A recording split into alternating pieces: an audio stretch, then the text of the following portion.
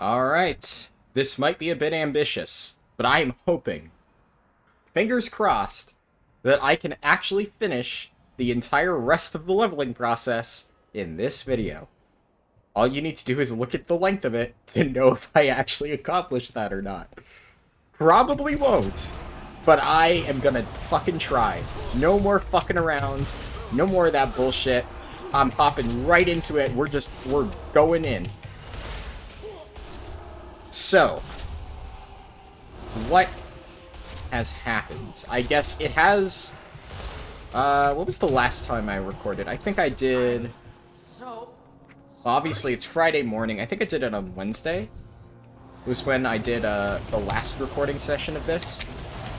So, yeah, it's been a little bit. Honestly, having the speedrun highlights thing, like, actually do well is kind of a godsend. Because I wasn't sure how well those things would do. But if I can just basically take my run and make more videos out of it, that's kind of good for me, right? Because then, whenever I'm not uploading, I feel bad, right? Because then I always get people messaging me like, oh, when's the next upload, blah, blah, blah. And this stuff takes time, right? I can't just say, all right, today I'm gonna do a speed run or something. Not only does generally the preparation take a while, but in the cases of ones like these, it can take just an insurmountably large amount of time to actually get the thing done. And it just gets exhausting, obviously. Ooh, this is scary.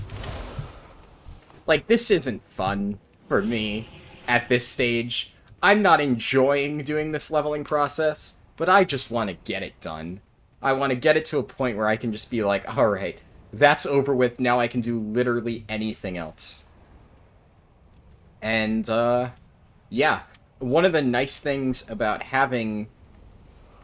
I was never Oh yeah, I turned... So I was, getting a thumbnail. And I turned names off while getting thumbnails, obviously, because when I'm getting thumbnails, I just take an in-game screenshot and then edit it in Photoshop, right? So, to make sure that it's, like, not cluttered or anything, I try to... What do I have now? Mana buttons? Cool. I try to just turn off names and stuff, so all I get is that. So yeah, that's something I did just before starting this. I went ahead and got what I believe I'm going to be using as thumbnails for the next at least 3 uploads. So, at this point, once again, you've probably already seen it, but I put up the highlight for me talking about the, you know, Sylvanas story arc and my thoughts on that. Help me. So, I went ahead and got the thumbnail for that. Then I...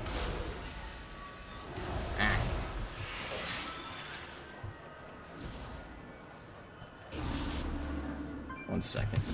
Unfortunately, one of the, like, difficult parts about doing this is I actually do need to focus. Hopefully it's gonna be easier when my gear isn't, like, absolute garbage. Weak. No. No! I must not give in! Alright. So, yeah, I got the Sylvanas thumbnail, then I got the thumbnail for part 3, which obviously you've already watched because this is gonna be part 4. And then I also got another thumbnail for a... I don't know if I've posted it at this point. I probably have. But I'm planning on doing, like, a very quick 1-minute video. And I got the thumbnail for that. I got 3 thumbnails for that, actually. I have 3 different pictures. I'm not sure which one I'm going with. I might save the others for a rainy day. It was reckless, I'll have to see. You would have fallen But if not for that mortal. I have 3 videos prepared. And then what I'm probably going to do is... I keep saying, like, what I'm probably going to do. Even though at this point, obviously, you already know what I did. But just bear with me. I'm thinking out loud. It's easier for me to, like, process my thoughts if I talk it out. It's one of the nice perks of doing the speedrun. So, I'm going to try to do... At this point, one of the reasons why it's so nice is I'm going to try to do daily uploads. that is obviously not an easy thing to do, and I'm not 100% sure how I feel about it, right? It was one of those things that I was always, like, hesitant on. Like, I don't want to sit there and just, like, shovel out video after video after video, but I mean, at a certain point, I can kind of justify it to myself as, like, I mean, first of all, it does help my YouTube channel, and I'm gonna be honest, I care about my YouTube channel doing well. So that helps. But it also, it's like a snippet of something that I talked about in a run that is probably going to reach a lot more people if I do it in a highlight thing. So it's not completely wasted, even if I am technically reusing footage, which is the only reason why I feel kind of bad about it, you know? And I know a lot of people might think, well, that's stupid. Why feel bad about it, right? Like, you know, tons of people do that. And it's like, yeah, but I don't want to be tons of people. I don't want to do the exact same thing that, like, everybody else does. And I know that may seem, like, stupid and idealistic, but I like trying to do my own thing. And I'm still going to do that, obviously, when possible. But at a certain point, I do think I need to accept the fact that if I don't... Okay.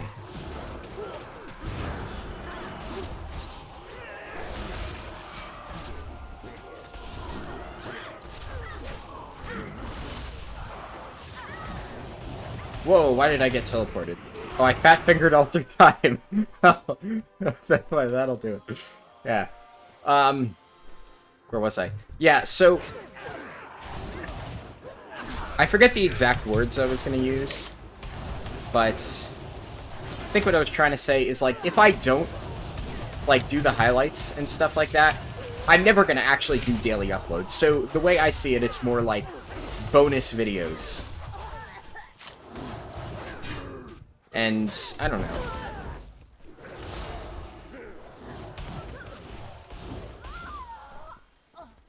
I can still do all the same stuff. I'm still going to be doing the speedruns. I'm still going to be trying to do other creative, like, types of content and whatnot. Basically, if I'm enjoying making it, I'll keep uploading it. And the highlights are honestly kind of fun to make.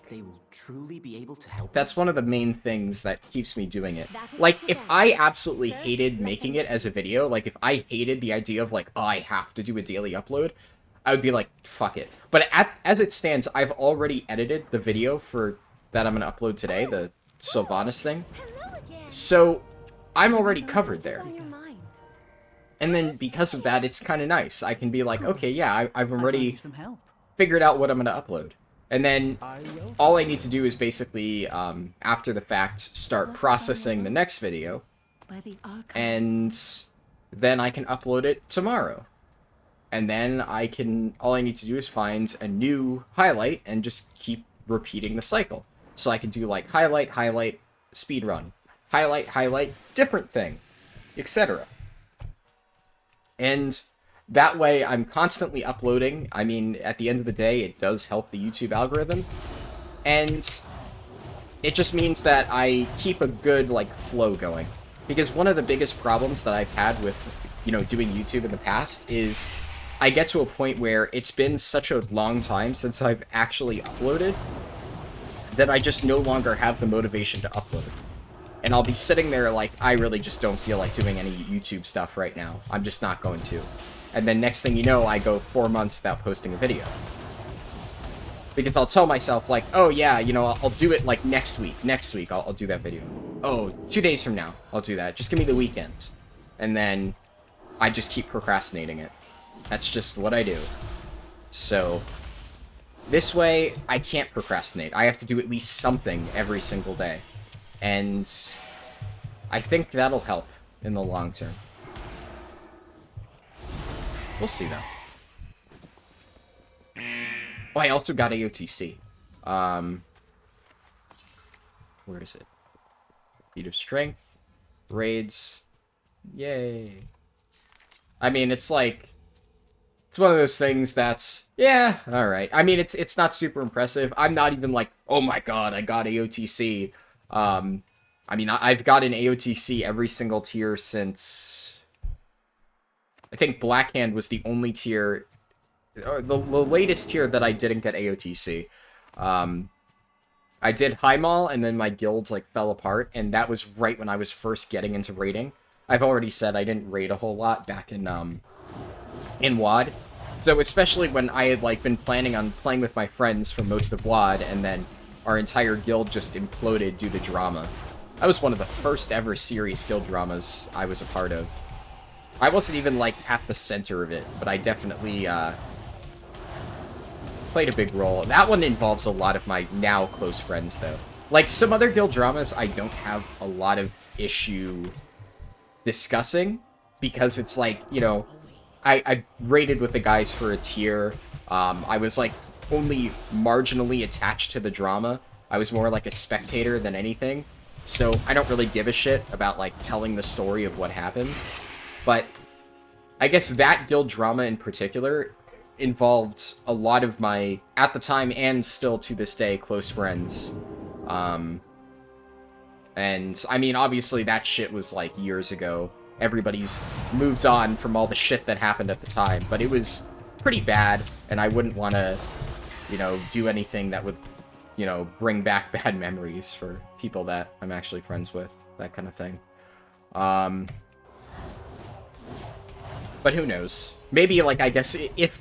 the only way I would tell that story is if, like, the friends that were involved were, like, cool with it. They were like, yeah, I don't give a shit. Then I'd be like, okay, sure. But... okay, what? Invalid target? Whatever, I guess I'll attack a different one.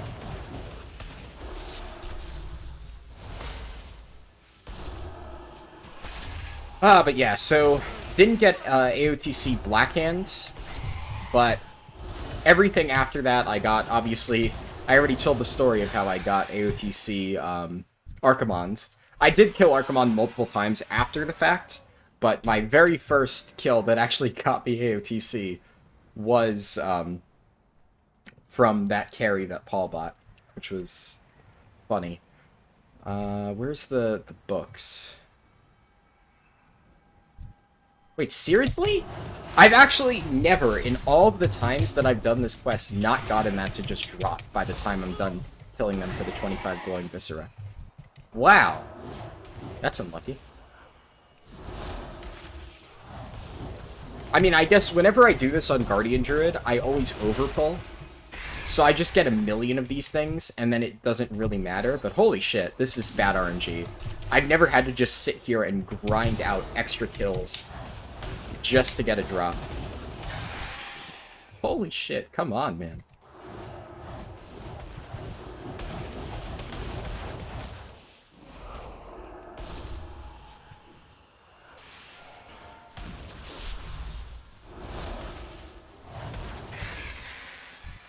There we go.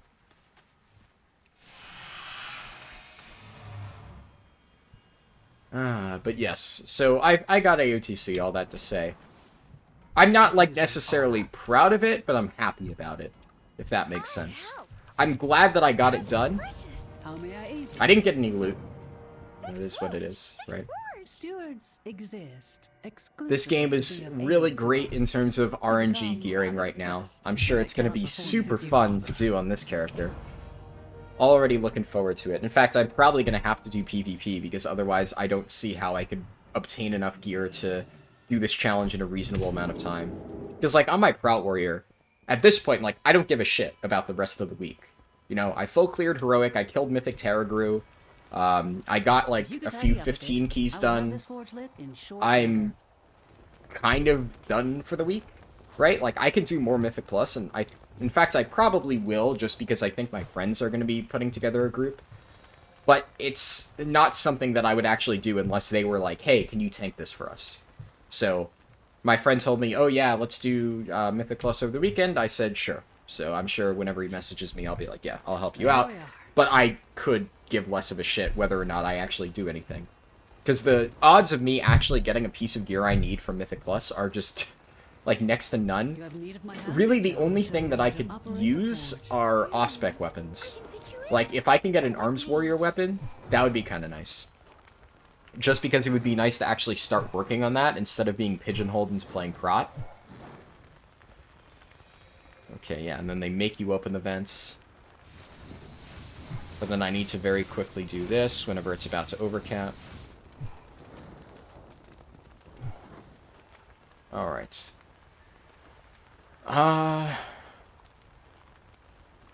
But yeah, I guess the one real big upgrade that I could get from Mythic Plus would be a File of Putrefaction.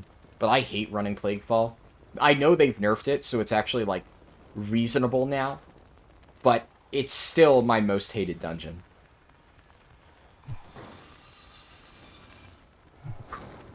Alright, that was close. Come. I have need of I almost arms. fucked it too. I was like, oh, it's the freezing thing, and I chucked another coal in. I was like, oh no. The armor steady now. That would have been bad, but I barely made it. This is That's what an I hate about that quest. part It's of so the process. RNG. It either goes completely perfectly, or it fucks you at the last second, and you lose like 20 seconds. But yeah, so AOTC being done, that's good. It's more just, I don't need to worry about it now. But that's the other thing, like, on my warrior, right? We're probably not going to see, is finished. 9.2 until maybe here, maybe here. I'm being generous. Speak. Clearly, I hate to you're say right, it, but, like, concentrate than you. Go in given what's going on right now, Bye. Come back I think soon. most people can probably agree with that.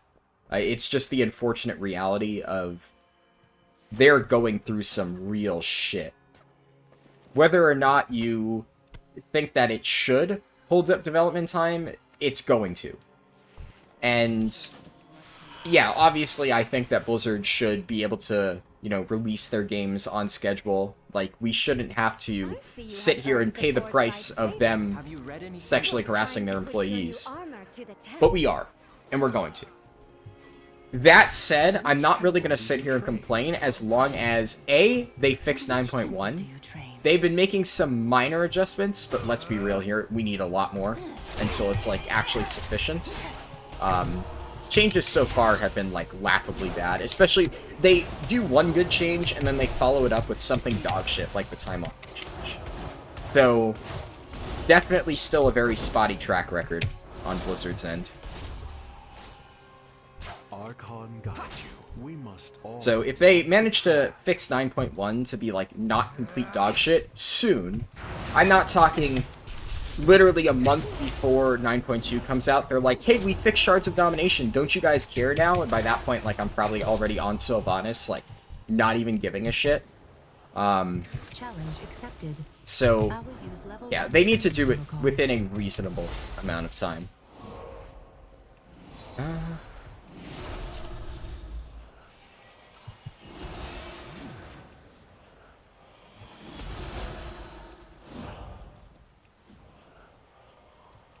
Oh god, everything just has way too much health if you don't have gear.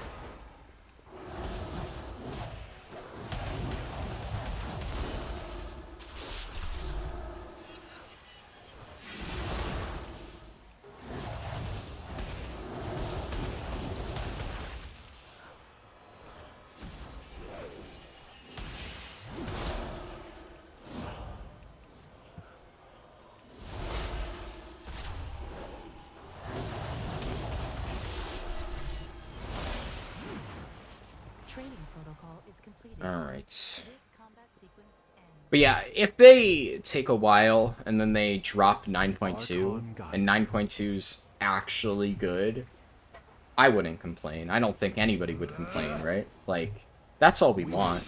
We just want the game to be good. So, do that and nobody's gonna, you know, bitch and moan that it took a while. The reason why people complain about how long 9.1 took is you took this long to release 9.1 and then you give us this garbage. That feels insulting, right? That feels like they just don't give a shit anymore. Like, they have one of the slowest turnaround times, and we get, like, the worst patch ever. And, like, as I've probably made it clear, I genuinely believe that this is the worst patch ever. So, I mean, maybe you think that's an exaggeration. To me, it's not. To me, this is the worst we've ever seen.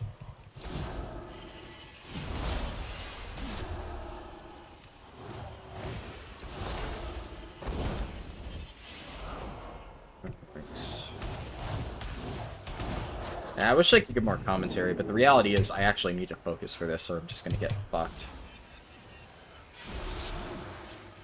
What? Did he just blink through it? Look at... I do such little damage. I honestly don't even think there's anything I could do to speed this up. Like, the reason I'm not using Arcane Power is because I want to save it for the next guy.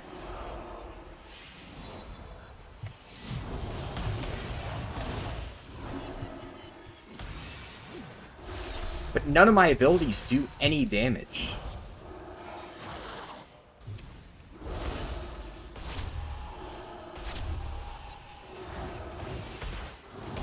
Like, is this how all new players feel when they actually experience the game for the first time? Because let's say, like, I was a new player and I decided to play Mage as my first ever class, and this is what combat in World of Warcraft felt like, I would be like, God, this game is awful. I'm never playing this. Like, it feels like this shit's tuned around having Nyalotha gear. Combat sequence ends. And I'm sure once I actually have 90 item level in every slot, but I don't get 90 item level in every slot before I get here. I just don't.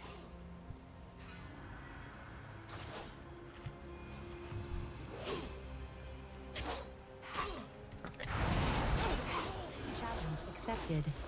I will use level 2 training protocol.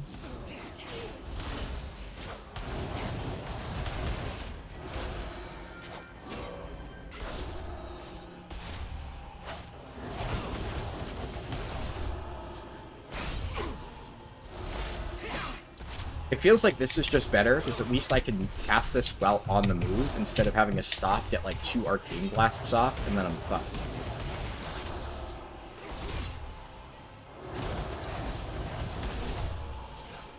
Training protocol is completed. Oh yeah, I still need to... Sequence ends. We must all walk the path.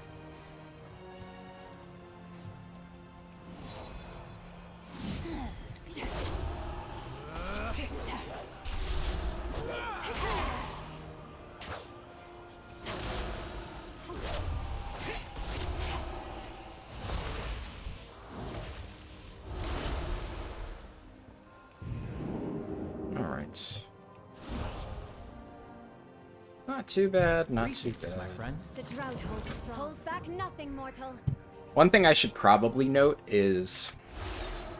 I know I heavily teased the next run where I'm doing, like, the budget speedrunning and stuff.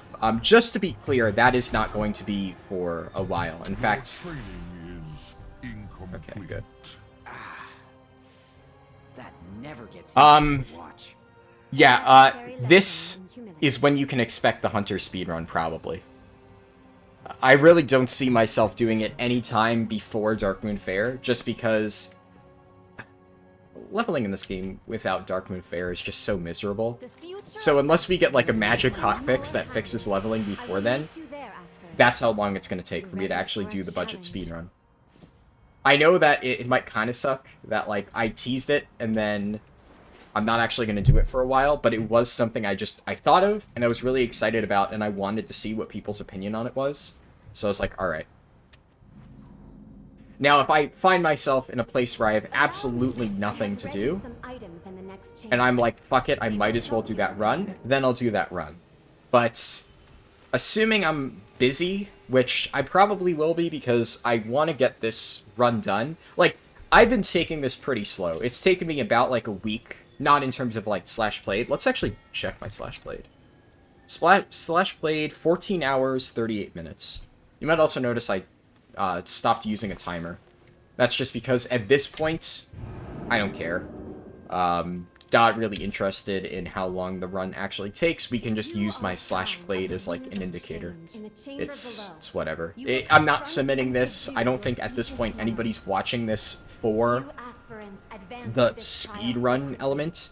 If you're watching this at this point, you're watching it just for mild entertainment value leading up to when I eventually do the AOTC thing. Because that's what everybody's expressed that they're interested in. And the reality is, that's what I'm interested in.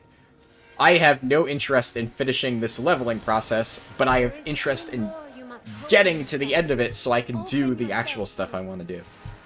I know that was like a lot of words to say not a lot, but you get what I mean.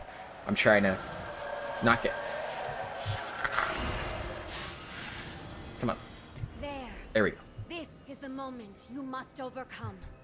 Okay.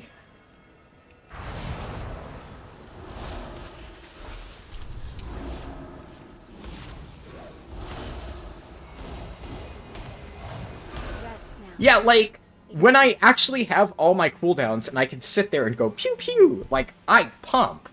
I'm happy with that. I feel like I did that correctly.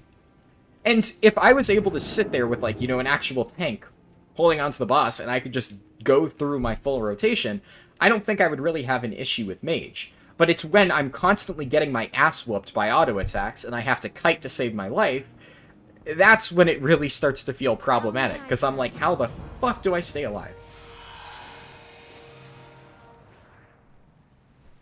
And now I finally get Radiant Spark. Yes, mortal. I think. You arrived in Bastion with dire news, which I have shared with the Archon. She thanks you for your service. As a token of gratitude, Give me she Covenant wishes ability. to offer you a gift. Gimme. Do you accept? Yeah. I have been told this is very overpowered. Admittedly, it's not going to be super overpowered just yet, because I think I need my legendary to unlock the full potential. But I understand the gist of how it works. Either way, it's good State your practice. purpose. Go in service, aspirants. What is on your mind? Archon's eyes The upon you Archon all. said nothing of Kyrian serving the Maw? Perhaps she does not believe it. We have but the word of a single aspirant, though one would think that would be enough. We will help however we can. The drought holds strong. We must What find is a your solution. purpose? Guard yourselves Alright. against your doubts. As always, All is not well. I want to do the wanted quest. It could not have worsened since I was last there. Okay, so let me read the exact wording on this. Feels... I see. Okay. So... Should go... This, this, this, this, this, this, this, this. I have been told, though, that apparently the way that you want to... Oh my god. Holy shit. Okay, fuck me, I guess. Determined, there can be no true defeat.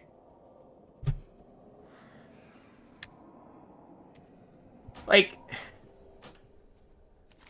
I get that it says suggested players 3, but the only people that are actually going to have other players to help them with a quest like this are people that are already veterans to the game, and they can solo this.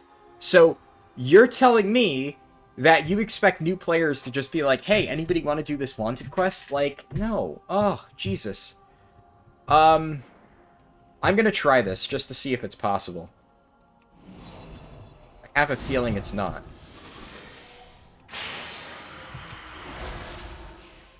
Okay.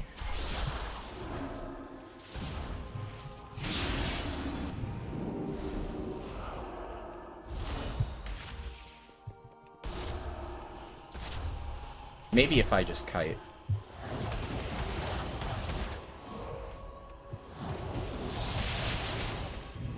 Jesus. Okay, so I need to kick that, or I'm just gonna slowly get chipped away.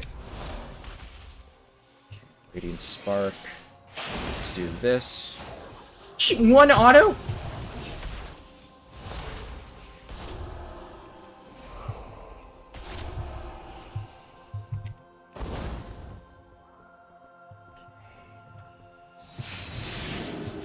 And it does a shit ton of damage. Okay. I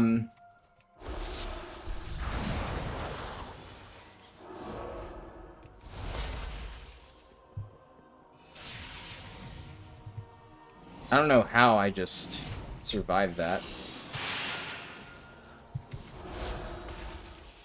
He's gonna do Swift Slice.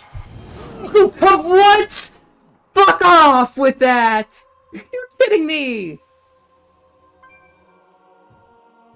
I literally can't miss a single kick, and even if I blink the moment he does Swift Slice, he just catches me in transit. Like, what is this? Student for fucking Mythic Nylothagir, man. Fuck me and my leveling greens.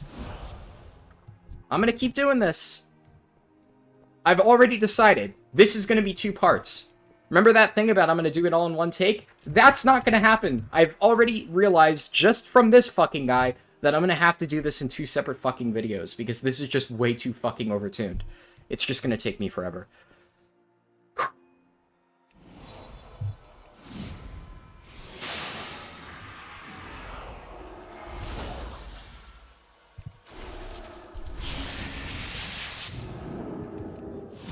Yeah, I know that was my fault. This isn't fucking easy. Kick.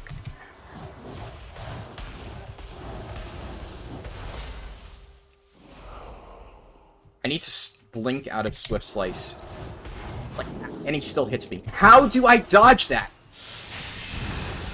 I don't get it, man! I don't even... My kick doesn't even last long enough.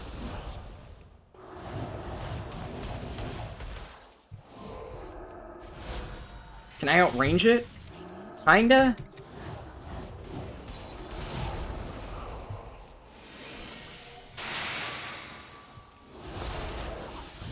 Fuck you! Fuck you!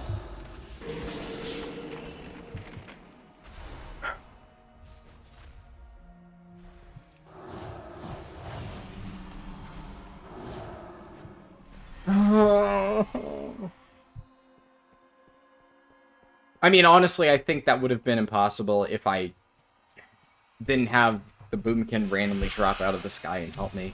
Like, that is just... obviously, yeah, my blink getting eaten is just icing on the cake, right? But that's just bullshit. And you might be like, oh, well, why do you do that? It's part of the leveling route. And it kind of makes me frustrated, because when I do that on my main, it's like face roll easy. But the auto attacks just hit so fucking hard that, yeah, apparently if you're not on a character that has any gear whatsoever, you just get shredded. I obviously had no idea that it was tuned that aggressively. Go in service. Yes, Ascended A Ones. word of encouragement may be what these I aspirants don't know what need. to do. Please, don't go. Please, help me. So be it. I forget what the Help me. right answer is. You can do this, I believe in you. Yeah. Tell me your troubles. Oh no, it's, Bare your soul to me. then this Is there one... no hope?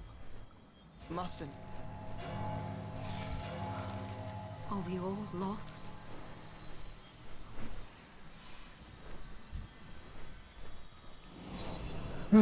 Yeah, so the main issue I have with that is my guide, which is intentionally made for new players, tells people to do that quest, because in terms of XP efficiency, it is the fastest.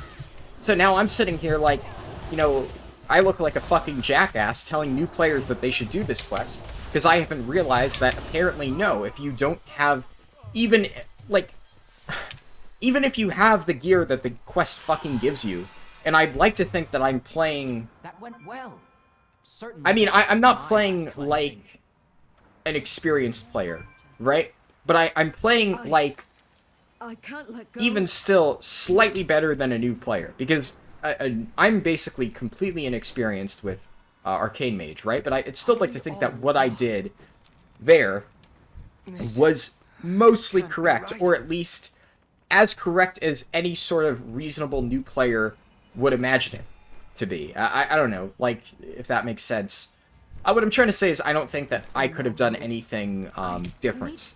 And I think a new player probably would have done worse. So if that's the case, then why is it overtuned like that? Doubt. So alone. I don't know what to do. Alright, there we go.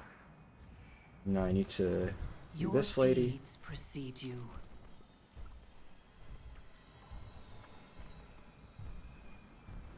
I'm worried about the elites later on, too. Those ones can be even more difficult, but I'll also have more gear by then. So I'll have to see how that goes. Fingers crossed. I think just having more stats overall is going to really help. But who knows.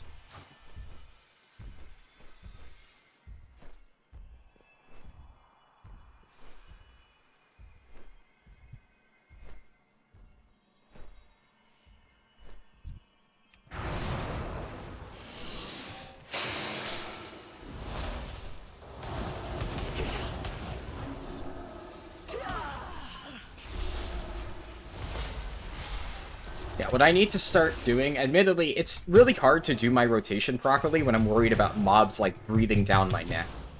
Because then suddenly I'm like, oh shit, I need to move, I need to kick, I need to something. And then I forget to do the thing correctly. But I believe that you can cue an Arcane Blast and have it go off at the same time that you use Arcane Barrage and have it double count the final stack of Radiant Spark. I believe I remember reading that. I think that's how it works. So assuming that's correct, then I should start doing that. Recently. The Temple of Loyalty is trying Bare their your best to soul bring to them me. back to the path.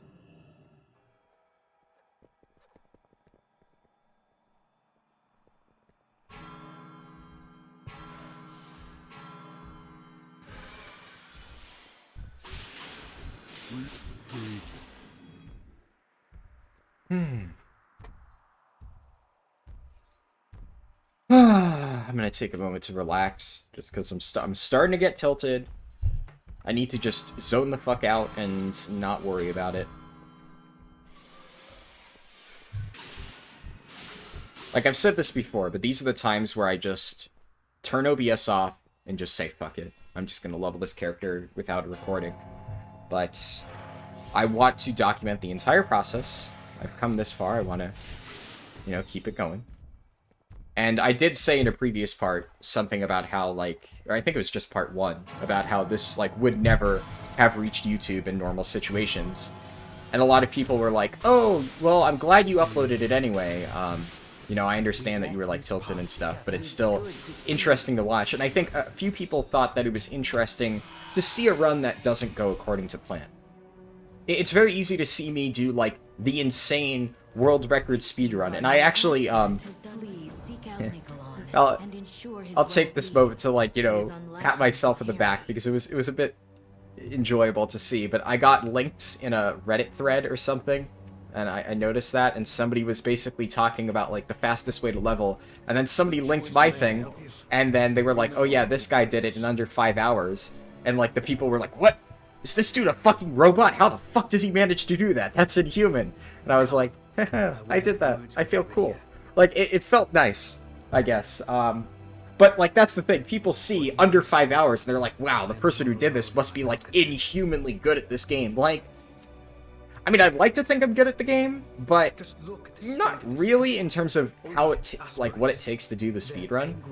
It's just a lot of preparation. It's research, preparation, and practice. That's it. I gotta understand the route. I gotta understand, like, the little tips and tricks I need to save time.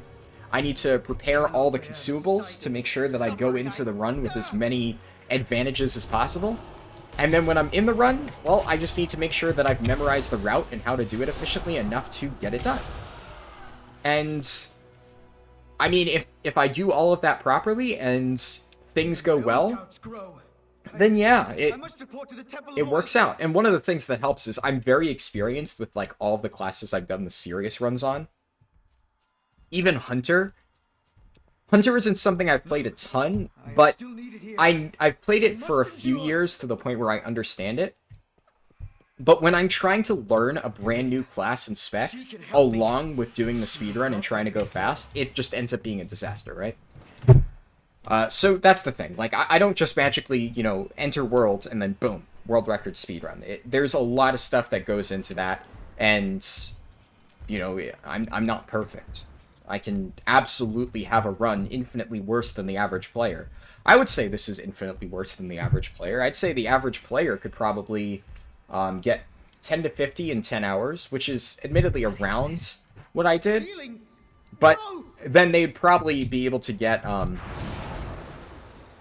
the rest of the stuff done in a faster time than I accomplished, or I'm going to accomplish, I guess, because, I mean, I'm still going. But I'm looking at the amount of time that I've spent here, and, like, what my plate is, and I'm like, yeah, She can save me. She can save me. this is going to take me a while. So, like, I'm probably going slower than the average player in this run. But, yeah. That's just because at a certain point, I just stopped giving a shit, What right? is wrong? You have my ear.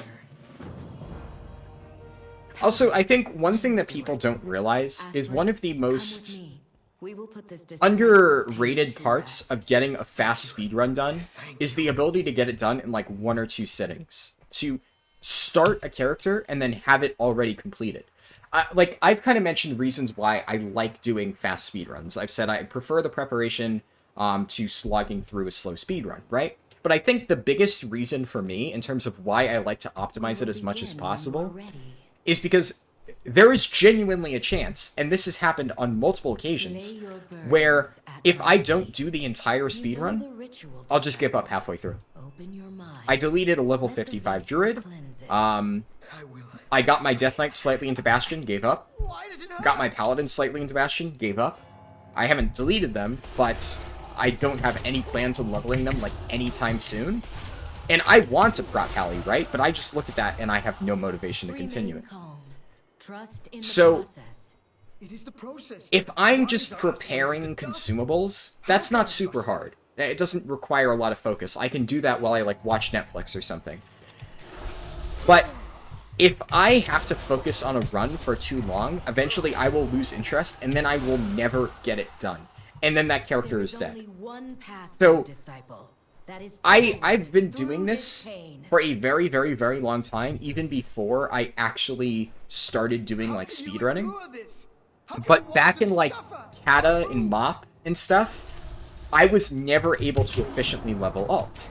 For that exact reason. I would get them almost to max level. Usually for me, most of my characters died between, like, 70 and 90. And I would hit that point, burn out completely. Just motivation dead. Can't continue. And then that character would never actually be played. So I ended up having so many characters stranded in that range that I was like, okay, how the fuck am I actually going to get a character to max level? And the only way that I could find to motivate myself to do that was to just get it. Oh, okay. That's a CC ability on a questing mob. I figured that was just do damage.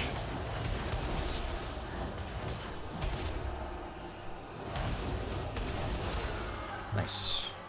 You have my ear. I cannot save them. But yeah, so the only way that I could find to actually get myself to level alts was to just do it all in one sitting. Make it as efficient as possible, and then I would basically, I mean, back when it took quite a while, I obviously couldn't do it in a single sitting, but I would make that my mission, and I would not stop doing that until that character was max level. It is already too late. So, when I was leveling my monk, for instance, the one that I mained to this day, I did it in WoD, and it was right after my Highmaul guild had fallen apart, the one that I just mentioned with, like, the drama and stuff. No, this cannot And I literally just took a weekend, and I said, okay, this weekend, I'm getting my monk to max level. That's it. This is what I'm going to do. And I sat down, I ignored my main characters for that entire weekend, and all I did was play my monk. I actually had a lot of fun with it. That was one of the most fun leveling experiences I've ever had, because it was... I still took it slow. I actually took a decent amount of time to actually get that run completed. But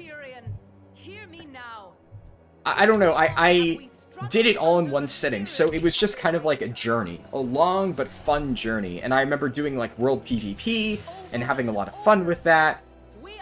And yeah, it was just overall a great leveling experience. And the next thing I knew, I had a new max level character. And now I could go around and have fun with my new max level character that I just finished leveling. And I was like, alright. That was like definitely worth my time. And after that month, that's what I did for every single character. Set aside a few days and just, this is my goal for these days. I do not touch my mains until this character is at max level. And then, of course, that becomes impractical, right? Because then how do you make it to a point where, you know, you literally just disappear for a few days when, like, your friends need you for Mythic Plus and whatnot. That's also one of the reasons why I didn't level a lot in Legion. I said the only time I ever boosted was during Legion. And it was because of that, because I did not have days to set aside. So I knew that I could not slowly chip away at this character. If I wanted to play Warrior, I had to boost it, or I would never play Warrior. So I boosted that character. But later on, I would basically just try to refine my leveling experience more and more until the point where I could get it down to, like, basically 2 nights. When I knew that the time wouldn't take a while, I was fine taking a short break. So I would basically, after raid one night, just spend 5 hours leveling. Then after raid the next night, spend another 5 hours leveling. Then maybe if I wasn't done, after raid night 3, spend another 5 hours leveling. And yeah, I would end up being completely exhausted, and I would probably sleep for like 12 hours the day after I'd finally done that, like, WoW binge for 3 days. But then boom, new max level character. And that's what I had to do. And that's the main reason, out of anything, that I put so much prep into my speedruns. Because otherwise I'll never finish leveling. It's kind of like, that's the reason why I want to look for things like the budget speedrun to do on my hunter and whatnot. I really want a hunter. I'm dying to play a hunter in raiding, but the thought of leveling it is just sickening to me. Leveling is so boring that I'm like, alright, what can I do to make myself actually enjoy the process so I can level my hunter? Like, I need to do that so I actually get it done. And then I thought, well, what if I make a fun speedrun out of it? What if I do, like, a budget speedrun? Sure, is it going to take a little bit longer than if I bought full consumables? It might. But the main thing that's important isn't the exact time, it's the motivation. So if it takes a little bit longer, but I have infinitely more motivation because I can make a fun video out of it, I'll do it.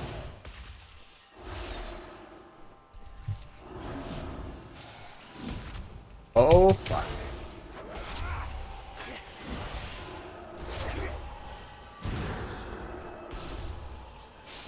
Okay.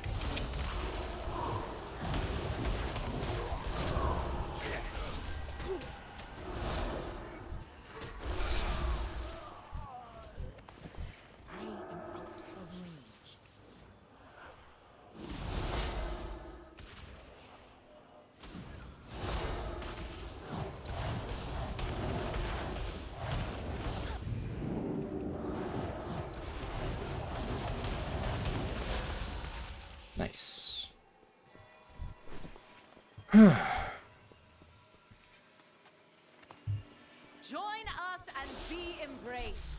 Resist and you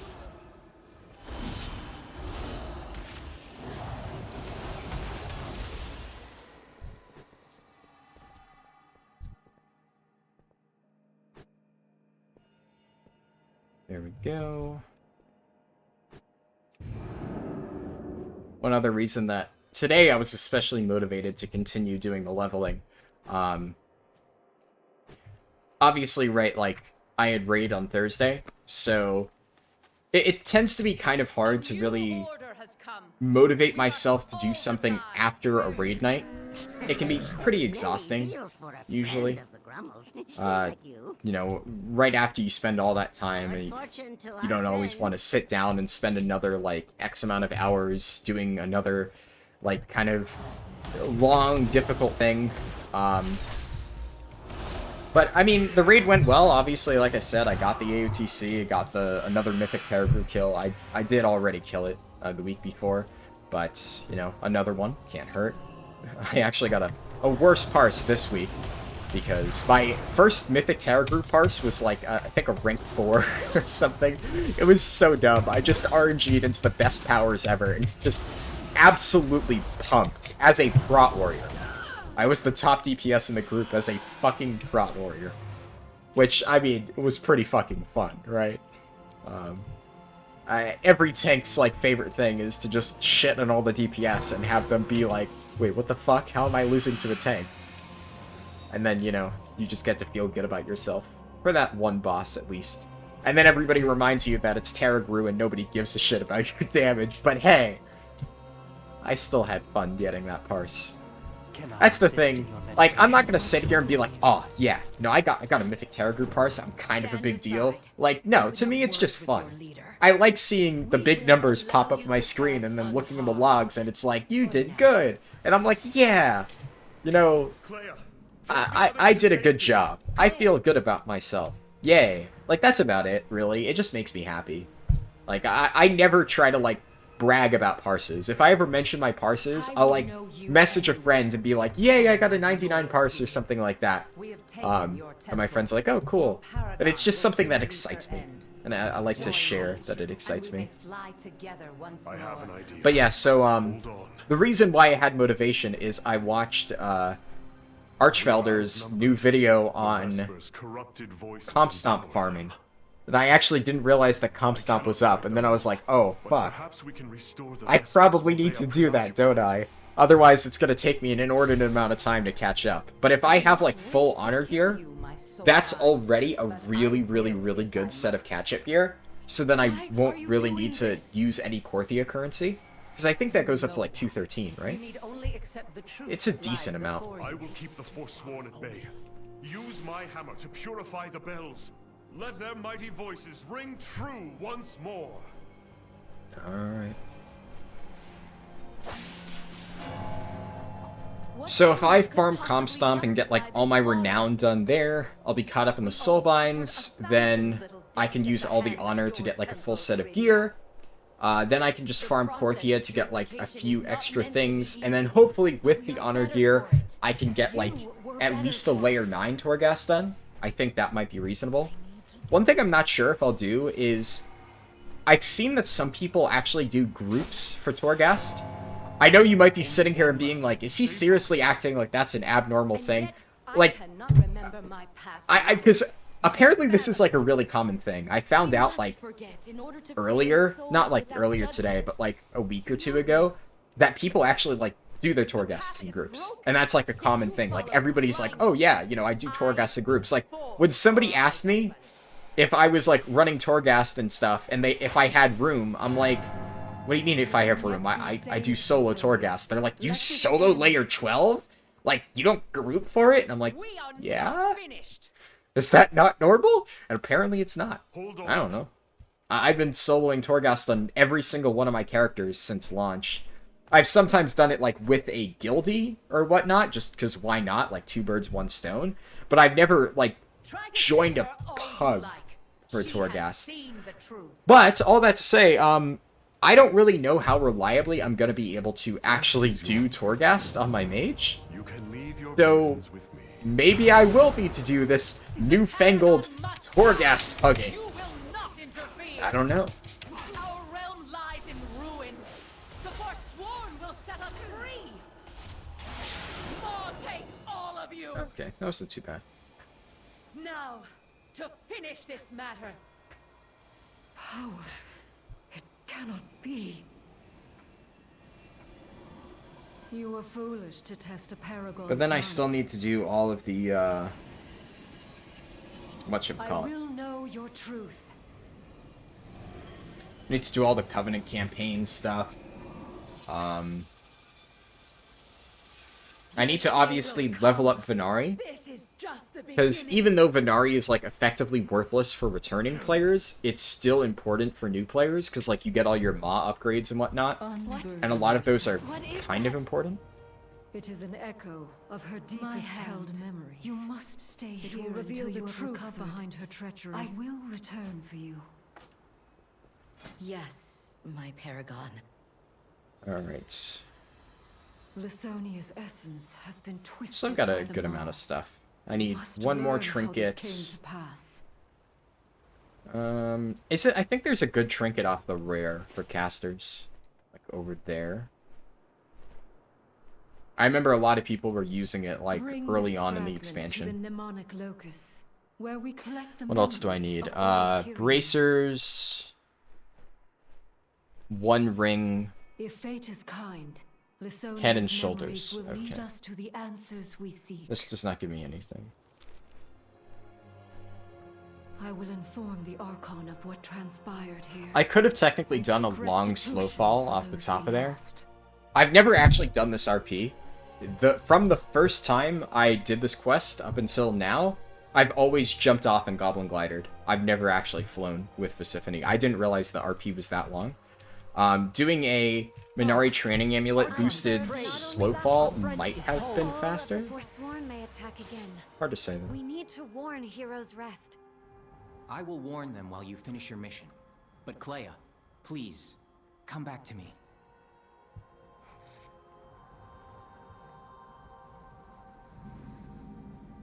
Access to the locus is currently restricted. New ideas for Centurion Is upgrade. that a Nemesis unit? Do not want to talk about it. We may be too late. But yes. So it's... Where's the rare? Isn't there a rare in this area? Yeah. Okay, so it has a chance to spawn. It's not guaranteed. Well, that's unfortunate. Your weapons. An intruder.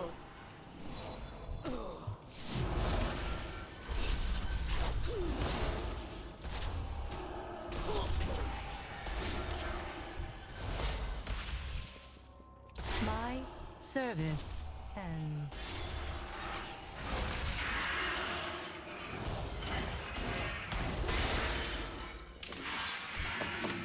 Well, maybe if we're lucky, we'll get one to spawn just before I have to leave this area. That'd be nice. Well executed. Yeah, I think, like, bookkeeper identification... Yeah, book borrower identification. That trinket's, like, apparently pretty good while leveling, so... I'll try to use that. Forsworn, protect me. Leave us be.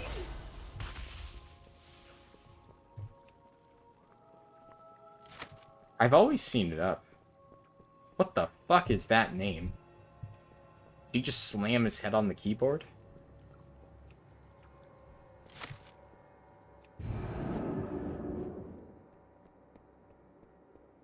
Maybe it stands for something. I don't know.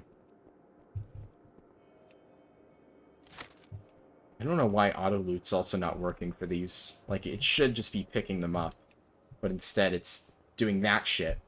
And, like, look, it's not actually auto looting. So I have to manually click it. It's really annoying. It seems like a minor gripe, right? But, like, a core function of the game just not actually doing its job is I advise a little you annoying. to return those scrolls to their proper places. Only Forsworn are authorized to browse the collection.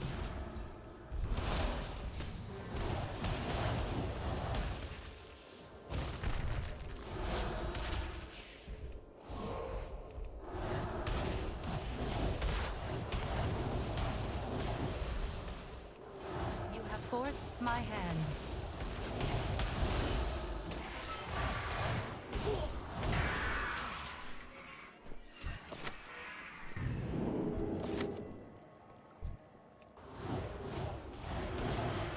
I'm still keeping my eyes peeled for that rare mob. Nice.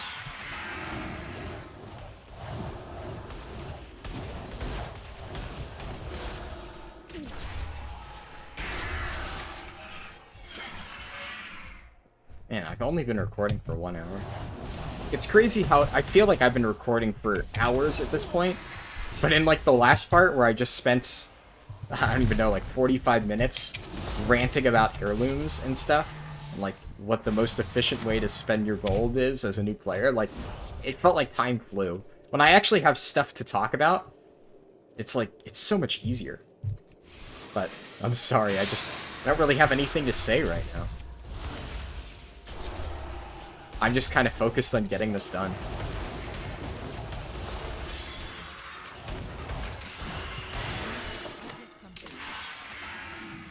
Okay. That's all of them for now. Oh, good questions only. The conduits are active. Supply them with the anima I gave you. Mechanicos, can the Locust extract memories from this as well? And that is? A fragment of essence from one of the Forsworn. It may hold the secret of their origin. Intriguing.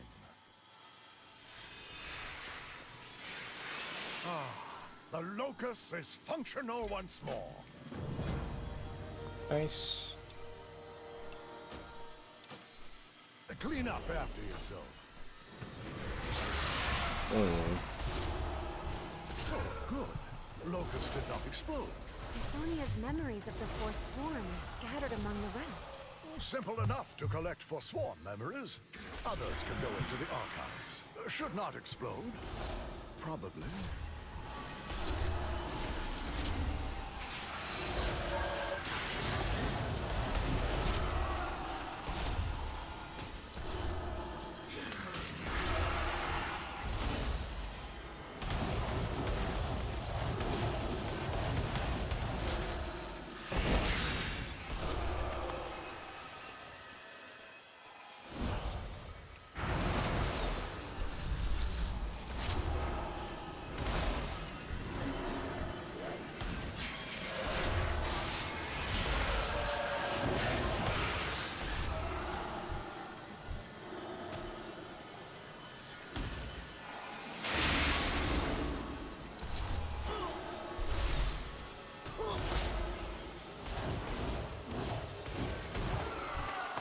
Fragment is ready.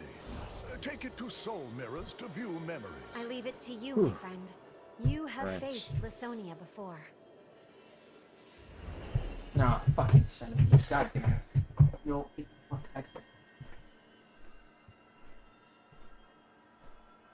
Why are there so many of these fuckers? I see you. Damn. It's on the move. No. Did I get it?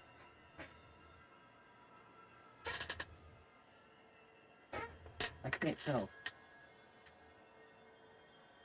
I think so.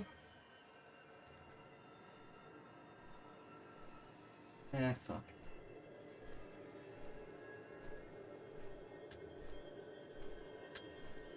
Fucking centipedes, man. Why are there so fucking many of them? Allow me. We've hired an to exterminator. Eject you from the Locust, if Fuck, you we should get a insist on refund having for me. that. Jackass hasn't actually accomplished I'm going to anything. reprogram her if it is the last thing I do. Go on ahead. I need to protect the Forge Light Prime. Trust in the process, aspirant. Wait, can I just... All will become clear Huh. in time. Well, that makes it a lot easier. I tried to warn them. Such reckless insistence on the path at all costs. It will destroy us. Alright. in the end. Hear me, Forsworn. That quest Too long becomes have a we given lot up easier the with things flying. That make us who Wow. we are. The things that gave us strength.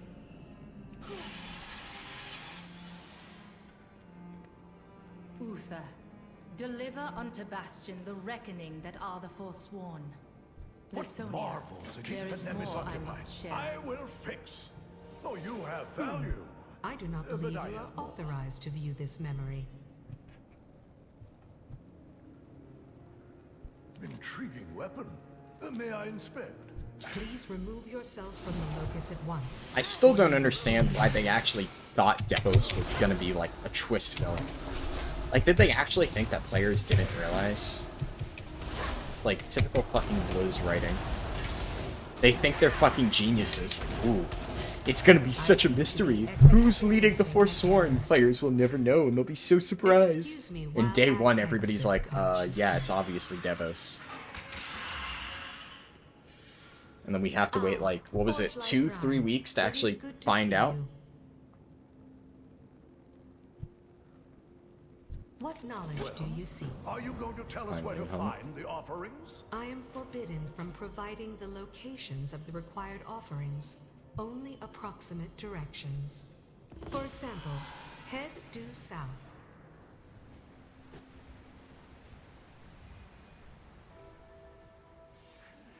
Stop. I sense a ward nearby. Forsworn abound. Be on your guard. I am free of this. Jesus, what? I just got fucking melted. Each auto attack does like such a massive amount of damage. Forsworn, protect me. Leave us be.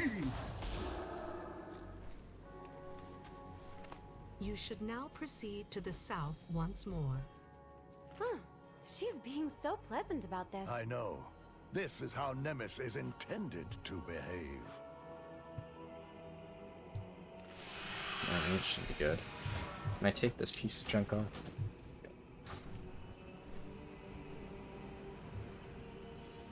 There! Protect me, yes? Very close to your destination.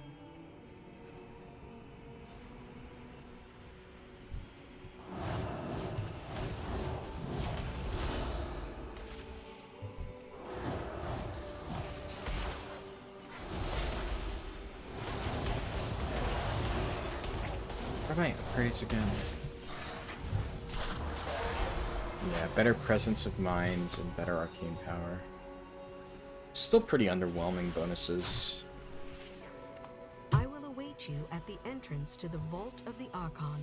It is again south of your current location.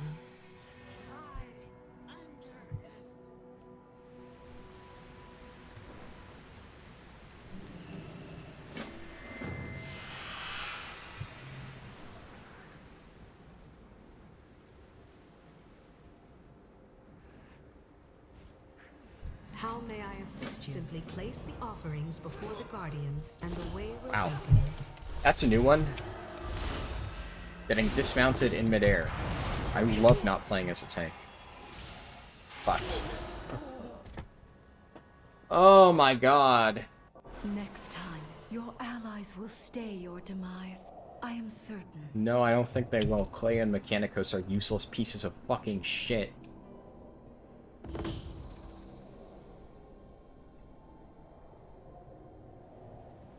Woo-wee.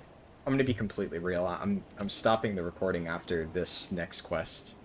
My motivation's gone. This is so, like, mind-numbingly boring, I actually just want to fucking blow my brains out right now. I'd rather be doing anything but leveling after questing in Bastion for just, like, an hour. It's like, the Shadowlands leveling process is so on rails, it hurts. Because that's the thing. I've done Hillspread and Silverpine a million times. I've done WoD a million times. So, what did I do this run when I started to get really tilted and didn't feel like leveling anymore? I just went around and did whatever the fuck I felt like, which was killing rares. Here, I don't have that option. And no, Threads of Fate is not an option. To come here. Especially not for new players. When you don't know anybody, and you have to pug dungeons as a DPS, it might as well just not even exist.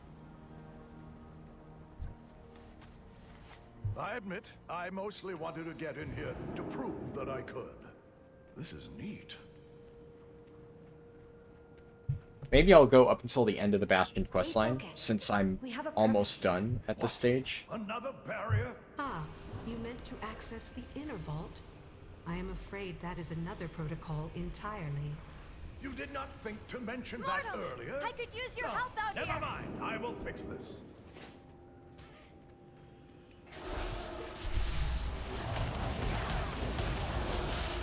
Why is my dog barking? It's 5 AM. Tucker! Oh, he's not gonna listen. Why do I even know?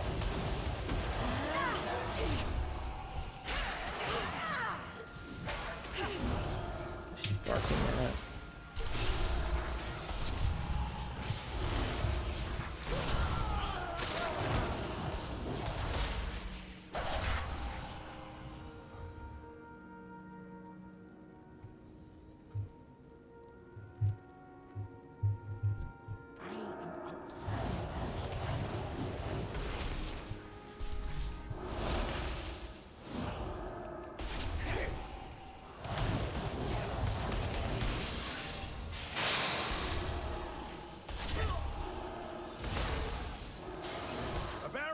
Down! Now get down there and do what you came to do.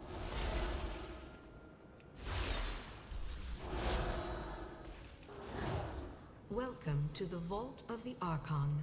Please state your purpose for our record. Please present archived memories to the corresponding eye to view them. Why did you send the Vengeful One away? His gaze is too What narrow knowledge yet do you for see? what I now offer you. Right this way. There is another power at play. We do must not gain fight an for audience Bastion with the alone. Archon. Easy to say. Once you have taken purity, Not easy to we do. will make our move. Together, we will achieve great I'm so things. bored. At the very least, I just need to, like, I don't fucking know, lay down and something. Just take a break. I think I'm probably gonna pick this up, like, soon after, because I do want to power through and get this done. But leveling this in a single sitting is just, like, impossible. It's so impossible to motivate myself to actually do this garbage.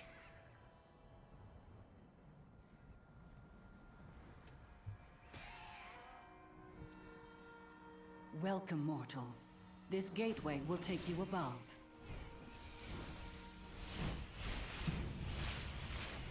I understand, Claire. We must call the Polemarch. He can present you to the future of Archon. Bastion is in our I hands. will be watching you, mortal. A steward will aid you in summoning Welcome, Polemarch friend. Adrestes. Choose A one steward's to be job your is never companion. done.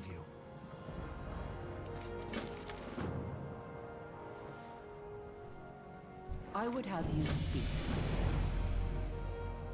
I mean, so I here's have the other thing. duties to attend to. Technically, Your steward can repair the beacon at I your don't need request. to do the additional quests because 53 is the only thing I need. Yes? Toodaloo!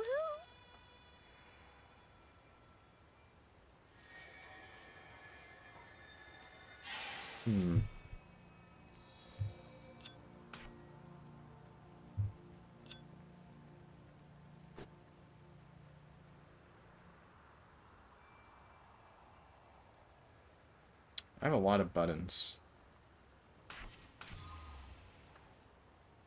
Yeah, sure, let's go with that.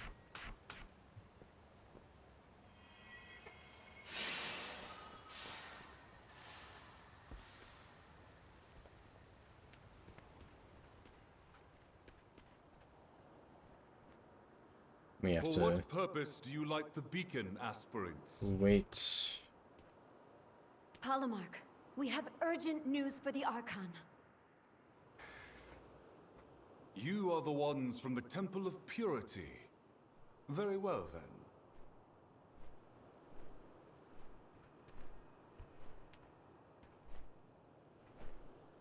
Alright, almost done. Just gotta kill 2 rare mobs. Do you need a task?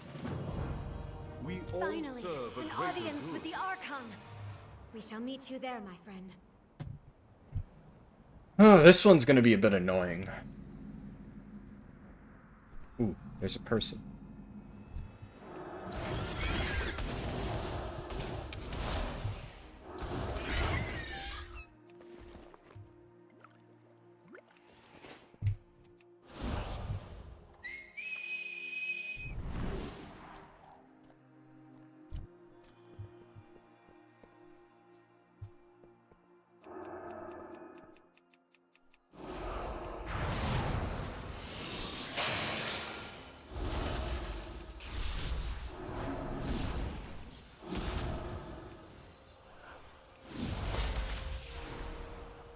I don't know if I managed to do it there.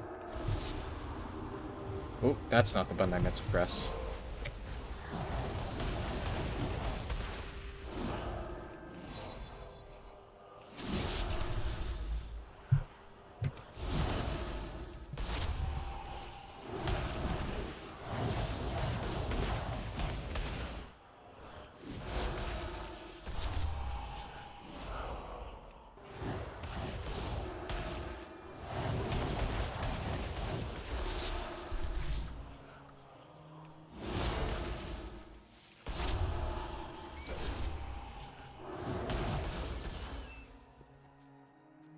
Alright. One rare down. 2 rares to go.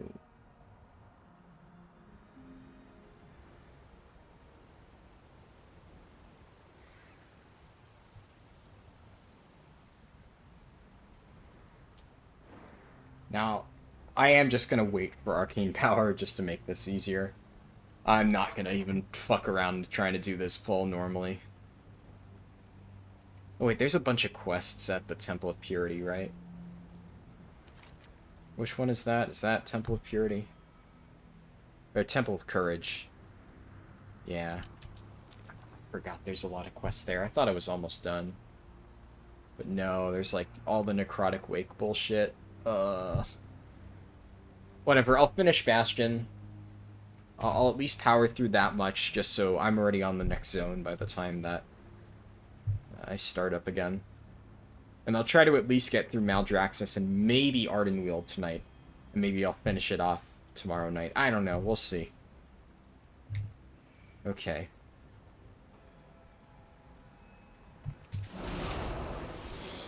Do this, then I do this, then this, this.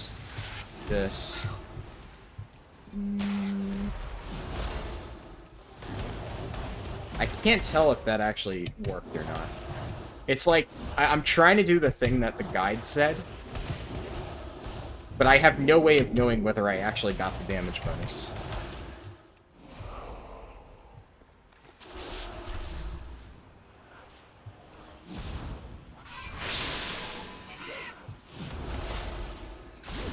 So I'm just hoping I did it correctly.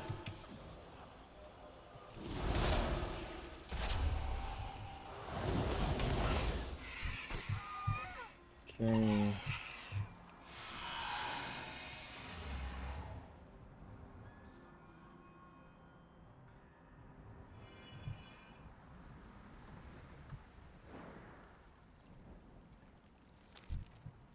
It is an honor.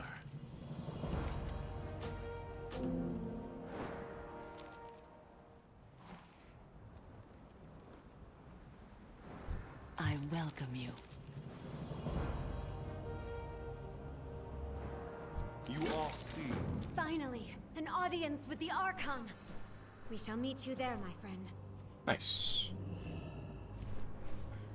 Slowly getting every slot covered.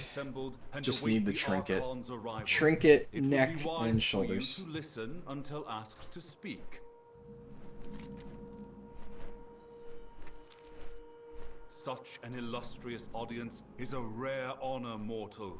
Do not squander it. I love how they say it's a rare honor, and yet they literally let, like, Anduin come in with basically no checks so he could walk up and stab the Archon. So, clearly it's not a super big honor if they let literally anybody just walk in and be like, yeah, sure. Unequivocal, Devos. Fucking stupid. Your hand has sworn herself to the Maw.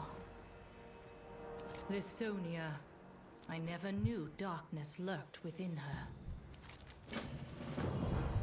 Totally not Devos, though, guys. Like, Devos can't be the bad guy. Good. The Temple of Fucking Loyalty's hack ward is writers. active. The Kyrian, meditating on their duty to Bastion The and ward the of Archon, purity are is safe. disabled. This is surely what allowed the Forsworn to invade in such force. Humility's ward stands strong. The past However, memories of all perhaps it would Kyrian do are the stored at Forsworn Temple of service to Wisdom. relearn the lessons The taught ward of there. courage holds. That is quite the relief. fools! The Forsworn will triumph over the Archon!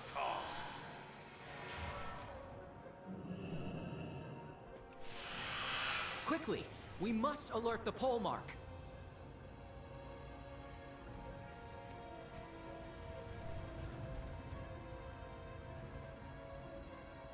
What troubles you? Cassius will provide you with a Larian.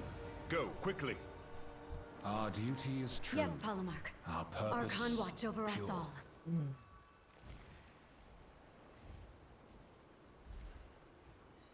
This is what I don't understand when... I've gotten messages of people telling me they think Bastion's a good zone.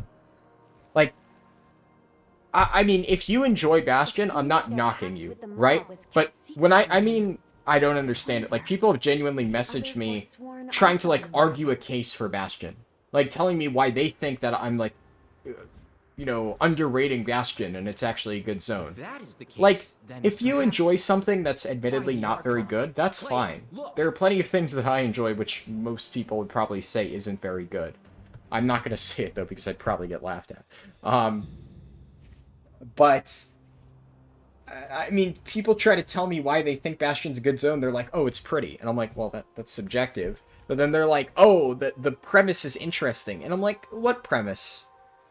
The premise is that I think people find interesting is that, oh, the Kyrian want people to erase their memories, and the bad guys, the Forsworn, want them to have a choice or something like that. And that's like, I guess, a like elementary school good level of premise. But the problem is, it's also, in my opinion, a very, very, very basic premise for a story. Like, trying to act like that is somehow amazing is kind of dumb. Like, I've said before that I think it's an okay premise. I'm, like, okay with that being Bastion's story. And if they had actually expanded upon that, Bastion could have been a solid zone. But that's, like, not a story premise. That's, like, an idea. It's like an idea of, like, okay, so this is what the Forsworn want, and this is what the Kyrian wants, but what's the story? And that's where I think people don't realize. They're like, wow, this is a cool premise, and then they don't actually stop to think, is there a story here? There just isn't. There really isn't. Like, what is the story so far? We arrive in Bastion, we find out that there's been an anima drought, which we already know. Everybody gets excited because they think the anima drought's over. It's not. We get an introduction to Bastion of, oh, this is where a lot of the heroic souls are. Okay, cool. We now know what the zone is about. Then we meet Pelagos and Clea. Okay, so we now know these characters who... I mean, I don't really know anything about Pelagos aside from the fact that he's kind of dumb and weak. And I don't know anything about Clea aside from the fact that she's strong and she wants to become ascended. That's, like, the only character traits that they actually have that I'm really aware of, or at least that the story has properly conveyed to me. Then we go here so that we could... what even goes on here? I guess we're trying to, like, purify ourselves. Oh, yeah, right, because we have crucial evidence that something is wrong with the Shadowlands that we need to bring up to the leader of Bastion. And apparently, for some fucking stupid reason, they're like, oh... Nobody can actually meet the Archon until they've gone through the trials of an aspirant. Like, bitch, I'm not a fucking aspirant. I'm here to tell you that your world is fucking ending. That you need to wake the fuck up and fix shit before the Shadowlands go boom. And I have to go and do all this purification ritual bullshit. It's, like, just so dumb and tedious when it's like, I'm literally a messenger telling you that shit's going down. And that you have to do all these fucking chores. Then, you go over here, it's like, wait, the Forsworn are bad? And then you find out about the general premise of the Forsworn. And, like, this area, this is what I guess people like, right? Of, like, figuring out that, like, the Forsworn are, like, oh, wow, they have, like, these bad motives. And then, a lot of people like to say they think it's really cool that Uther's a bad guy. Like, that I just disagree with, right? Like, some people think that it's somehow interesting that a good guy is now a bad guy. And, I mean, how is that interesting writing? It wasn't set up at all. Like, I think the people who genuinely enjoy Bastion are the people who, you know, Steve Denuser writes for, right? He writes for people who go, wait, what? Uther's a bad guy now? Wow, that's cool. I wonder how that happened. Oh, I'm curious to see if he gets a redemption arc. And not the people like me who go, wait, why the fuck is Uther bad now? Oh, he's like suddenly trying to destroy everything and work with the jailer? What? Doesn't that go against literally all of his pre-established character writing? Are they going to explain to us why he did this? Oh, yes, they are. And the explanation's fucking dog shit. He's angsty because he got stabbed by Frostmourne. He's like, why can't I let go of this pain? And then Devos, like, gets him to throw Arthas' soul in the maw. It's like the dumbest fucking setup to turn Uther into a bad guy ever. And then he completely 180s and becomes a good guy again. So what was the fucking point? Literally the only reason to have Uther be a bad guy at the start is so they could try to make it interesting of, wow, bet you didn't expect Uther to not be a good guy. Oh, doesn't this surprise you? That's not what Uther's character is supposed to be like. Oh, we're surprising you with our story plots, aren't we? Oh, we're so genius. Ooh. Fucking hell. And I mean, like the rest of this entire fucking section is just trying to get like a robot to work properly so we could view a single memory that tells us shit that we already basically know, and it tries to set up the who's leading the Forsworn thing, totally not Devos.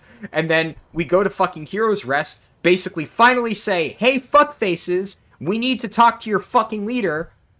And then the shit that you all just watched of the fucking seal getting blown up, and oh no, the Temple of Courage is under attack now because Uther slowly flew into Elysian Hold and fired a single shot at the seal, which had absolutely no protection. Like, the one thing I really don't understand about a lot of Shadowlands' writing is it basically relies on the logic of literally nobody is competent at all. Like, the Arbiter is incompetent. Carestia is incompetent. Literally any guards at Elysian Hold are fucking incompetent. Every single character in the fucking Shadowlands needs to be just a fucking brainlet for this story to actually take place. Because, oh wow, you have basic fucking security at Elysian Hold, Uther doesn't get to break the sigil. This entire fucking section of the storyline doesn't happen. But, it's just so dumb. Look, like, I'm going to be completely real here. I generally like to hear other people's opinions, but if you like Bastion, fucking keep it to yourself, because I'm so tired of having people tell me that, like, Bastion's an underrated zone, and that I'm way too harsh on Bastion. No, I'm fucking not. It sucks fucking dick. It's a terrible zone, it is a terrible story, it's wasted potential, and if you like Bastion because you think it had good potential, I agree with you, it had good potential, but I'm not going to like it for that. I'm going to fucking hate it even more for that. Like, definitely, like, writing and stuff is absolutely a personal preference thing. I know that this is kind of a bit of a stupid rant, but when I get, like, message this, or have... I wouldn't say people message me this. Like, I think I've gotten, like, one message of somebody saying that. It's almost always, like, YouTube comments. Like, people will say, like, on some of my old, like, Shadowlands speedruns, they'll be like, oh, you're way too harsh on Bastion. And they'll try to, like, present an argument in the comments on why Bastion's actually better than... Oh, I'm doing the fucking wrong side, right? God, I hate this. No, they'll try to present an argument as to why Bastion's actually better than I make it out to be. And it's just not. Like, you genuinely cannot convince me that this dogshit writing is good. Like, I'm sure that somebody could maybe convince me that Sylvanas' story isn't necessarily as bad as it is. Because at this point, I just honestly don't care enough to follow it. But I've like, mostly paid attention to the Bastion storyline up until the point where it literally just got so boring that I stopped caring. And like, I don't know, it's just not interesting, in my opinion. I think one of the biggest problems is there's just no clear goal or journey at all in the World of Warcraft storyline at this point. there almost never has been, I think. Like, a lot of people like to use that as a reason to hate on the story, and I kind of disagree to a certain extent, because the reality is World of Warcraft has never been good at telling stories. And if that's an unpopular opinion, I'll stand by it. Because I honestly never think that World of Warcraft was able to tell a compelling story, or at least the writers were able to tell a compelling story. At least not like in World of Warcraft. Warcraft 3 obviously told a very, very, very, very, very compelling story. Like, I'm not going to sit here and knock Warcraft 3. I love Warcraft 3. And there's a reason why so many people love the Warcraft universe. It's because of Warcraft 3. It's because of the foundation it's set up. Like, Arthas' story, Sylvanas' story, it's fantastic. But the reality is, Sylvanas' story, like, moved inches across, like, 3 expansions. And I don't know, like, half the stuff to actually understand her story, you needed to read external materials. I know, like, obviously, just read the book, Lamau, is a tired old argument of, like, yeah, WoW story's bad, it's all represented in books, right? But it really is a problem, and when, even after reading the books, it still doesn't offer you a good conclusion, I think it's just telling on how bad the Warcraft writers at this point have been for years, are at just telling a story. Like, what is the story of BFA, right? The entire story of at least the Horde, I honestly never finished all the Alliance BFA zones. I don't really play Alliance, and when I actually did level my Alliance characters, I just never cared enough to do those zones. I think I, like, half-assed mind blew it, or, like, not paying attention, just blew through it in, like, a single sitting to get Kul Tiran. But, like, I didn't actually pay attention. I was frustrated at that point. But the Zandalar story I've had to do for, you know, a few different times, I guess. The story of Zandalar is literally just Talanji is upset that her father is being a bad leader. Talanji goes on a fucking temper tantrum and leaves the continent, gets captured by the Alliance somehow, and Zul is also captured by the Alliance somehow. And they're both held in a prison, which is conveniently where Sarfang is held. And we go there to break them all out. Sarfang obviously says, nope, I'm not getting myself broken out. Then Talanji's like, hey, I have a ship docked in the harbor that the Alliance is just keeping there for some reason. Let's go on my ship to get out of here. Then we escape to Zandalar. Rastakhan's obviously like, well, you saved my daughter, so you're cool, I'll let you stay here. But then there's political scheming. And by political scheming, I mean, there's one, I guess, advisor to Rastakhan who is so comedically evil, and, like, the one who invokes Shadra. I forget what her name is. Final boss of Atal Dazar, you know what I'm talking about. Just so comedically evil, and, like, Zul is obviously such a not good guy, right? Like, he's technically not outright bad, like, he tries to help you, but it's so obvious that, like, oh, ha ha ha, Zul has ulterior motives, and wonder what he's gonna do, wonder when he's gonna betray us, that kind of thing. Like, it's so painfully obviously written that way, that it's just hard to care. Oh, there's appearances that I haven't unlocked through this item, at least. Cool. Yeah, so it's so hard for me to give a shit about the writing because of that. And then, finally, they betray Rastakhan, and we have to defeat the traitors. And then, at the end of the day, after all is said and done, what has been accomplished in the story? Zul is now a bad guy. The other chick invoked the power of a Loa and is now going to be a boss in the dungeon. And in the dungeon, we kill her. Well, that storyline's resolved.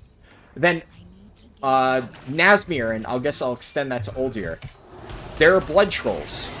Blood trolls worship a god called Gahun. Gahun is an old god. Gahun is bad. We need to stop them.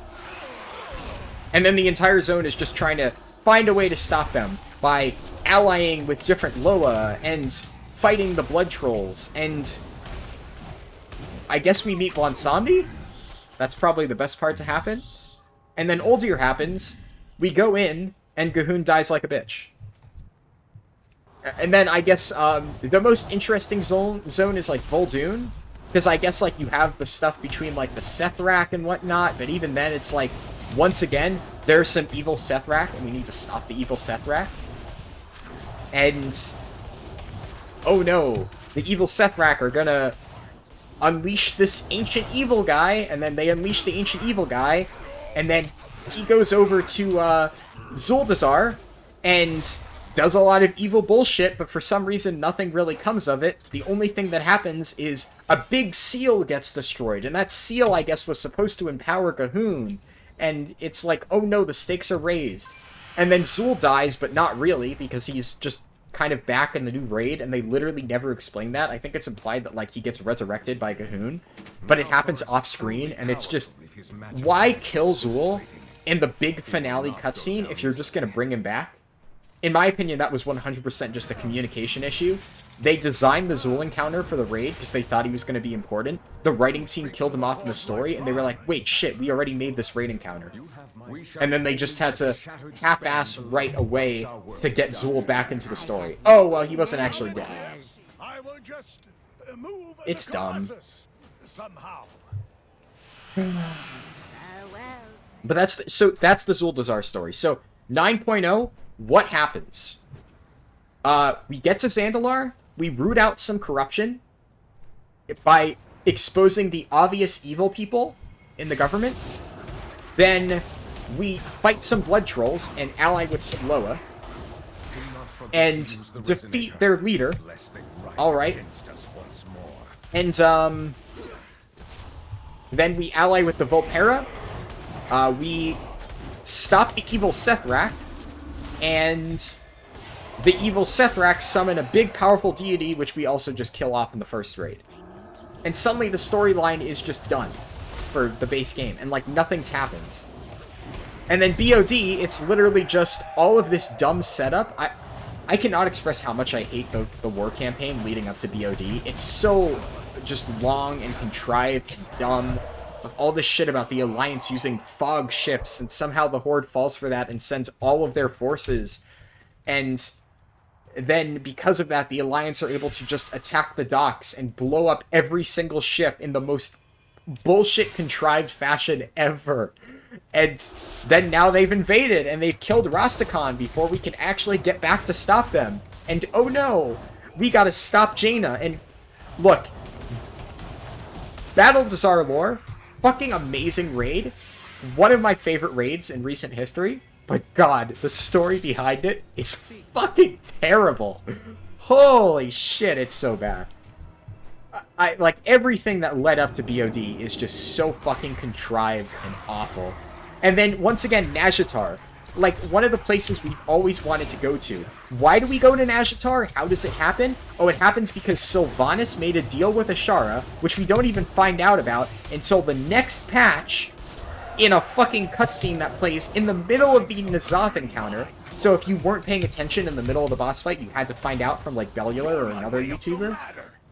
And then we find out that Sylvanas basically lured everybody over to the ocean so that Ashara could drop out the ocean so that she could get this dagger, because this dagger is the only MacGuffin that can actually kill N'Zoth, except obviously it's not, because we killed it with the fucking giant-ass laser beam from the Heart of Azeroth, so that was kind of pointless, right?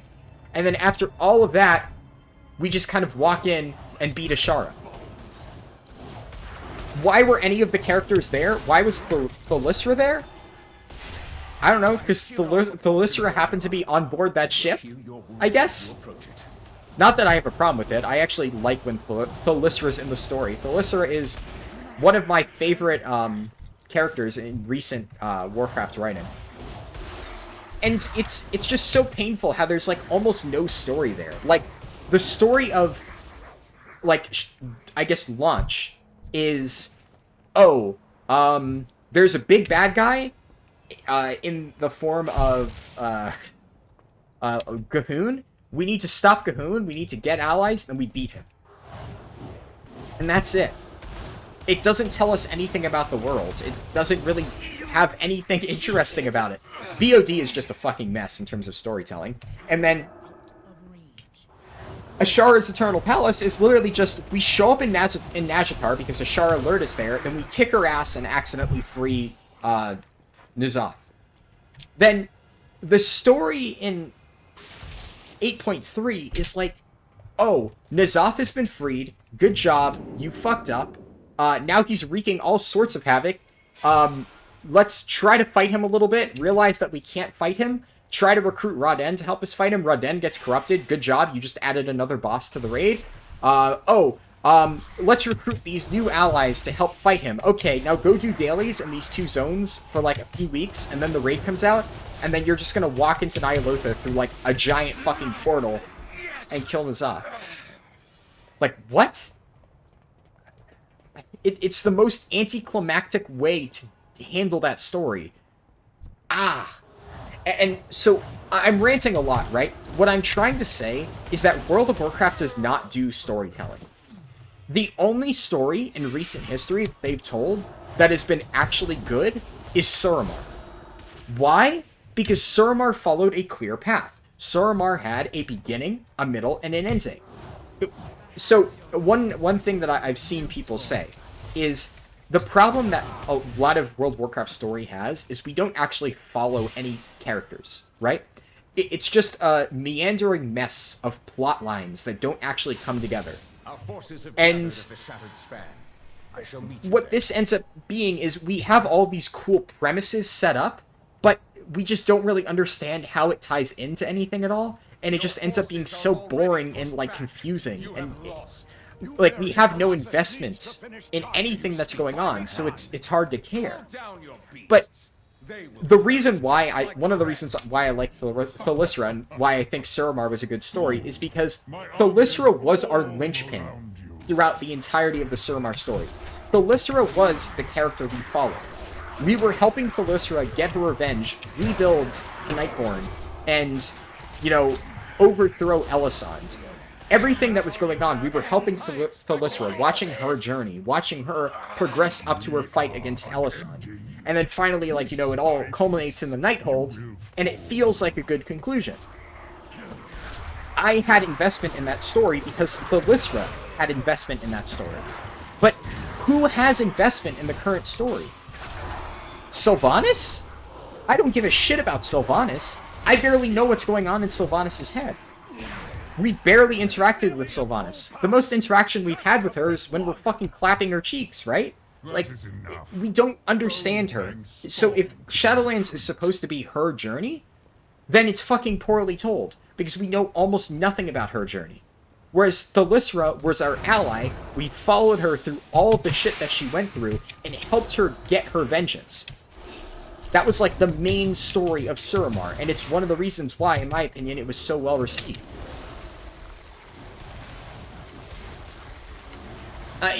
I'm not even going to try to sit here and give Legion credit, because Legion was a bit of a mess overall, too. It was definitely a bit better, but, like, Azuna just was a terrible story.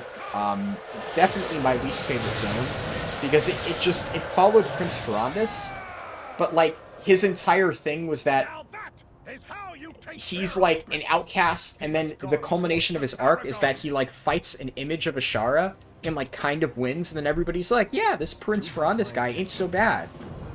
And it's like, that's it? That's, like, the payoff of the story, and then we fight some, like, Naga monstrosity, and it's over. The Ysera story is not bad, but it almost feels like such a rushed thing, where we barely know anything about Xavius, or at least you barely know anything about Xavius if you didn't read the books, and then suddenly, out of nowhere, Xavius one-shots Ysera, who's been a character in the lore for years, and Ysera's now dead, and we need to go avenge her. It definitely felt more similar to, like, the stuff that happens now, where they drag out a character that we know and kill them off, because they think that it's going to make us actually care about what's going on. So that's kind of like the vibe that I got from that overall. Val'sharran, not my favorite zone. High Mountain... High Mountain, admittedly, it's a bit of a better zone, because High Mountain follows, once again, a character. It follows Mela. We learn about Mela's journey to become, like, the chieftain, and, like, you know, basically succeed where her father failed and stuff. And, like, we're rooting for Mela throughout the course of the zone. Stormheim, ironically, despite being one of my favorite zones, has a pretty janky storyline. Because the entire thing is, like, we're trying to get this shield, but we're not really, like, following anybody. We're just competing against, like, Skovald. And he's just such a shitty villain. Oh, God. The Aegis! Oh. Rain death upon them. Ensure if they will not give the Aegis to me in life, then they will surrender it to me in death. I'm like kind of slowly forgetting the Legion boss quotes. I used to be able to recite Skovald's thing by heart, just because I did that dungeon so many times. But Skovald's such a shitty villain. He's such a shitty villain. And he's like just a one-off thing. Like, that's the thing about, like, Stormheim. Stormheim's a really cool zone, and it's a really cool premise. Admittedly, it has much more of an actual arc than this does. Because what is the culmination of Bastion's story arc, right? There's a problem with the Forsworn. We find out that it's an issue. Then we get invaded by Maldraxis. And then it's just, oh no, we're done now. Okay, moving along. Now we're going to Maldraxis. It's like, what? At least in Stormheim, it may not have been the best story, but you followed, like, this journey of trying to get the shield, and then you finally, like, pass all these trials and make it to the Halls of Valor, and then you have to beat up Skovald for, the fucking Aegis of Agrimar. And it's like, alright, you know, we got the thing now. There's a satisfying conclusion. There's no satisfying conclusion in any of these zones. At the end of Bastion, the Forsworn are still at large. At the end of Maldraxis, basically, it's even worse than when you started. At the end of Ardenweald, that one has, I guess, the most conclusive ending, I guess, because nothing bad really happened. Yay, Ysera gets brought back to life. And then, obviously, Revendreth ends off with a massive cliffhanger, but that also kind of directly leads into Castle Nathria. But Bastion, it's like, oh, you want to see the resolution? You better pick Kyrian and play through their questline. Maldraxis, you want to see the resolution? Pick either Venthyr or Necrolord and play through their questline. It's like, it's the same thing that people have said for a million years. Drip feed content. Drip feed story. It's so hard to follow when there's no satisfying conclusion, and the conclusion is buried behind weeks and weeks and weeks of drip-fed story content. And by the time you finally get that last storyline, you just don't even give a shit anymore. And it's not even that good, right? But even looking back, so I've talked about recent expansions. Obviously, I don't... Actually, you know what? I was about to say, I don't need to tell you that WoD had a bad story. WoD had a bad premise, but here's the funny thing. WoD actually had some really good writing. Some of the stories in WoD were genuinely fucking good. Not Gorgrond's. Gorgrond had a shit, disconnected story, probably because of all the redos. Nagrand had literally no story. It was just a bunch of disjointed quests that, like, didn't amount to anything. But I would say some of the best, like, overall story zones were Frostfire Ridge, Shadowmoon Valley, maybe Talador, but not really, and Spires of Iraq. Talador was good, but it definitely had the Revendreth problem, where, like, it leaves off in a cliffhanger, and then it's like, go do the raid. And even then, the raid just, you kill Blackhand. It's not a very satisfying conclusion. But Shadowmoon Valley? Shadowmoon Valley had a satisfying as fuck conclusion. It had a good beginning, middle, and end. And once again, what is the common trend here? You're following Yrel. You're following the path of Yrel. You're following her journey to become, like, a paladin and, like, a leader of her people. And you're rooting for her as she goes on. And it has a satisfying conclusion of her arc at the end of Shadowmoon Valley. Then you look at Frostfire Ridge. Frostfire Ridge is very, very good. It's not my favorite zone, but the story is awesome. It has a very, very good, like, journey following Duratan, and I would say the main character of Frostfire is Gunnar. I love Gunnar's story in that. Like, he really gets a heroic send-off. Like, that's the thing. WoD gets a bad reputation, but honestly, if you're, like, new to the game and you've never played through a lot of the quest lines, if you want to see WoW when it's been good at writing stories, play through Shadowmoon Valley, play through Frostfire Ridge, and then play through Spires of Arak, and, like, actually pay attention to the story. Once again, why is Spires of Arak good? We follow Rashad. We follow Rashad as he tries to, like, help find a safe haven for his people and help, like, resurrect Tarak to help drive out the invaders. Admittedly, that one's a bit weaker, just because it's a bit less interesting and the stakes are a bit lower, but I still like a lot of the characters, like, Percival, nasty bird. Like, that's just fun. It's fun to say. So, I love Spires because of shit like that, and because it has a decent story. And I think, obviously, the best story out of all of the WoW expansions ever is Mists of Pandaria. Like, in my opinion, one of the main things that made Mists good is it actually told a very compelling story. By far, in my opinion, outside of some of the Cataclysm revamp zones, like, I've said before that I think Silverpine is a fantastic zone. I think Stone Talon is an absolutely phenomenal zone in terms of storytelling. Stone Talon's really fucking good. And once again, Stone Talon follows a journey. It actually more follows you, the player, which I think is really interesting. And then, like, Silverpine follows Sylvanas, but in a good way. And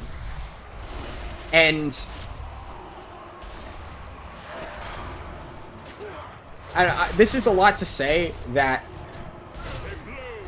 I mean, I think you get my point, right? When the story follows a character, like, you're following, like, Admiral Taylor and Nazgrim in Jade Forest, and it's fucking amazing.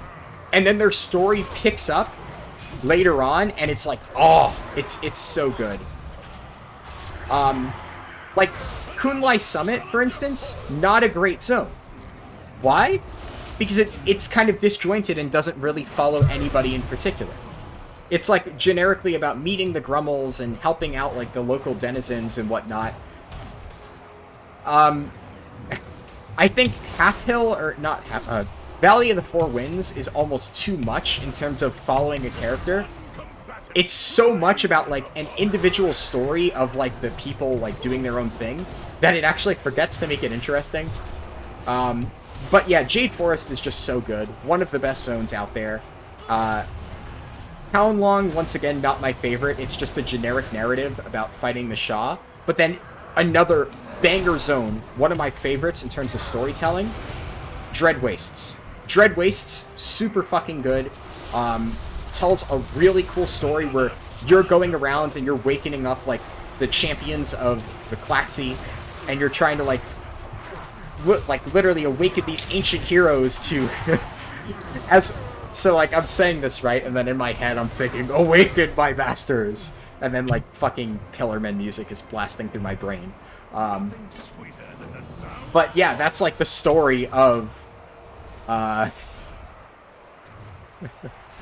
that's the story of Dread Wastes, and it's really cool. You get to meet each of these paragons. You get to learn what they're like. You get to interact with them as they, like, attempt to, you know, fight the Mantid in their own unique methods. It's a really well-done zone. Like, Mop, and even the zones I dislike, I don't hate, like, Kunlai Summit and the others. They're fine zones, just not great. But it has two really standout zones, and, like, same thing with WoD.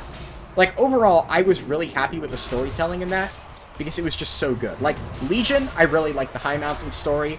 I liked Stormheim just because of how fun of a zone it was, even if the story wasn't great. And then I got to Suramar and I was like, aw, yeah, this is sick. So I can give them an excuse on not having a completely cohesive narrative if they have, like, character moments. And that's where WoW succeeds, right? WoW fails when it comes to the big overarching narratives, the big, oh my god, the universe is about to end thing. That's where WoW just flops hard. But when WoW focuses on the journey of a particular character and tries to make you care about them, that's where it knocks it out of the park. That's where you have, like, your Arthuses in Warcraft 3s, your Rexars, Like, Rexxar is literally, like, one of the most unimportant characters, and yet he's so meaningful to a lot of people who played Warcraft 3, because that entire campaign in Warcraft 3 just focused on him. It was just Rexxar. Just following Rexxar's journey in terms of helping Thrall. Like, you could argue that Thrall was the more significant character in that entire story. It's literally following Thrall building Orgrimmar. And yet, the point of view of that campaign in Warcraft 3 is Rexxar. You get to follow Rexxar's, like, journey of not really trusting other people and not really wanting to belong to something. And then Thrall manages to convince him over time to actually join the Horde and begin helping.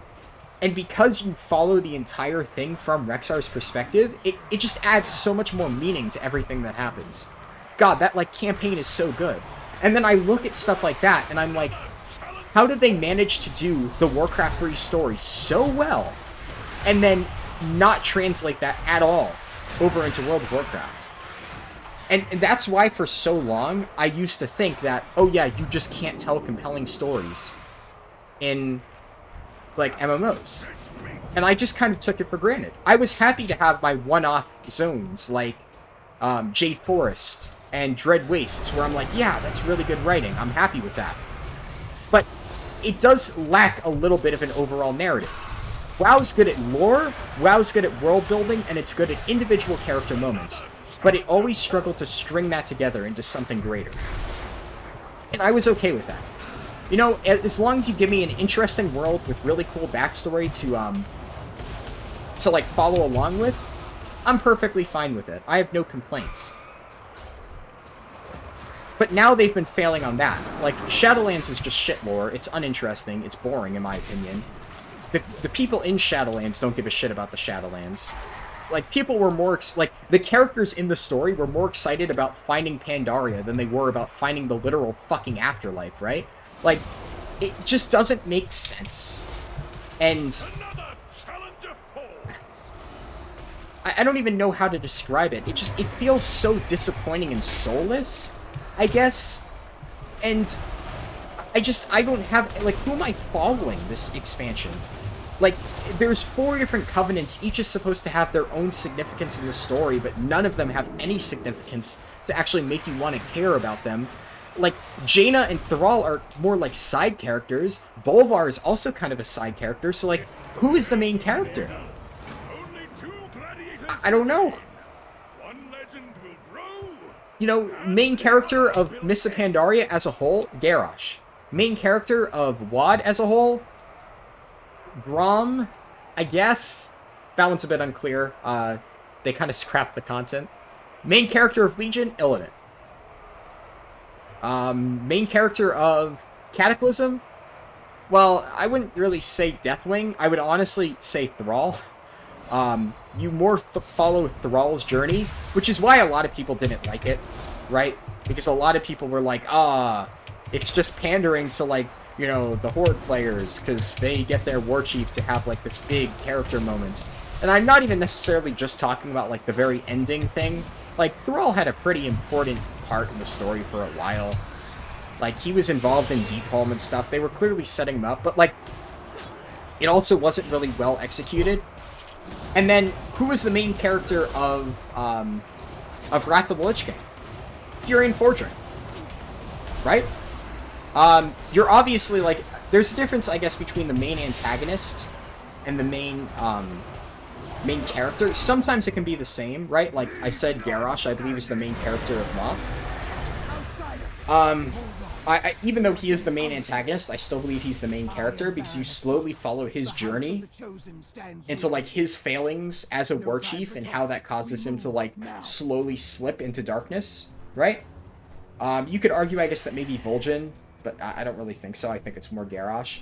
But then, like, who are you following? Whose journey are you following throughout Wrath? Ever since the Death Knight starting zone. I guess you could say it's like a combination of, like, Darien and Tyrion. But really, it's like Tyrion's journey, right? Starts off with the Death Knight storyline, the intro where Tyrion basically rallies everybody to go invade Northrend, then you have the shit in Icecrown where Tyrion's basically leading everybody, and all of that kind of, like, I guess, culminates in the... Well, you have, like, Archon Tournament, obviously. But then it culminates in Tyrion shattering Frostmourne.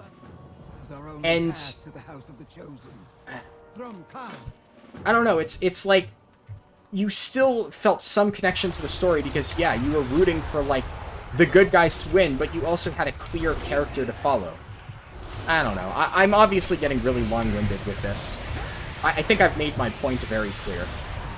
And the reason I say this is because every single story in Final Fantasy succeeds on this level, at the very least. You have a character to follow. And I'm not going to spoil what the stories are, but I will say, for people who play Final Fantasy, you know what I'm talking about, right? Like, I'm just going to list off some character names that if you haven't played the story will have no significance. Estinian and Aymeric. Right? Well, first, Minfilia. Then Estinian and Aymeric. Then Lys. And, Yugiri. Whatchamacallit? Okay, the next name, guy in a black robe with a big staff, whose name I don't want, or whose title I don't want to say because that might be a little bit spoilery. And then, like, to a certain degree, ooh. I mean, the entirety of, like, Shadowbringers onward, like, you clearly follow a person's journey and you're not even realizing it. And that is, like, I think, basically, we all know who the actual main character of 5.0 is. And it's everybody's favorite boy, right? And I'm not talking about the one with cat ears. And the way that they subtly build up his story over the course of that expansion, and then finally, like, it culminates in, like, the very end, and, that it's such a good journey, and that's the thing. Then you realize that everything you've been playing through in Shadowbringers, that is that character's story.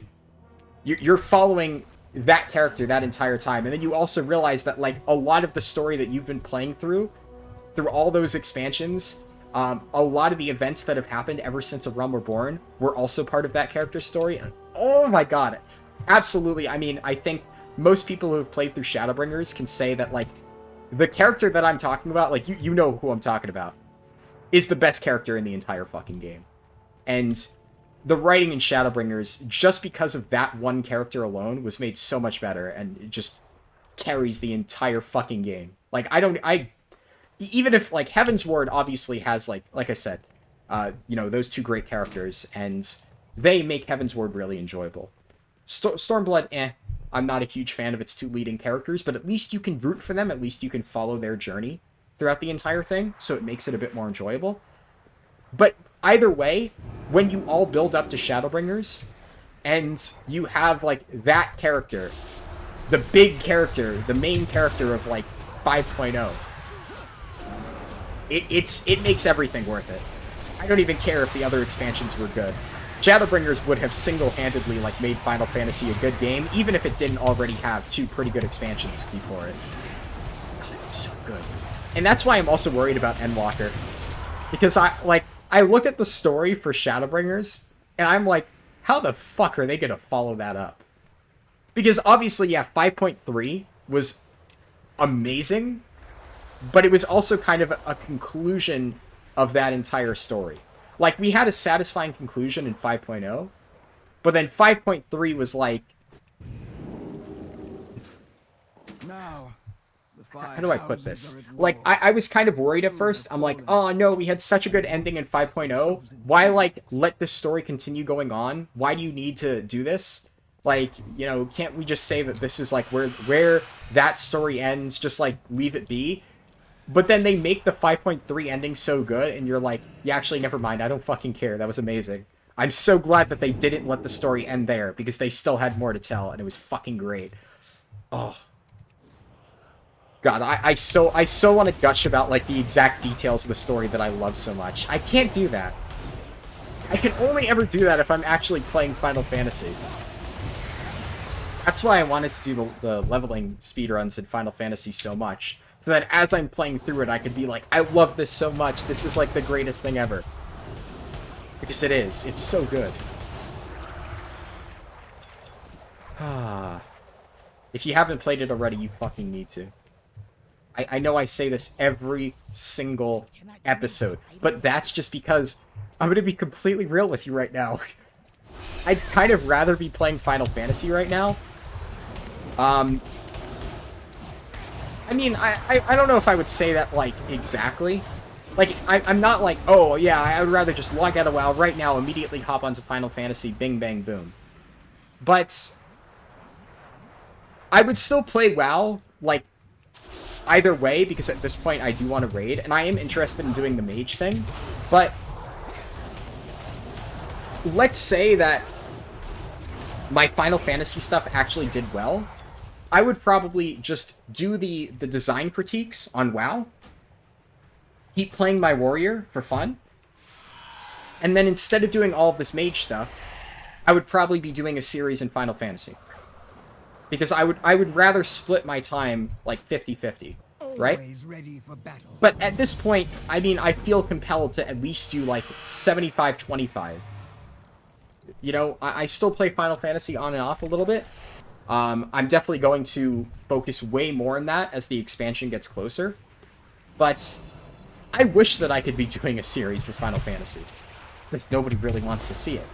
So it's like, okay, you know, if I have to sacrifice a little bit of, like, choice in what I do in my free time, because one thing is something actually people want to watch on YouTube and the other they don't, fine, whatever. But it's so good. Like, you're just... Oh, wait, I need to use this thing. You're just doing yourself a disservice if you're not, playing Final Fantasy, right? It's too good. And a lot of people have said, like, oh, yeah, it's just not for me.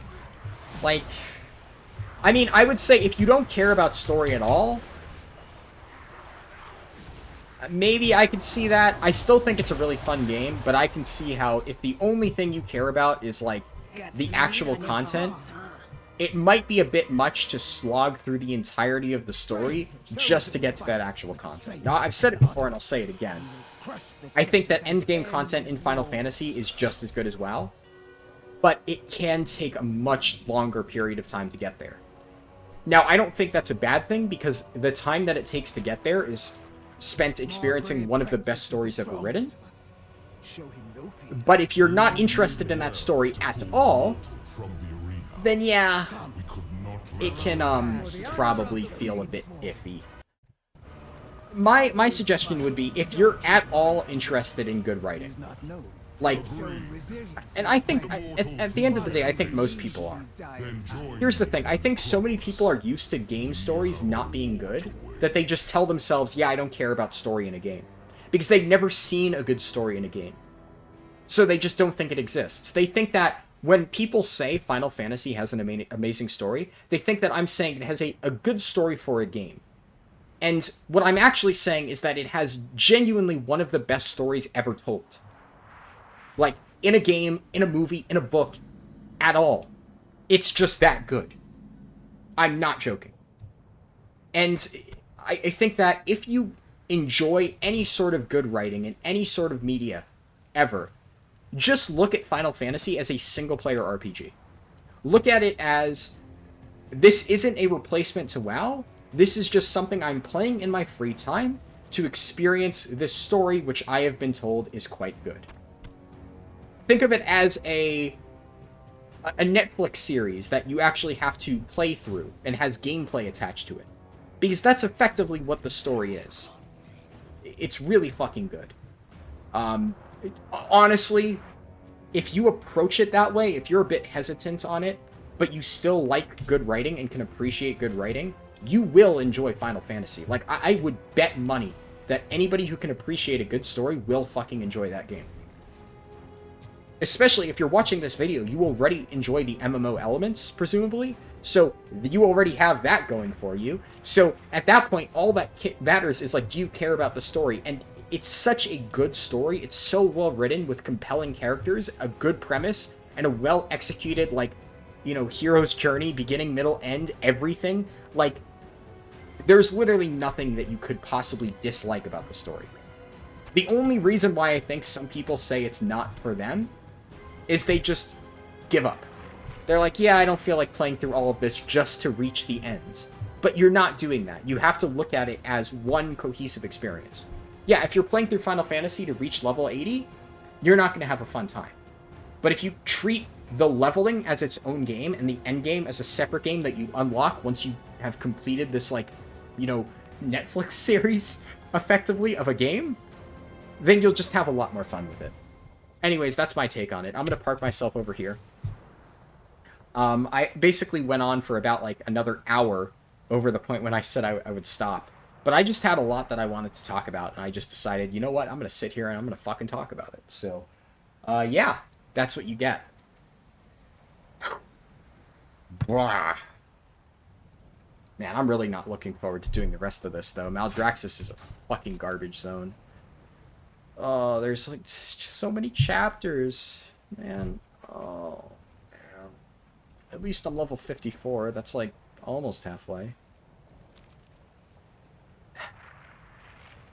This is why so many, like, characters that I've leveled have died at 55. Because I get halfway through Maldraxis and then I'm just like, fuck it, I'm done. I can't do this. I'm trying to think of, like, how I could possibly...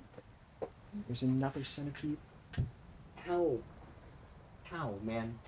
How are there so many of these fuckers? Yeah, I'm trying to think of, like, how I could possibly, like, make this more fun, but without any friends to help me. I think I just gotta slog through this one. That's really the only option I have. Oh, there's so many quests still, and it's on rails. I've done it a million times. What does Deathborn even do? Wow, that's such a shitty ability. No wonder nobody uses it. Alright, I'm gonna stop this here. Depending on how I'm feeling, I might finish, like, Maldraxis and maybe start Ardenweald's, like, later this morning. At least then I would have one part done, and then maybe I can procrastinate, like, another day until I make part 5, but I probably shouldn't, because I still have so much farming to do before reset. We'll see. Anyways, I mean, you guys are gonna immediately resume, so I'm not gonna try to do an ending here. Alright. Well, yeah, it's been about a day. So much for that whole continuing it later on thing, or even for that whole daily upload thing. I'm gonna try to do daily uploads, but I'm not starting that today, because I missed a day. I already had the video uploaded, but then, or ready to upload, and then basically I completely overslept, and by the time I would have posted it, it was already pretty late, and I'm like, I'm just gonna wait till tomorrow. Especially because I still had to make the thumbnail, and I just kind of figured at that point, you know, I'll just wait till tomorrow. But that just means that I need to make sure I start doing daily uploads from the time of posting the Sylvanas video going forward. Hopefully. Out with it. Back to your post. We'll see if I actually manage that or not. Are fools to challenge the might of the chosen. And then there's this. We are at war.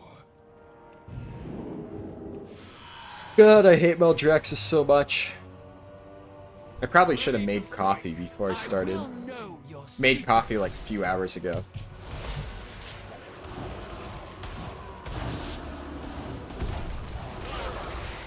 But it's definitely starting to wear off, and I didn't really think about that before starting the run. I don't know, it's like... Reporting for duty.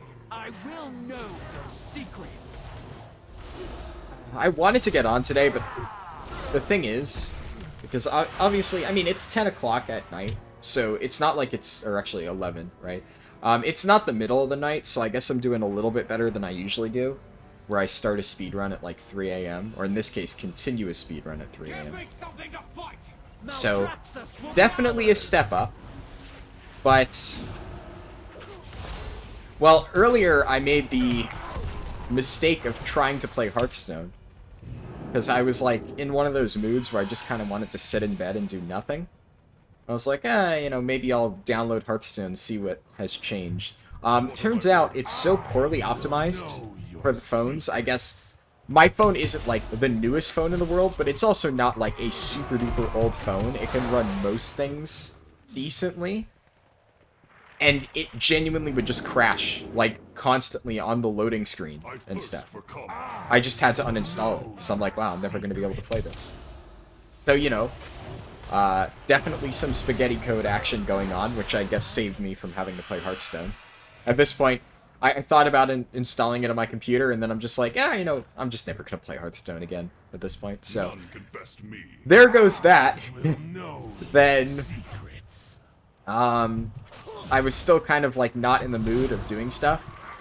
And, at a certain point, my friends asked me if I wanted to sell carries, but they didn't really have any buyers, and nobody could really find any buyers, so I was just like, I'd rather not, I guess.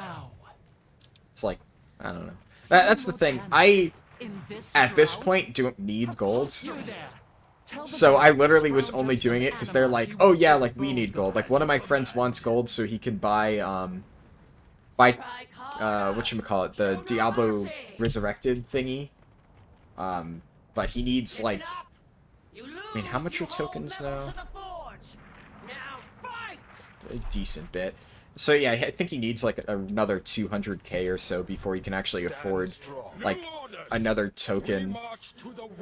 Or, I think he needs 2 tokens more to buy it. So he needs, like, around 200k. One for a token, and then he's, like, a little bit off the first. I don't know. My other friend wants gold so that he could buy his 262 legendary, and then the other one, I guess, just, you know, wants to stockpile on gold or something. But I don't care, right? Like, I don't know.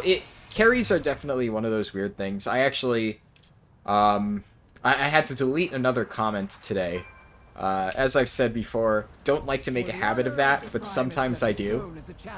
It was actually funny. I read one comment of somebody saying, like, I don't know if you actually get a lot of people, like, telling you that you're a shitty person for doing carries. And like, their wording was more like, kind of, I think, in the realm of just ignore those people. Like, you know, you're not the problem. The game being designed that way is the problem, which I kind of agree with for the most part. But I think they also kind of were wondering if, like, I'm maybe exaggerating how many people I get telling me that, you know, people who sell carries are, like, the cancer of the game. And then literally, like, 2 hours later, I get a comment on a video, like, telling me that I'm the cancer of the game because I do carries. And telling me that, like, I'm a piece of shit and that people like me are the reason why WoW is dying, etc., etc. So, I did delete that comment. Just because I don't need to read that shit, right? Actually, I find it quite amusing because while I was eating my my dinner, I put up the Limit Max's newest video where he goes through, like, his whatchamacallit, like, unbanned requests and whatnot, and those things are always pretty amusing, right? But I thought it was so interesting seeing how he would, like, ban these people, like, obviously uphold the ban of people who are just calling him, like, ridiculously bad shit. And then you have people in the YouTube comments like, wow, didn't realize Limit Max was such a snowflake. Like, what? That's just such a level of entitlement that I just don't understand. Like, so, if you're a streamer, and somebody says really awful shit to you, you're supposed to just sit there and take it, or get called a snowflake? Like, I'm sorry, but nobody should have to deal with harassment and shit like that within their own fucking community. It's one thing to have to deal with, or for people to be able to speak their minds, right? Like, I definitely think free speech is important. Like, I'm not going to go out there and say, like, because somebody said some shitty thing in, like, Reddit or trade chat or forums, anything, oh yeah, that person should be banned. No. On public forums, I would say you absolutely have the right to say whatever the fuck you want, even if it is a shitty thing to say. But if you're going onto, like, a streamer's channel or their chat and saying really nasty shit about them? I mean, what entitlement do you have to think that you should just be allowed to say really nasty shit to people and have them sit there and take it? That just, I don't understand people who think that. Because that's the thing, like, I've had to deal with a lot of that shit. I've had to deal with so many really nasty comments, shit-talking me and stuff like that. And, I mean, I don't want to read it, right? I don't want to sit there and be, like, scrolling through my comment section and, you know, read something, like, really nasty. And I should say there's a difference between someone having a different opinion than me and somebody just being outright nasty. Like, there was somebody who left a comment, basically saying they disagreed with a lot of what I said in my, like, why 9.1 is the worst patch ever. But, admittedly, they disagreed in a way different than a lot of other people disagreed. They thought it was worse than I had portrayed it. They still were kind of negative towards me. They were like, I think that you could have done more justice on this topic. Like, they basically made it sound like I didn't do my research and whatnot. And they were more criticizing how I reported on the video. I just reported, if you want to use that term. And I kind of responded basically saying, like, I understand a lot of your points. I get where you're coming from. I just, you know, I can only really comment on the things that I see that affect me. And these were the issues that I ran into. This is what was bothering me, so that's what I decided to mention. And they actually, credit to them, did say, yeah, I think I was a bit too harsh. I understand that you were just, you know, making a video on your own experiences. I apologize for, like, saying that, like, you didn't do the topic, like, a fair job or something like that. I forget exactly what they said. But, I mean, that is obviously an anomaly in terms of YouTube commenting. Somebody actually saying, yeah, maybe I was a bit too mean. I'm sorry for doing that. So I was very, very surprised. I don't know if that guy's ever going to watch this, but I really appreciate you not only leaving a comment, giving, like, actual feedback, right? Even if it was a bit harsh, but then when you thought you went a bit too far, backtracking that and apologizing for it. Like, one of the hardest things to do is realize that not necessarily that you were wrong, but maybe you said something that wasn't exactly nice. A lot of people would never do that. So I respect the hell out of people who can. But there's a difference between somebody basically leaving me a comment and saying, I disagree with your opinion and here's why, and somebody just attacking me. Like, honestly, there's a lot of comments on my 9.1 video that say, I think 9.1 is good. Literally, somebody, I think, has a comment up there that says, I'm actually really enjoying 9.1, and you know what? I liked it, I hearted it, I think that's fine. You know, if you're enjoying a patch that I dislike, that's fine. I'm happy for you. I'm glad that you're able to enjoy it. Unfortunately, I can't get past a lot of the flaws that it has, but if somebody can look past that and enjoy it for what it is, I respect that. Like, I think that's fine. I even kept up the comments of the guy who basically told me that I should quit the game if I don't enjoy it. I think that's a bit of a bad opinion, and I did respond in kind. I talked about this before. But, I mean, to a certain extent, that is just his opinion. And he didn't attack me personally. He just kind of said, I wish that people who dislike it would quit. Not saying, oh, you're a shitty person, you should quit the game. Just saying, if you don't dislike the game, quit. And the way I see that is more of a, he doesn't really understand where I'm coming from thing. It's not like he's trying to, like, actively be malicious. Because I think from his point of view, he genuinely doesn't understand, like, why I might be willing to offer criticism and still keep playing something. To him, that's probably a foreign concept. He probably genuinely believes that either you love something unconditionally, or you just quit. And I'm not gonna, you know, fault the guy or, you know, delete his comments because he's not capable of understanding that. You know, he's expressing his opinion. I disagree with it. I think it's a bit short-sighted, but it's fine.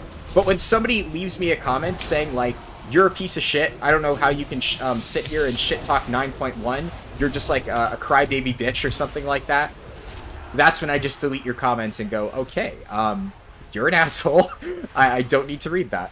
It's just not good for my mental health. And at a certain point, like, I have no obligation to sit there and read literal hate comments.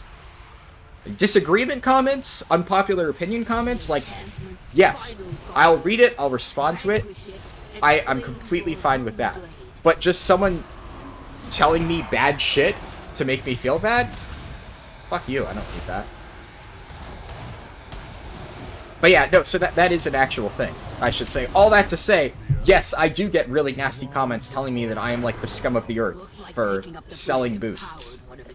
Even though I've been very clear about how it's a bit of an iffy thing for me.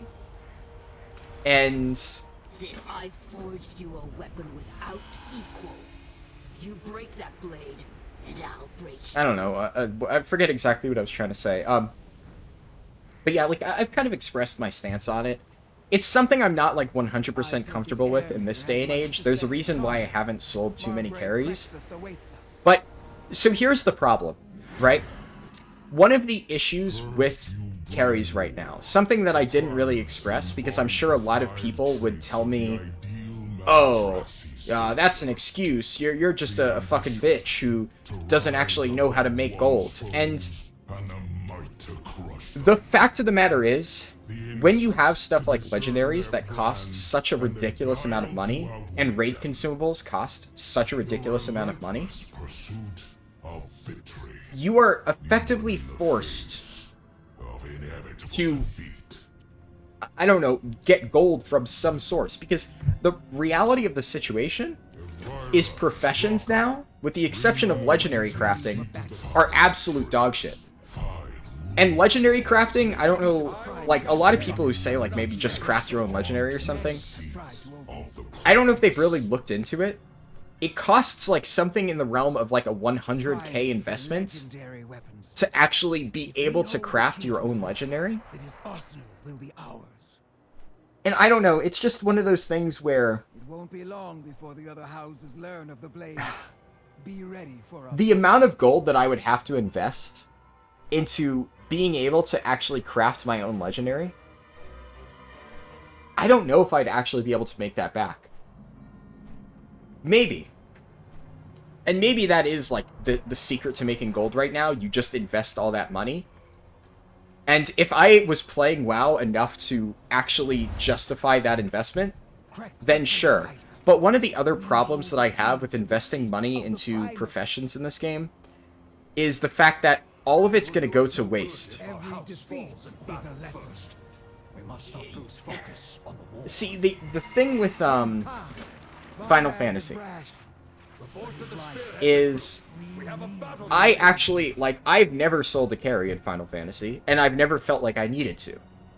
Because I make a shit ton of money in that game by doing professions. But everything in the professions build upon each other. So you don't lose progress every expansion.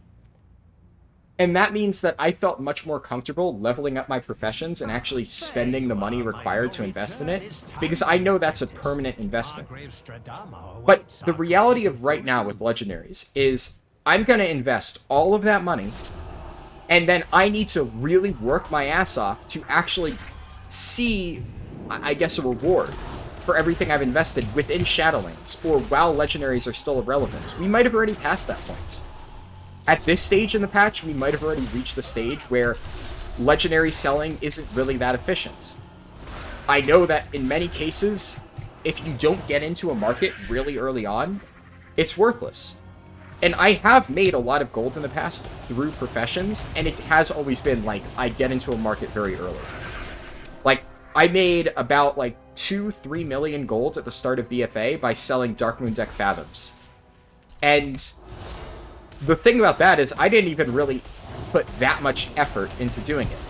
I just happened to be doing Inscription week 1, and once I started hearing people talk about how Darkmoon Deck Fathoms was good for every single class, it clicked in my head that, hey, maybe if I start really investing into getting a bunch of these, I can sell them when people realize it's their bis and make a huge profit. So I started investing week 1, and then right as Old Year was around the corner, I made an absolute killing selling Darkmoon Deck Fathoms. But I didn't even invest that much time into it. I literally did the bare minimum to be able to fund all of my stuff in that patch, and then I spent time working on my own character. like, if you want to make gold through professions, it really does need to be your full-time job. And the unfortunate reality of raiding is that raiding, at this point, there's so much farming that you need to do that you can't bypass with gold, that it also becomes a full-time job. So I can't do both. I can't have 2 full-time jobs. That's just not realistic. And, I mean, as I've said before, in Final Fantasy XIV, you don't need to put in all that effort for raiding. There isn't a massive requirement of you putting in all this farming time. So, outside of raids, I spent a lot of time going around farming professions, gathering. Basically, I would set timers for when each of the rare nodes would roughly spawn. And then I'd go over there and have, like, an order of where I would, like, which nodes I would hit in which order to, like, maximize my farming time. And then I would compare the prices of, like, raw mats or crafted materials and, you know, craft them or refine them, or basically just sell them raw accordingly, whether I thought it was worth it. All that stuff. And yeah, that was where most of my time outside of raid went. Why? Because I didn't need to do anything else for raid. So I didn't feel like any of my time was being wasted, because I would show up, I would be just as viable, but then the nice thing about it is that when I showed up for raid, I could be like, hey, let me cover, like, flasks tonight. Or I guess there are no flasks, but there's food buffs and potions in Final Fantasy. So I would just be like, I'll cover everybody's potions tonight. Because I had farmed, like, a ton of gold, and I'm like, yeah, you know, I just want to be able to use this to help the team. That kind of thing. So that's how I enjoyed spending my time. And it also meant that I didn't need to worry about, like, money in that game. Because a lot of the time I was investing could go into money. Now, all of this is to say, what is one of the ways of making gold in WoW that doesn't require you to sacrifice a ton of time and goes hand in hand with preparing for raid? Carries. So, if you have to spend all of this time dedicated towards preparing for raid, you've basically eliminated any time that you've had to farm gold through traditional means, and at this point, you need to invest a ton of time into actually, and frankly, raw gold, into making money off a lot of the traditional means. There are obviously some passive gold things, like doing your callings every day, which obviously I do, because that's, you know, gonna help in the long term. But the reality is that when somebody like me, who has spent a ton of time doing raid prep, and now needs gold to buy something, looks at the most efficient way to do that, well, obviously the most efficient way to make money is to provide a skill that other people can't. When you're a raider, that's carrying. When you're trying to make raw gold, that's high-level profession items that most people haven't invested the time into crafting. Good to see you. If you're a PvPer, that's PvP. That's how you make money. And if you're none of those, you buy tokens. Right? And that's why people buy tokens. I'm not condoning the purchasing of tokens, for the record. I'm just saying that's why people do it. Because the problem that we have now is that new players don't have any of those skills. They don't have the knowledge to get a profession ready. They obviously don't have the knowledge to be good at raiding or PvP because they're still learning. And without the gear that they need, well, they can't afford the gear that they need. So it's like a catch-22. So they find themselves in two positions. Either I have no way to get into this game and I'm just going to sit at a low level for years and years until I slowly work my way up, which most people won't do that. Most people will just quit. Or they'll say, well, the one thing I do have going for me is that I have a real-life job that pays money, so I can invest some of this money into speeding up the process. Because that is their skill. Their skill is having money. Their skill is, I guess, having a real-life job. And, yeah, as I've said before, there is no way to fix this problem aside from designing the systems to not require it. If I don't need gold to get into raiding, then I wouldn't need to invest money into it. I wouldn't need to sell carries. Other people wouldn't need to buy carries or buy tokens to get their legendary. It's just something you wouldn't need to do.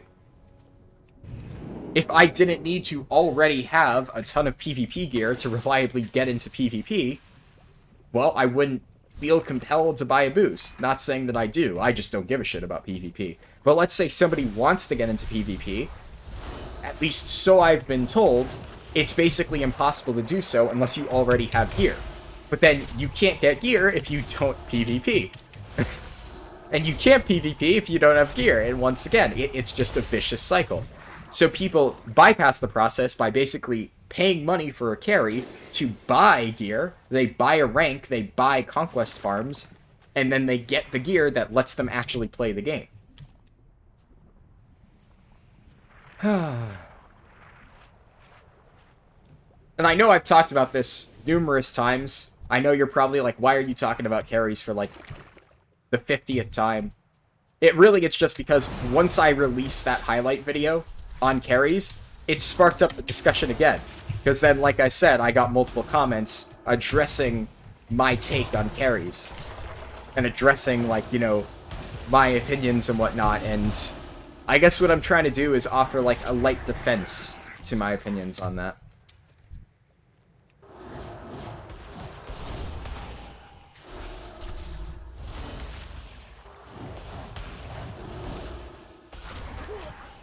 The one thing I'm not sure what I'll do for highlights, though,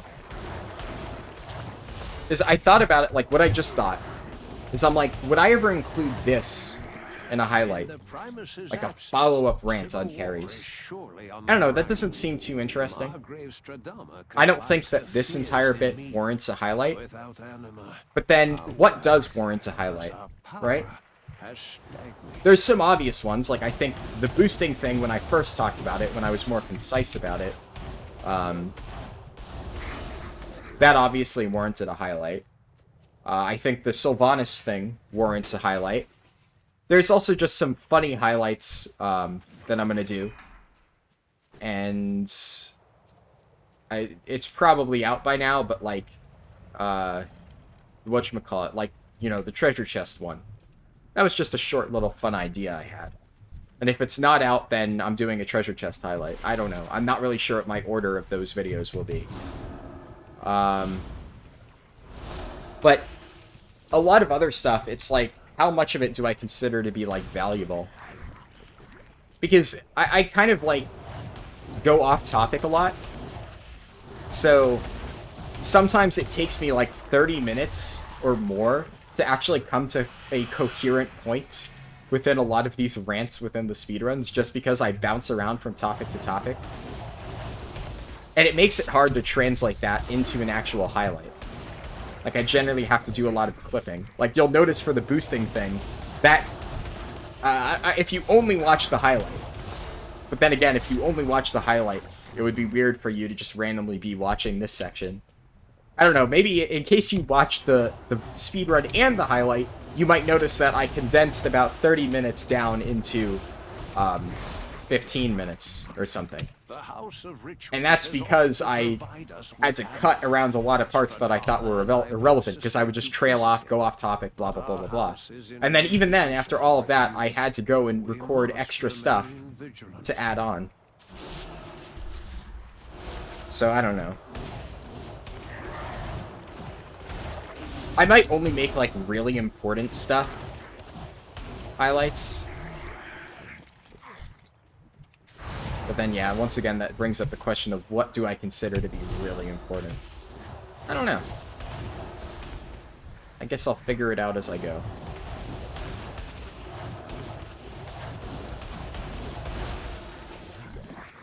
None can openly accuse the Liches of treachery.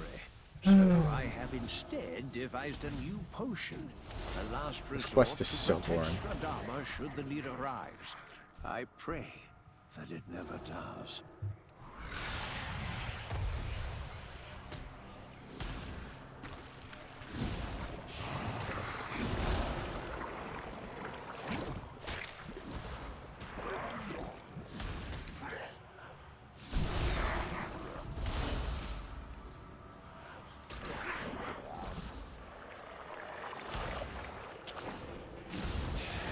Even with gear, everything just has so much health.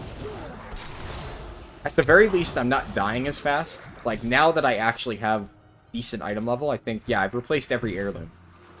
At the very least, I think auto attack damage is decently tuned around having questing greens. Like, I'm not dying as fast now, so I can actually sit here and, like, spam buttons. But it still does feel like everything I do just hits so softly. I don't know. And then you get to max level and damage just fucking ramps up. Because Shards of Domination and all the other systems. The House of Plagues. Annihilated. Oh, where is Stradama? I must craft the potion. I must.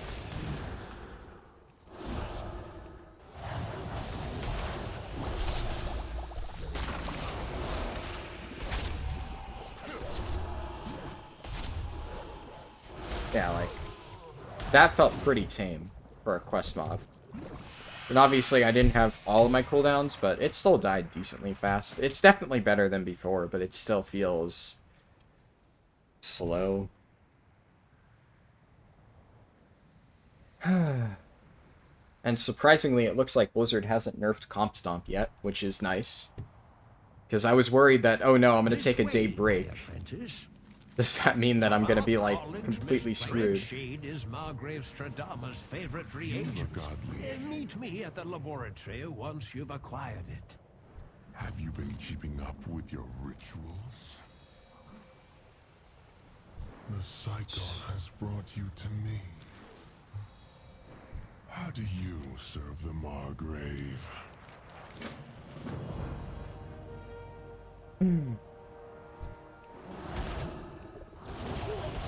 I'm honestly not sure if this quest is efficient. I've seen some people suggest that it is.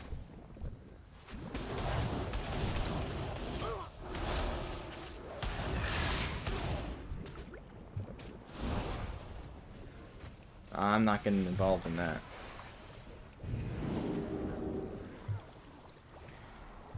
Hey, that guy's a Malganis.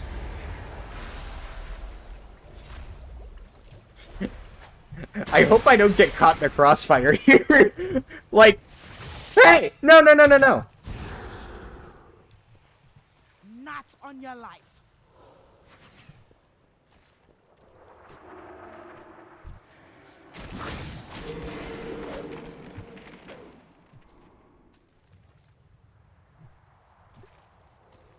Come on, buddy. I'm trying to be nice to you here.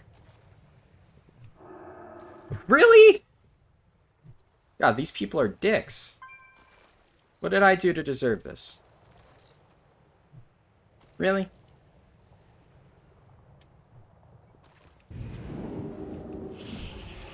Come on, man!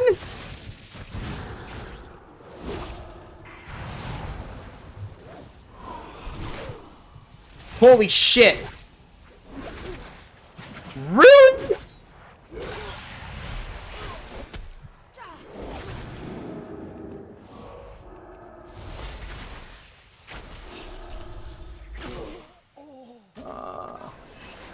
War mode's fun. Like, that's the thing. I don't mind war mode when I'm on my Guardian Druid, right? Because the only threat is max levels. Because if I'm leveling as a Guardian Druid or a tank that I'm comfortable with, I can 1v1 literally anybody, including dipshit rogues like that.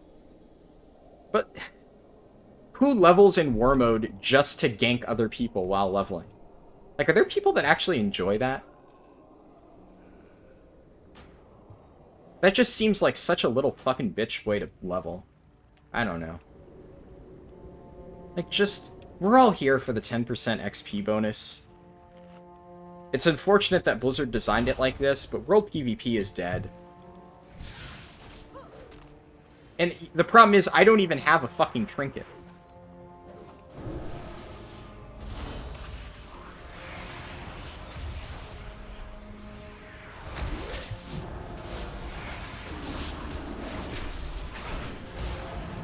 Stuns.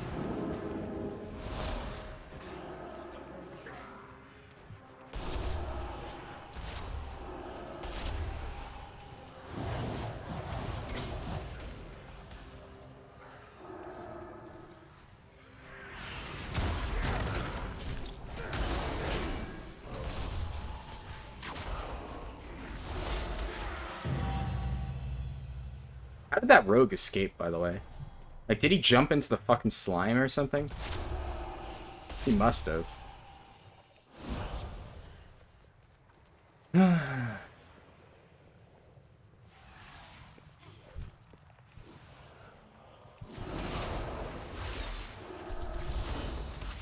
Yeah, I know, I fucked that up. What are you trying to accomplish, you dumb bitch? Nah, he probably already released. Here. Flag. Look, I'm not gonna start a fight, but I'll fucking finish it, alright? And I'm gonna BM the shit out of some idiot who goes out of his way to try and gank players in war mode and then gets fucking killed. That especially was a dumb fight. Why would you take that?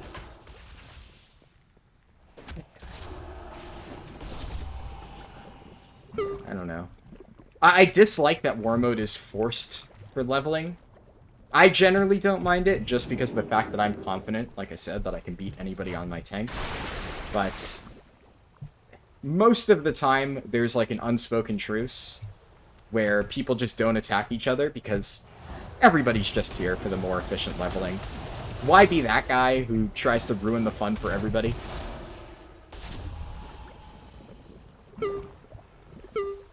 Okay, it didn't have an extract thing this time.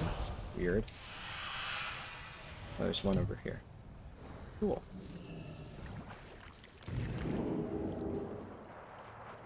Yeah.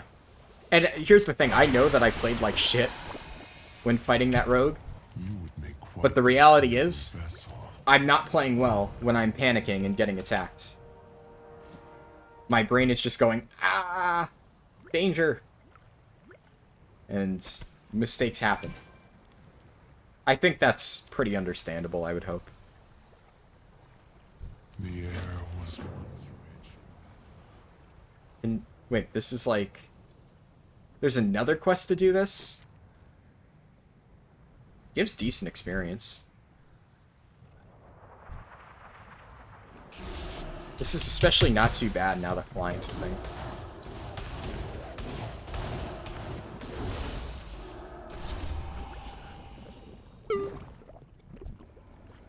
If it actually drops it. Yeah, isn't this the exact same quest that I just did? Kill the red slimes? I mean, if I can do it twice, then sure. Which seems a bit odd.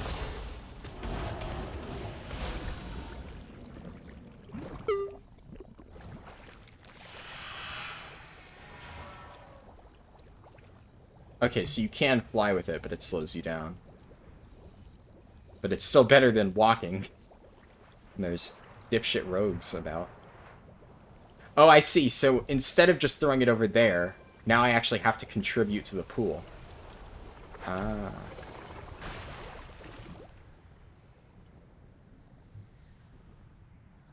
Well, if that druid's trying to summon a specific rare, I'm actually quite concerned that he might gank me if I'm putting in the wrong color combination. Because, I mean, I don't give a shit about his rare, I'm just trying to level. And the most efficient things to kill are the small red slimes. But if he knows that by getting whatever desired combination he wants, all he needs to do... No! Come on, man! Just let me do my quest! I'm just trying to do the fucking quest.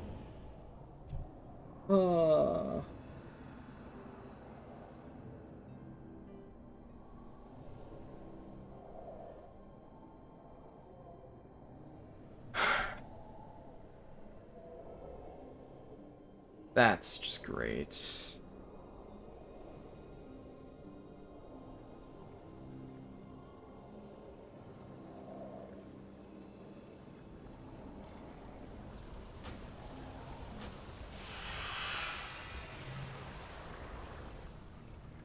Now if I want to do it, I need to run all the way back. I guess I just need to kill them here, because if I don't, I'm just gonna get ganked right at the fucking finish line. Like, what it... Like, why?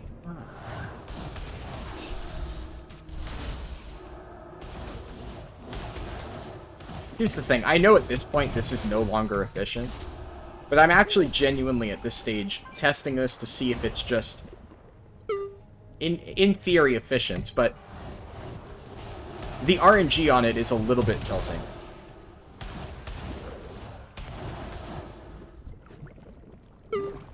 I know that, like, okay, so 3 in a row with nothing. Yeah, that's where I start to say, Blizzard, that's a little bullshit.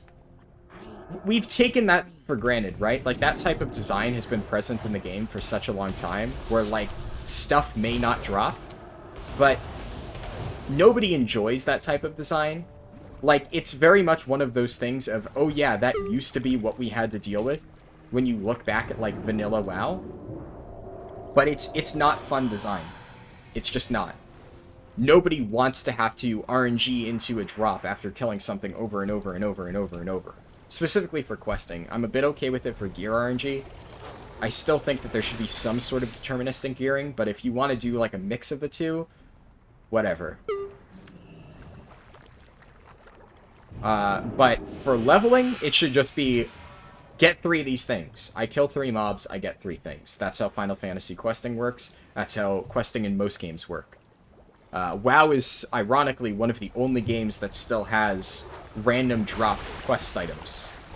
And it makes it a real fucking chore.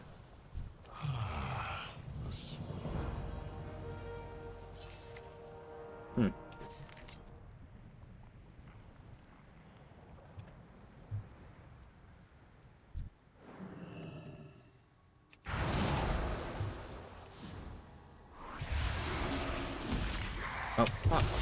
I meant to...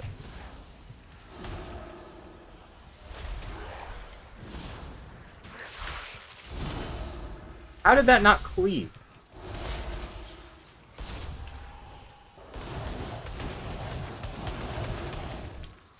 Alright.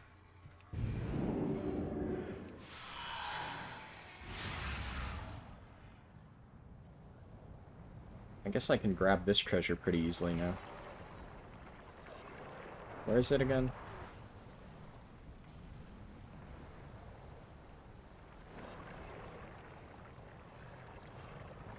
Click the pipe to transport to the chest. Maybe it genuinely just doesn't show up unless you do all of that garbage. Whoa! I'm dead. That's fun. I just went to peek in and see if there was like an under slime cave or something, and I just died. Wow. That's cool. Maldraxis is one of the worst zones ever created. I think we can all agree on that. I also, like, I will say that I have seen some people saying Maldraxis is, like, one of their favorite zones. And they always argue that it feels so epic. There's all this war and conflict. And I'm like, huh? You spend, like, half of the zone... Like, I get that the first part is, like, it kicks you off strong. Like, you're fighting in a coliseum. But then you're just running around a graveyard. Then you're doing chores in the House of the Chosen. Then you're doing this shit to do slime experiments. Then you have one area where you're fighting some enemies on a battlefield. So I guess you have the House of Eyes shit where you're helping Lady Vosh. And then you have the part where you go into like the big House of Constructs and you're like trying to sabotage it from within. I don't know, it just feels all really long and tedious for me. I don't understand the mentality of like, yeah, Maldraxis is like, oh, this big fight club thing. Outside of the initial few quests, it does not have that vibe for me. It's just very boring.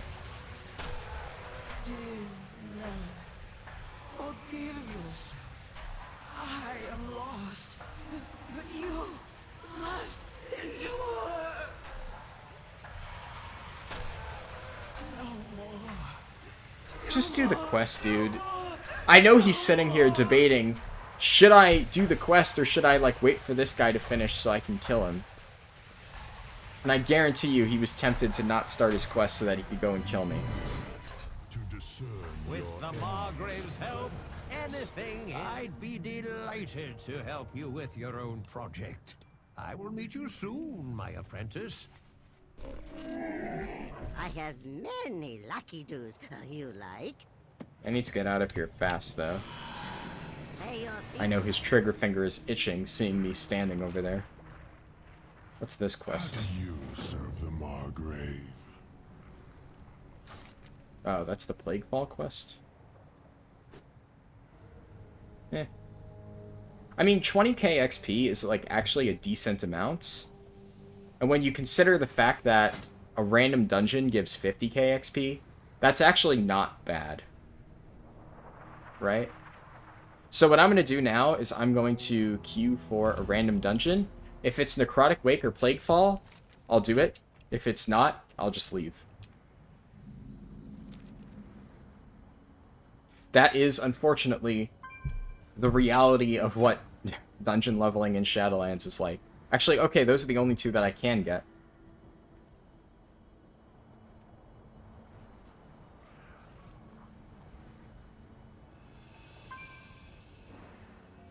Aha, the treasure is here.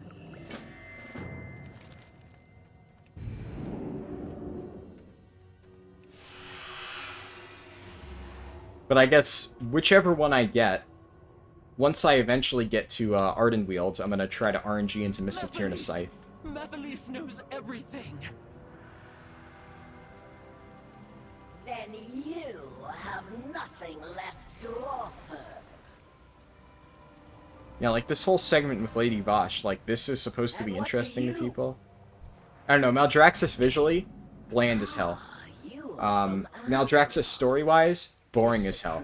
Gameplay-wise, it's just the same as every other zone. Enjoy our conversation. Draka abandons us and then demands our loyalty? Unlike her, I will not leave my task unfinished. Lend your strength to my cause, and I will answer her pleas for help. Power belongs to Mephiles stands between us and Morbatan, but not for long. I honestly think that, so one thing that a lot of people complain about in terms of like the Final Fantasy quest experience is that you're forced to do dungeons. And I can understand why some people might have problems with this, because it's like, first of all, for DPS, the queue times are obviously very bad, and that is just an unfortunate problem that exists in MMOs, right? So that complaint I do understand fully. It's not as much of a problem for me because I always level as tanks. And if I am leveling a DPS, I just don't level it through dungeons, right? I'll only level DPS through, like, any of the queues that are DPS favored, which is, like, raids and stuff. Raids, surprisingly, have relatively short queues for DPS. Just because you need so many of them. And also, like, the higher level stuff you go, there's, like, less people queuing. So there's not as much competition. But one of the underrated things about the dungeons in Final Fantasy is it allows them to make the questing experience, like, actually feel pretty, like, good. I don't know, like, in WoW, you technically have dungeons like the Necrotic Wake, but Necrotic Wake is only a very loose follow-up to the Bastion storyline, because they can't force you to play through it. And, like, there are certain cases where, like, the dungeons do resolve the story. Like, I think Halls of Valor is one of the best cases. High Mountain is probably another case like that. A lot of the Legion dungeons did. Eye of Ashara sucks balls, though. I hear a lot of mixed opinions on Eye of Ashara. I would say it was one of the worst dungeons in Legion. Some of the bosses had okay mechanics, but I think overall it was just not a very inspiring dungeon. Not my favorite at all. And then Darkheart Thicket was just a joke of a dungeon, in my opinion. Like, I mean, there's obviously, so says the Shadow Xavius. Like, everybody memed on that, right? It felt like such a weird and unimpactful end to the storyline, because the real end was supposed to be, like, Emerald Nightmare, so you can't actually fight Xavius because Xavius is a raid boss, not a dungeon boss. And I'm kind of okay with that, but that's why I wish they would have made Darkheart Thicket something else. Like, they actually kind of do it decently in Revendreth. I actually like the Revendreth dungeons because Sanguine Depths is its own story, right? You know, it's the story of trying to free Zerali, which doesn't directly tie into, it doesn't directly tie into, like, I don't know, what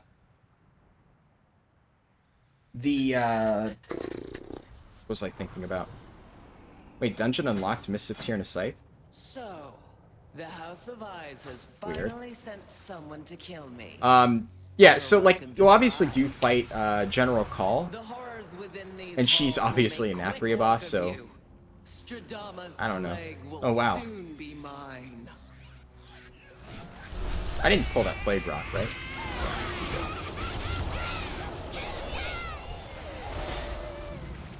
Alright. Well, my, effort in this dungeon is going to be completely useless.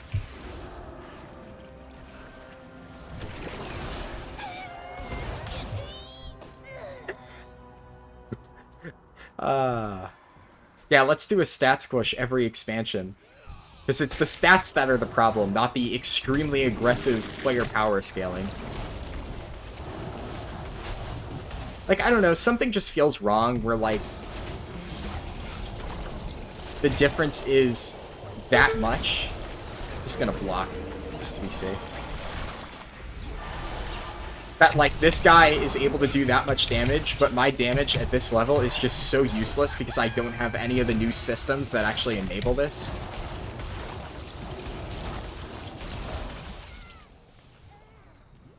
It just feels kinda bad. This is how new players must feel, huh?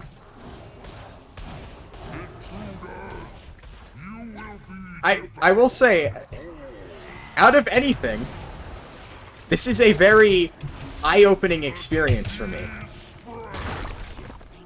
Understanding what is it like to be a new player and to experience what it feels like to, I know I'm gonna get hit by that. But I knew I wouldn't die. Or at least I assumed I wouldn't die with how the scaling's handled. And, like, I mean, I don't, honestly, my damage wasn't that bad, right? Like, 1.5k, I think the fact that I don't show up as just a tiny little blip is pretty good. But me doing my full burst window, I can't do shit compared to this Vengeance DH. And Vengeance DH isn't even like a high damage tank. I was about to say, how the fuck did he do that? And I'm like, oh right, Demon Hunter, he has double jump. Because he was in soul shape, and I'm like, wait, did he just blink onto that mushroom? That fucked with my head for a little bit. Alright, even though I basically could probably just, like, go away and let them solo this dungeon, I'm still gonna try to help.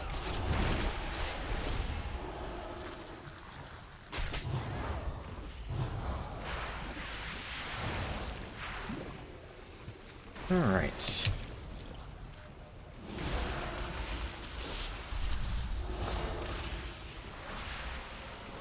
Yes, I did okay. I beat the level 60 road. Oh no. I almost got fucked there.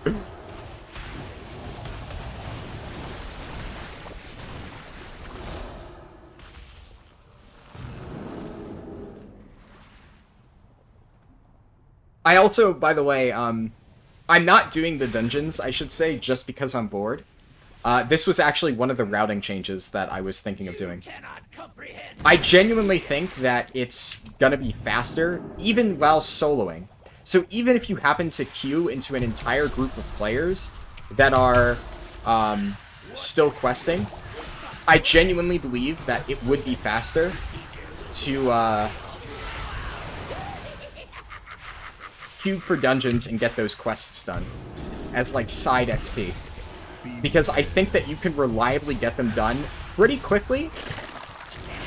I mean, as you can see, this is pretty fast, right? So... Oh, I hit the wrong button. Whoops! Oh my god, I am clowning it up right now. Don't watch. I'm not doing very good.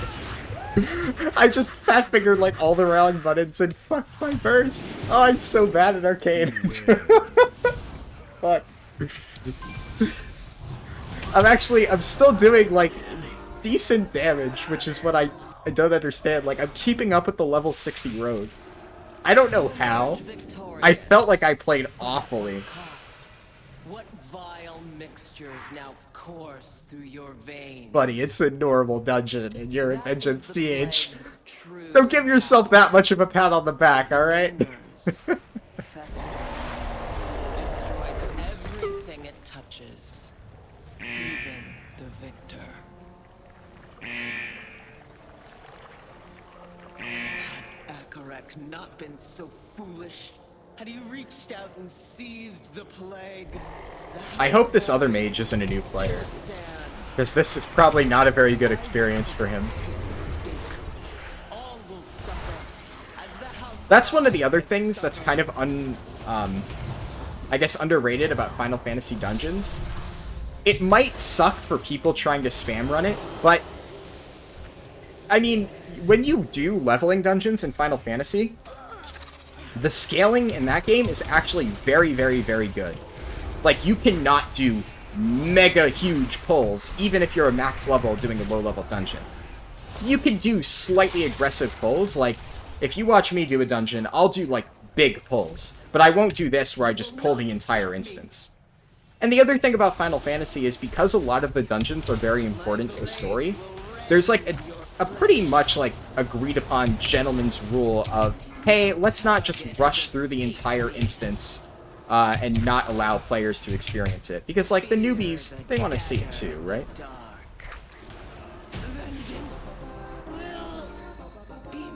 Yeah, I mean, I was lowest damage, but I also, at that point, wasn't even trying, because who cares? It's just dead already.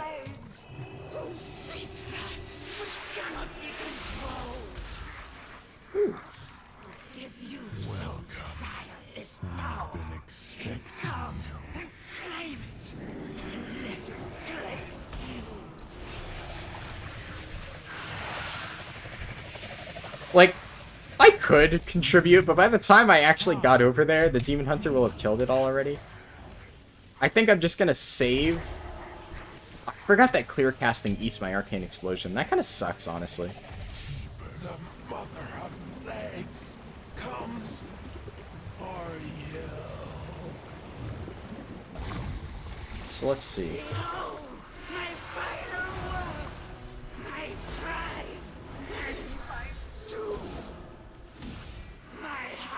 Alright.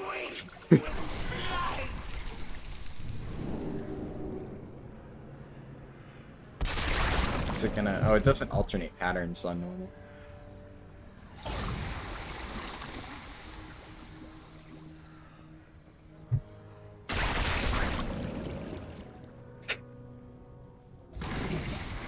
Of course it's not gonna kill you, dude.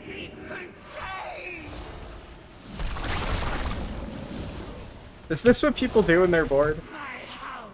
Do they just queue up for a normal dungeon just to flex up like new players? It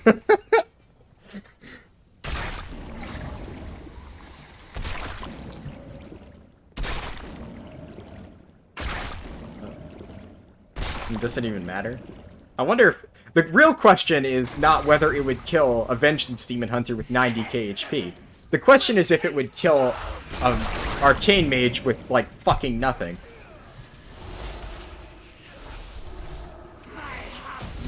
Man, I barely got to do anything. What the fuck? Okay. That was so dumb. That was so fucking dumb.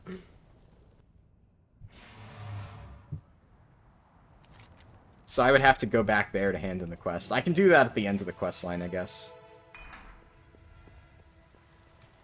to get closer.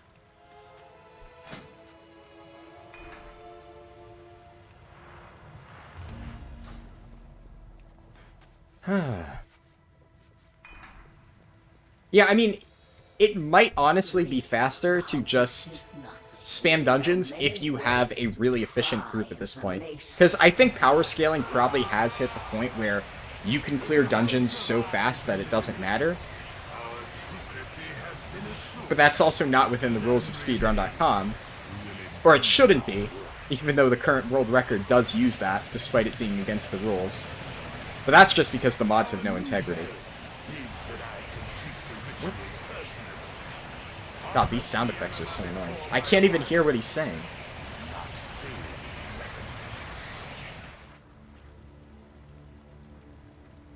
And Vosh just keeps going like, wah, waving her hands. A secret ritual. The perfect bait to draw him out. I stand ready. I will await you at the ritual site to the north. Work quickly.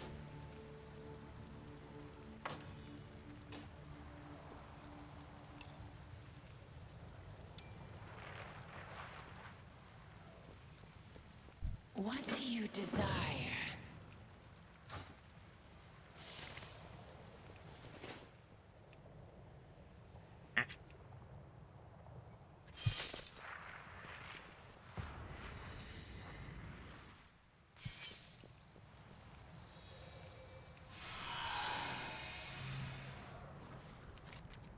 Alright.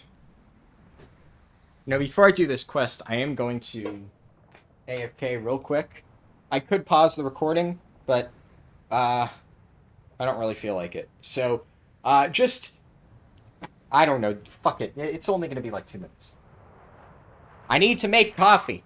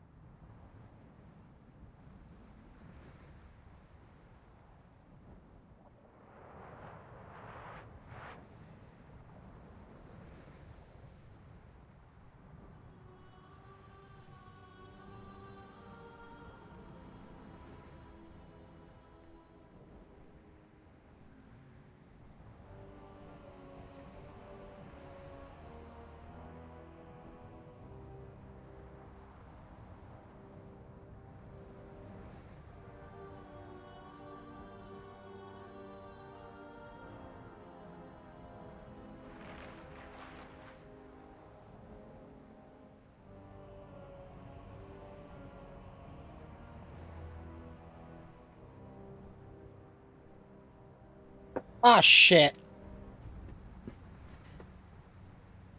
Okay. Why are DPS queues so fast nowadays? I remember the good old days where it would take you like 30 minutes to get into a dungeon. Now I go away just for a moment to make coffee and it's like, nope. Alright. I was like a little bit hungry. And then I remembered I had leftover cheesecake, so I had some of my leftover cheesecake. So that was good. Yeah, I should say, like, I don't know if I actually mentioned it over this speedrun. I don't think I did, but, like, one of the reasons why I have, like, so much free time, like, especially right now, is because, like, pretty much my entire family is on vacation in Disney World. And, I mean, obviously, I would have free time either way, right? But in this case, like, I guess it's not so much free time, but like, I guess if my family were still home, like, I might at least like spend more time, like, I don't know, talking to my dad or something. But I enjoying doing videos because I guess it gives me like an outlet. I can like talk to somebody even if it's just the screen. Which sounds really depressing, right? But, I don't know, it's just a way to not be bored, I guess. And, of course, I know I'm glossing over the fact that, like, yes, my entire family is on vacation in Disney World, and I'm just sitting at home, right? And, no, that's not because they didn't bring me, they offered. I just said no. And then, you might say, well, why are you saying that, like, you're, like, bored or lonely or whatever now that, you know, you didn't go? Well, then why didn't you just go in the first place? And it's like, I don't regret the fact that I didn't go. I just, I don't know. I guess I didn't realize just how bored I would be by not going. Oh, the corpse already despawned. I always forget to do that. God, I hate this quest so much. Yeah, I just didn't realize how bored I would actually end up being. But I also, like... some people love Disney World. Actually, I wouldn't even say some people. Most people love Disney World. Most people love theme parks in general. I am not one of those people. And a lot of people, like, give me weird looks for this. Like, even my mom, like, obviously, I'm pretty sure I have talked about before, but my parents are divorced, right? So, like, my dad was going to Disney World, but then when I told my mom that, like, oh yeah, you know, they're all going to Disney World, she was like, oh, are you going? And I said no. She was like, what the fuck? Why not? Like, are you crazy? And, I mean, she should know this by now, but they, like, despite that, my family always still acts like, what? You don't want to, you know, go to Disney World or whatever? And, like, my dad, like, offered to obviously, like, pay for the ticket. Like, it wasn't even a question of, like, oh, I would need to, like, pay for my own ticket. No, he was like, yeah, if you want to come, just let me know. And I was just like, no, not really. It's just theme parks, I don't know, I get bored. Just, to me, it's not the kind of thing that I have fun with. The kind of vacations that I enjoy are, well, first of all, like, to a certain extent, like, staycations, I guess, in a way, I really enjoy. I like just being able to, you know, chill at home and just do whatever the fuck I want. But admittedly, like, I enjoyed that a lot more when I was younger. You know, when you're every day having to, like, go to school and do lots of work and whatnot, it's nice to take a break from it. But I guess in recent years, especially with COVID and stuff, where, you know, I haven't had a summer job and whatnot, whenever if I have, like, easy classes, like, every once in a while, like, last semester, I literally had one class that I actually had to do work for, because the other classes were just laughably easy. It was like, I had to write papers for them, and I've said this on stream before, but I can write a paper on anything in, like, 5 minutes. That's obviously an exaggeration, but, let me think of a realistic time. Like, I had to write, I had an anthropology class. Mandatory elective. Jesus. This one's doing it too! Alright! Oh, and he's only level 53! Alright, there's some balls on this man! Oh no. Alright, buddy, if you're gonna do pulls like that, you at least need to hold aggro. That's kind of like a required thing.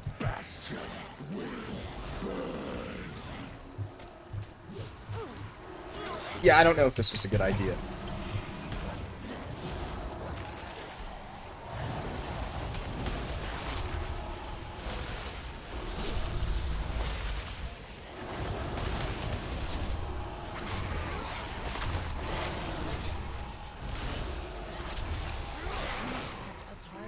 Hey, I was second damage. Alright. That's nice, I guess. I think I'm not gonna pull anything extra. I'm, like, very scared of my positioning right now. I'm like, oh, am I gonna pull something? But I don't think I will. Ooh, nice. I clipped the carrion worms. Okay. I'm gonna do this, this, this, this, this.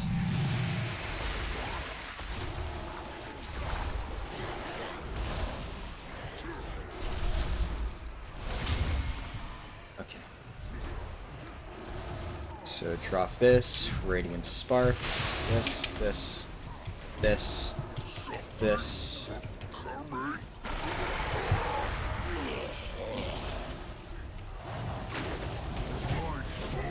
How'd I do? I think I did pretty good on that boss. It felt like I did pretty good. I didn't even have arcane power, but like, sometimes you just get a feeling where you're like, oh, I feel like I'm pumping right now. And that's how I felt. I was like, I feel like I'm doing a really fucking good job in this boss.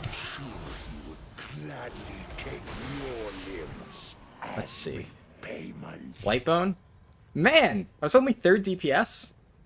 Eh. I mean, I still did a decent amount.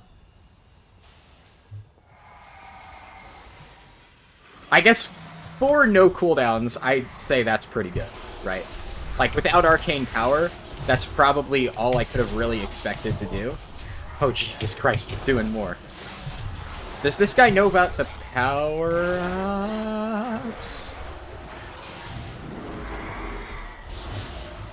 I'm gonna grab a hammer. Okay. Yeah, they do know, at least one of them knows about the power-ups. It's the DPS, but...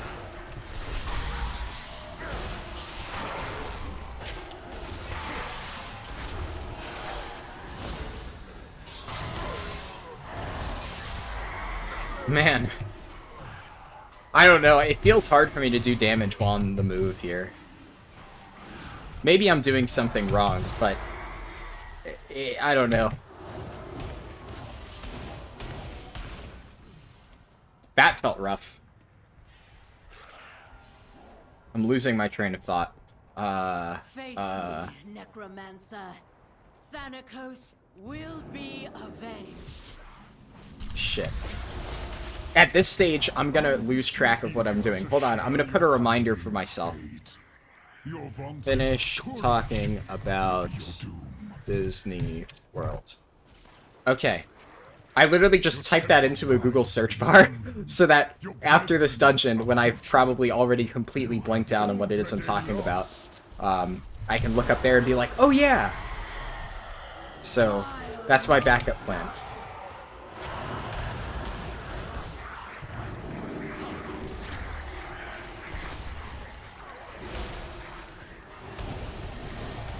Oh, one pull extra. Oh, we pulled extra. Oh, no.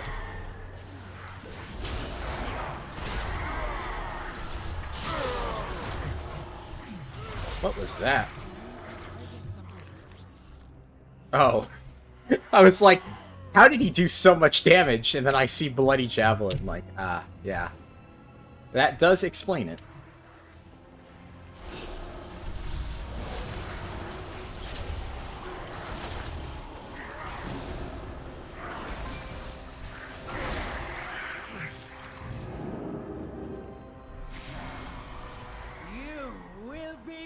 To justice! You dare deny me the sky, and I shall answer in a fuck. Foolish Paragon!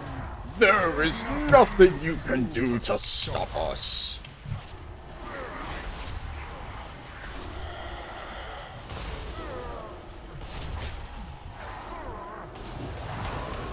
Oh, we're going. Oh no.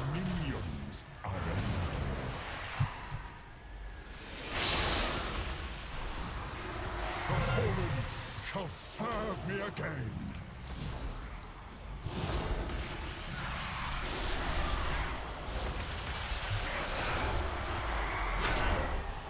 Keeping an eye out for volley. I could cheap it, but I'm actually curious to see if it casts volley on me. It doesn't look like it does.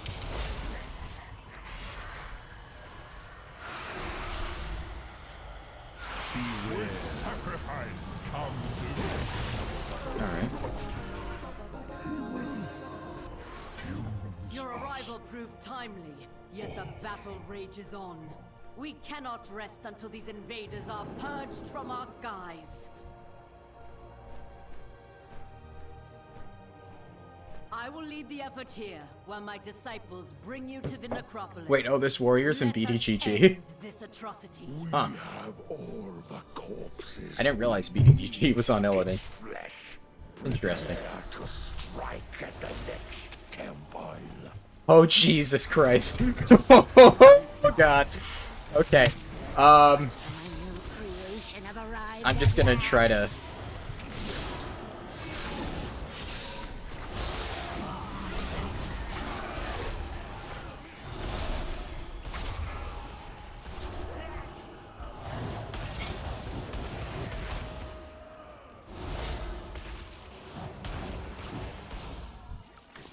Jesus. Oh, he popped discharged anima. I was like, how the fuck?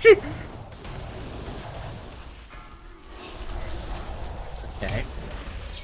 Ow.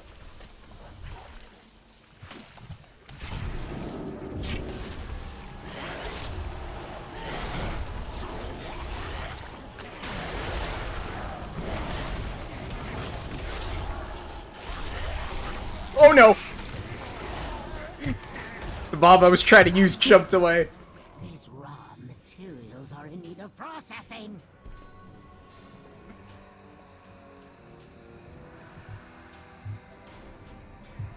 Yeah, until I hit level 60, nobody can see my Raider IO. So all I need to do is remember to do that before I do anything at level 60. Just disconnect RIO.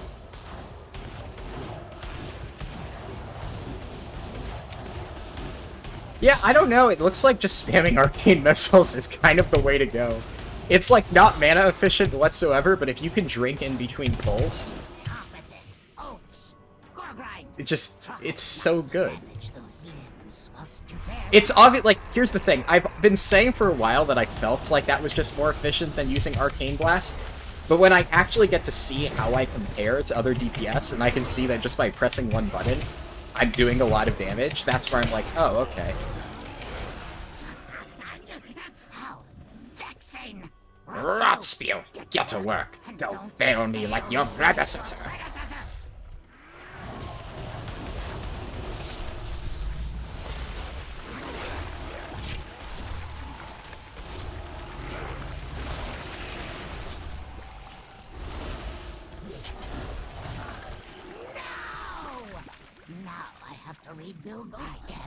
Now, the real question, do I use my consumable thingies on this boss? Let's slow down on the damage. Okay, good. Meat hook's not in me. I was ready to blink in if needed. I must preserve your parts for later. Imbecile! I'm the one who made you! Have you no respect for craftsmanship?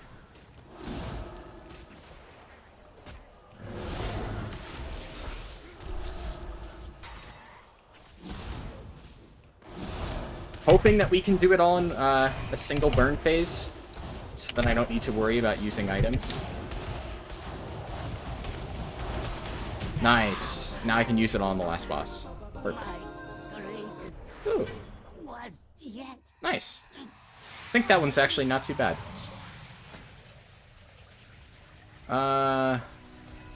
Bastion shall be laid. Wait, I'll Arcane Power first. Then I'll Hammer. Then I'll do this. The chill of death. Beware, can escape the storm.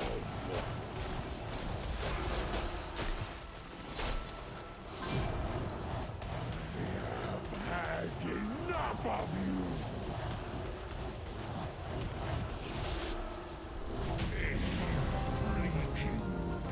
Okay. I mean, obviously, Bloody Javelin carry. So, that's not that impressive. But, hey!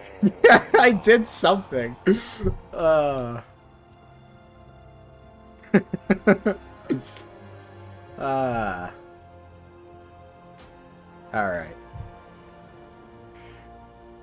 Nice.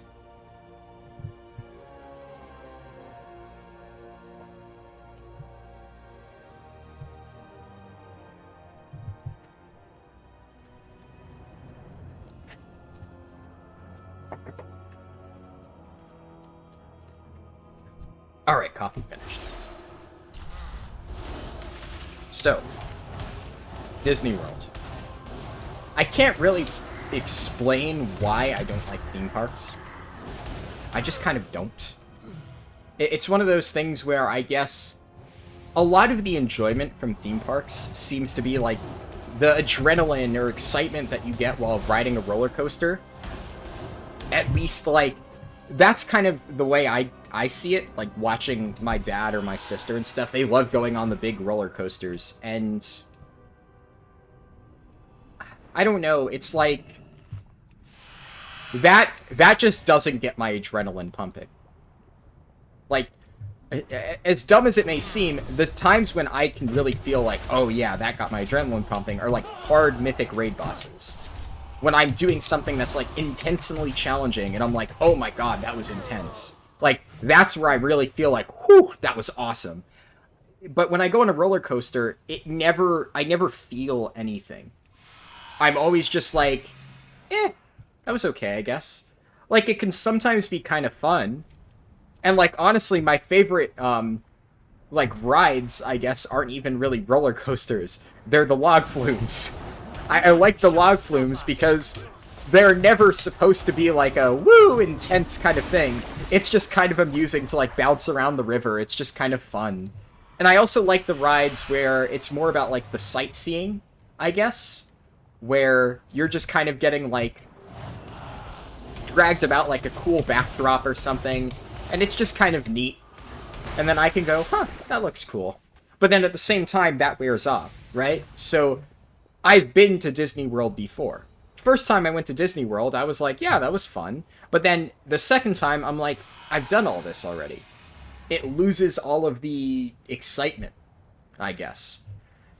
And, you know, my family can go there a million times and still enjoy it and still be like, yeah, that was awesome, blah. And I'm just like, eh. The one other thing I don't understand is they genuinely enjoy, like, the character breakfasts. And I'm not saying this as, like, we don't have, like, young kids in the family. Like, the youngest person, I guess, would be my, like, 19-year-old sister, right? So it's not like they enjoy the character breakfasts because it's like, oh, the little kids get to meet Mickey. They just genuinely enjoy it because they're like, oh, yeah, we got to get a picture with all the different characters. And I'm like, really? I just want to eat pancakes. Like, I don't know. Like, and I'm not knocking their fun, right? This is my family. Obviously, you know, I'm glad that they have fun in Disney. And at no point am I ever like, I don't know why you guys enjoy Disney. But I just tell them honestly, like, that's not my thing. And then my dad's like, all right, that's fine. No?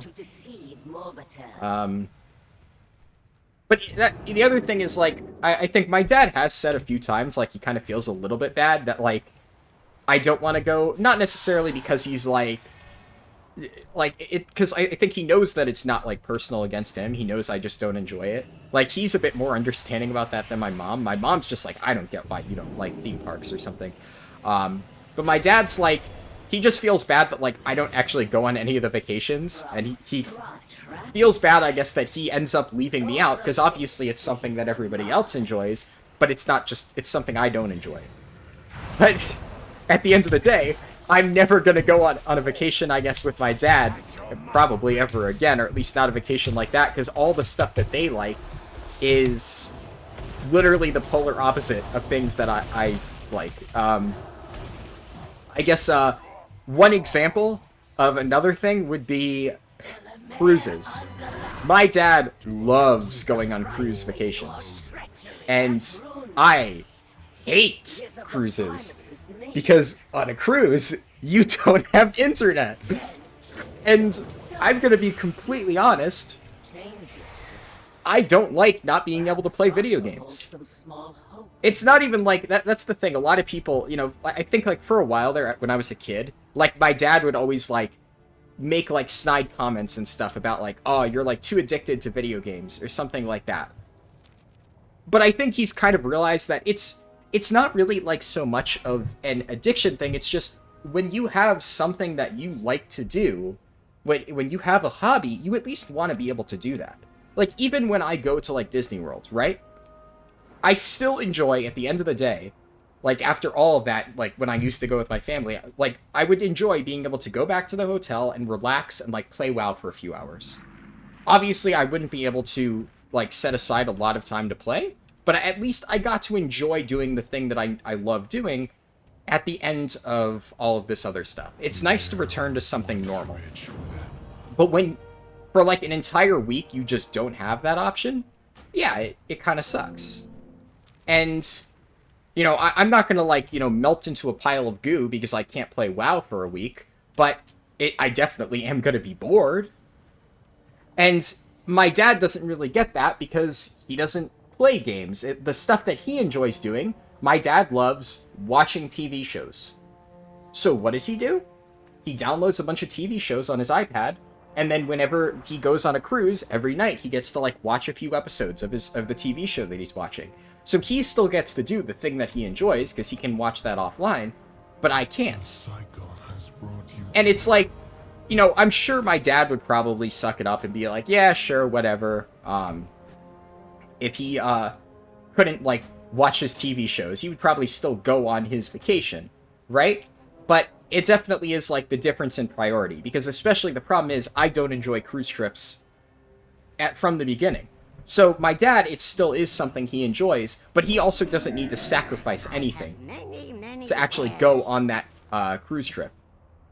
He just goes there, still gets to watch his TV shows at the end of the day, but meanwhile, I have to, like, give up the thing that I enjoy to go on a trip that I don't really enjoy, because cruises, I don't know, like, a lot of people really love the whole, like, relaxing thing. I hate swimming, first of all, and it's not that I can't swim, it's not even that I'm not good at swimming. I am a PADI certified scuba diver, right? Like, are you fucking, really, buddy? Really? Just walks out of his Covenant Hall and fucks me over. For no fucking reason. Alright. Little bitch. Anyway. Yeah, like, I literally got my PADI Scuba Diver certification. I forget what PADI stands for, but, like, you know, it's like the scuba diving organization, blah, blah, blah. Like, that took, like, months of classes and training and whatnot. Like, I know how to swim. I know how to scuba dive, literally. Not just like one of those slap on a scuba tank and go on a vacation type of thing. I literally took a fucking certification training course for it. I can do it. And admittedly, scuba diving, like learning how to scuba dive, was cool. I will say that much. It was cool learning it, because it was like a fun little challenge. It was something that I've never done before. And scuba diving's actually not difficult. Like, to a certain degree, pushing myself to do things that almost, like, in a certain way, like, kind of scare me, are actually, like, pretty rewarding things, in my opinion. Like, are you gonna try to kill me too? Fuckface. But, like, when you've never scuba dived before, and suddenly you have to, like, stay underwater, and, like, you know that the only thing separating, like, life and death is properly operating, like, the fucking gear that you're given. It's kind of scary. Like, that gets my adrenaline pumping. That I'm like, oh, this is fucking scary. But, like, like, when I did scuba diving, like, in the certification course, I was scuba diving in, like a muddy New Jersey bay, where you had, like, 2 feet visibility, and you literally, like, I had to heavily rely on, like, all the hand signals and stuff that I learned to actually navigate down there, because you couldn't see shit. So I had to actually know what the fuck I was doing. But when you go scuba diving on, like, like on cruise, exploration tours, or whatever the cruise likes to call it, it's just crystal clear, you can see for, like, literally a fucking mile, and you basically just hover just a little bit above the surface, or a little bit below the surface, usually. And, I don't know, it's like, it's not really interesting to me, it's kind of boring. I don't enjoy it a whole lot. That's just me, personally. But that's the thing, so it's not even like I don't enjoy scuba diving. I just don't enjoy that type of scuba diving, where the entire point is sightseeing. And I guess it's not that I don't like sightseeing in general, because one thing I was going to talk about is the kind of vacations I do like. And in that case, yeah, it is mostly sightseeing, but it's specifically what kind of stuff I'd like to see. Like, seeing exotic fish or exotic, I don't know, like, exotic coral reefs and whatnot. This is gonna sound, like, super insensitive, I guess, but, like, beautiful stuff just doesn't really appeal to me, I guess. Like, I'm not one of those people that can look at something and be like, wow, that's so pretty. I can admire, like, the artistry in something. So, like, I can look at, for example, a World of Warcraft zone, or a Final Fantasy zone, and be like, wow, this is a really beautiful Final Fantasy zone. But that, I'm not saying, like, that I look at it and it, like, fills me with this sense of awe. I look at it and I'm like, wow, the art designers who made this are absolutely brilliant. Like, that's kind of where my brain goes with that type of stuff. So, when I see, like, coral reefs, I'm like, yeah, that's pretty, but it's, like, naturally created. So, is it cool that you can find really pretty stuff in nature? Yeah, I mean, it's cool. But like, once you've seen that before, to me at least, the novelty wears off. The wow factor of, this is something that somebody can do, wears off. Because we've all seen that there's a lot of beautiful stuff in nature. So, I'm more impressed by seeing something beautiful that a person can create, so I could admire the artistry and work that went into creating this, than I am seeing something that, like, naturally occurs. And, once again, I'm aware that this is an unpopular opinion, because I know a shit ton of people that completely disagree with me on this. Like, one of the other things, fireworks. I actually had a conversation very recently with my dad about fireworks, because, obviously, 4th of July was, like, you know, a month ago. But he was basically saying how he loves fireworks shows, and he loves watching fireworks, and it always makes him go like, ooh, ah, and he gets, like, really excited about it. And I told him that I don't really care for fireworks shows, and he was like, why? And I was like, well, you should know this by now, I just don't really care about stuff like that. His response was like, but fireworks are so cool, like, I figured even that you would enjoy, and I'm like, no. Like, I can look at fireworks and look at, like, the really cool displays. Like, to me, the cool stuff in fireworks is when you see, like, all the different patterns and whatnot. And I think to myself, like, wow, that must have taken a lot of work to, like, choreograph and, like, create that kind of display. Like, with every fireworks display, you know that there's somebody who put a lot of effort into thinking how the fireworks should be shown. Like, which fireworks are we going to shoot at which time to, like, you know, make the best display. And that I can appreciate. But I more look at that and just go, oh, cool. Like, that's cool that somebody did that. But I don't watch the pretty explosions and stuff and go, wow. Like, I've seen it a million times. It just... I mean, as much as, like, I guess this term has been, like, worked into, like, a sexual-sounding term, it doesn't do anything for me. I don't feel anything. I'm just, like, not even, like, obviously, like, I'm trying to think of a way to describe it that doesn't make it sound sexual, but, like, so many people seem to have, like, this very, like, you know, extreme reaction to seeing pretty displays of, like, fireworks and stuff, and they're like, oh, wow, and they feel, like, so, like, inspired by it, and I feel nothing. I don't know. I just don't. And that's the thing. Same thing with roller coasters, same thing with, like, pretty vistas on like, you know, a cruise ship or something like that. And like I said, I just don't really enjoy swimming. I enjoyed scuba diving for the challenge of scuba diving, but I don't enjoy the actual act of swimming. Some people will just chill out in the ocean and have fun. And I don't know, I hate, like, the potential of getting sunburned. Like, that is more of an annoyance for me. I hate having to put on sunscreen. I hate having to, like, you know, just, like, take a long shower after every single time I go swimming. Like, I already need to take a shower normally, right? But then you need to take another shower if you go swimming, because you have to get, like, you know, all the salt water and shit, or if you're in a pool, like, the chlorine out of your you know, bathing suit and blah, body. I don't know. You know what I'm saying. I'm doing bad at explaining it, but basically all of, like, the problems that come with swimming, to me, outweigh the fun that I have, because to me, I'm just kind of, like, bobbing around, like, It's just nothing's going on. There's no novelty to it for me. So, but that's the thing. I've spent a lot of time talking about what I don't like in vacations. What do I like? It's not just staying at home. Honestly, here's the thing. I'm gonna sound like a very boring person. What do I enjoy? I enjoy visiting historical landmarks. And I know so many people are like, wow, this is like the most boring human alive. But no, one of my favorite vacations ever was I went to Italy with my mom when I was, like, I think 12 or something. And we visited Rome and a few other places like Pompeii, and I went on a tour of, like, all the different historical landmarks. And, you know, I am that person who, like, when I go to, like, you know, like, one of those, like, attractions, I read the fucking plaques. I read the signs, and I read, like, this was the site where XYZ happens. Like, I don't know, that is what I enjoy, right? Because, you know, pretty, like, coral reefs, pretty vistas, pretty, you know, amusement parks and fun roller coasters, like, to me, it's like, I've been there, done that.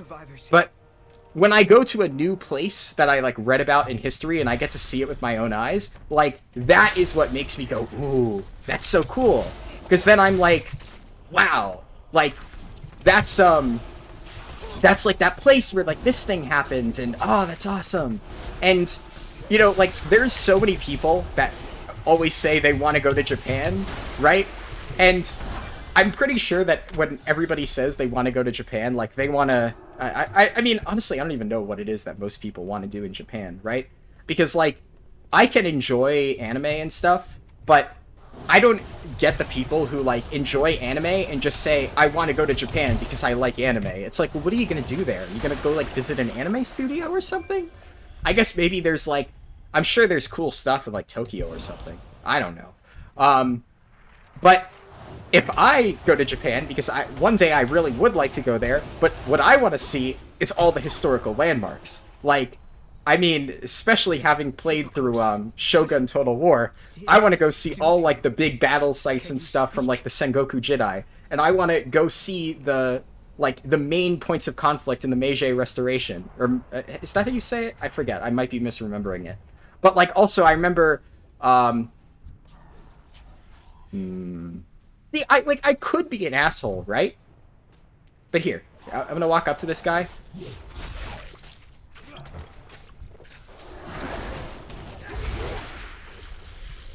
And I'm gonna hug him.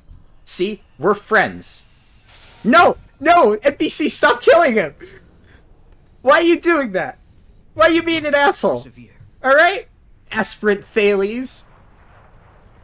I was trying to be nice, and you just had to be a little dick and, you know, shoot a little bolt of energy at him.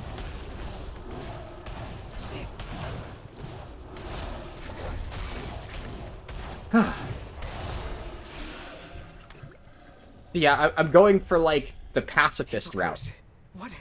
Let's just pretend that, you know, World of Warcraft is Undertale. Can you speak? And then, you know, Flowey's gonna pop out of the woodwork and kick my ass for sparing somebody.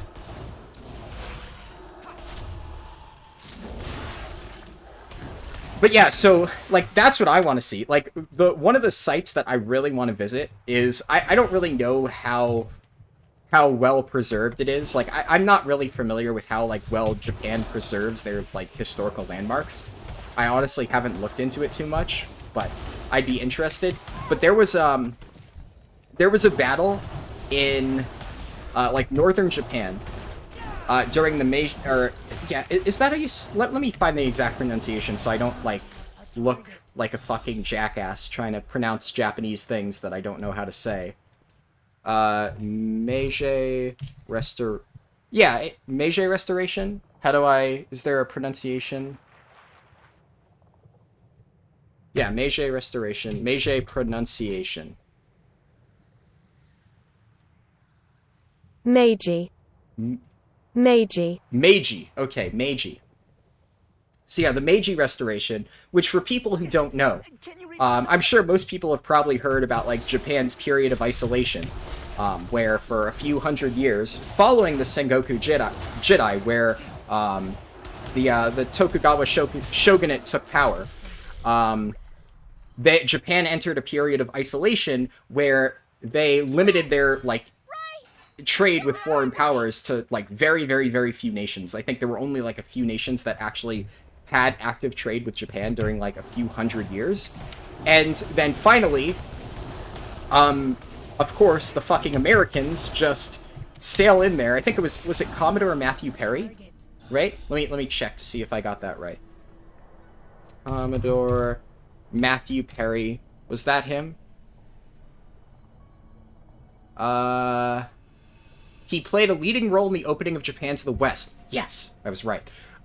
Yeah, so he basically just sailed up to Japan and was like, hey, fuckers, we're gonna, like, you know, broker a deal and, like, force you guys to start trading again. And it basically caused this radical shift where Japan was, like, kind of torn between supporting the emperor, who basically wanted to engage with the West and who wanted to, like, reopen trade and communication, or the shogunate, who wanted to maintain their isolationist policies. And it caused a civil war, which was called the Meiji Restoration, or Meiji Restoration, because the emperor was named Emperor Meiji. And the thing about the emperor is he was actually only, like, a little kid. Like, I don't even think he was 10 years old or something. So basically, the emperor was just used as, like, a pawn, right? Like, everybody was like, oh yeah, you know, this is what the emperor wants. And the emperor's like, you know, this 10-year-old kid who, like, doesn't know shit, but all of, like, the leaders of the various, like, I don't know what, I guess provinces, for lack of a better word. I don't know that much about Japan, only the really interesting bits, right? But they were all, like, uniting around the emperor as, like, their cause. But really it was more of an excuse for them to overthrow the shogunate, because basically when the shogunate was established, the people who helped that original shogun come to power, their regions and families ended up being favored, obviously, by the new shogun. So a lot of the like the families that didn't support the original shogun basically got, like, the short end of the stick for hundreds of years, and they were like, fuck this shit, you know, we're gonna try to, you know, overthrow these guys. All this to say, I mean, I think it's, like, a really interesting, like, point in history, because Japan's entire, like, Reformation is really, really, really interesting, because in a period of less than 100 years, they went from, like, kind of like a 1600s level of technology to World War II. Like, pretty much everywhere else in the world, you had, like, a slow progression of, like, technological advancement, but because Japan was so isolated, they were forced to rapidly catch up, and it's really interesting to watch how their society evolved as a result. And then it all culminated in World War II. And, I mean, obviously it's a whole different story as to how things got there, but in that original rebellion, the Meiji Restoration, or Meiji Meiji? Yeah, I just listened to the pronunciation, I've already forgotten. But during all that, there was one battle, basically right at the end of the war. It was like, pretty much the outcome had already been decided. whatchamacallit, not Kyoto. Where is, it was the old name of Tokyo. It's where Tokyo is now, but they renamed it. And I'm blanking on the name. But basically, Kyoto was the city where the emperor lived. And then the shogunate was ruled out of what is now Tokyo, but old name of Tokyo. First thing that popped up, Edo. Yeah, Edo. The Edo, that's how you say it. I sounded like a stupid American for a second there. Edo. Yeah, right. I'm pretty sure. Edo pronunciation? It is Edo, right? How to pronounce Edo? There's a video on it. It's taking a very long time to load.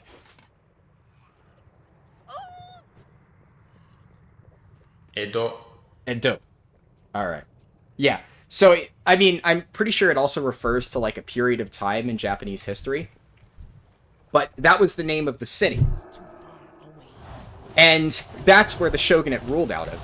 So, like, basically not too far into the war, Edo had been taken by the Imperial Army. And at that point, like, it was already over. You know, the shogunate had already lost, but they still had some remnants that were fighting. It was honestly not, like, a very long war. Like, you know, a lot of Americans, when they hear Civil War, they probably think of, like, the American Civil War, which was, like, a 5-year, extremely bloody conflict. There were actually not that many lives lost, relatively speaking, in the Meiji Restoration. Because there were only, like, 4 or 5 major battles. And that's because it ended really quickly, or pretty much ended quickly after Edo fell. And that said, there were still some holdouts. And there was one battle up north. I forget exactly the name of the battle, but I remember reading about it. And it's, there's like a group of, there were a group of soldiers that were like literal like high schoolers that were trained to fight for the shogunate. And these high schoolers basically refused to surrender and garrison themselves in this fort. And despite the fact that the Imperial Army kept telling them, like, just surrender, they would not. So the Imperial Army basically lit the fort on fire to try and, like, bait them out, basically saying, like, hey, you need to, like, fucking surrender. We're not here to fight you. You guys have already lost. Just give up. But, I mean, obviously, in Japanese, like, conflict, at least in ancient history and stuff, and this isn't really ancient history because it, like, took place in the 1860s, but there's obviously a much higher emphasis on honor than, you know, in, like, the US, for instance. So they refuse to surrender. Like, there's a reason why seppuku is, like, such a notorious thing. A lot of people like to joke about that, but that was actually a pretty big thing. And they basically stayed in the fort and, like, burned alive and died instead of surrendering, despite the fact that at that point the war had already been won, and they had lost, right? And these were high school students, basically. That was their age. I don't know if they actually went to high school, but they were young kids. And they died in this conflict. And, I mean, it's obviously a pretty sad and pretty tragic story, but it's a really interesting point of history learning about that. And what's even more strange and interesting is years and years later, after Japan joined the alliance with Germany and Italy, Mussolini gave a pillar of Pompeii to Japan as a gift to commemorate that battle that took place. And to this day, from what I read, in Japan, there is a original pillar from Pompeii that marks the site of this battle that happened, where these, like, high school student soldiers lost their lives. And it's, like, the most random thing in history, but I don't know, that's the stuff to me that I just think is so cool. Like, it's, you know, sometimes the most interesting lore, the most interesting writing, is the real shit that happens. Right? Like, that's almost just so absurd and so unbelievable that you're like, why would that ever happen? It's basically like if there was, like, an ancient Night Elf artifact in Orgrimmar to commemorate, like, a hardship that the orcs had gone through.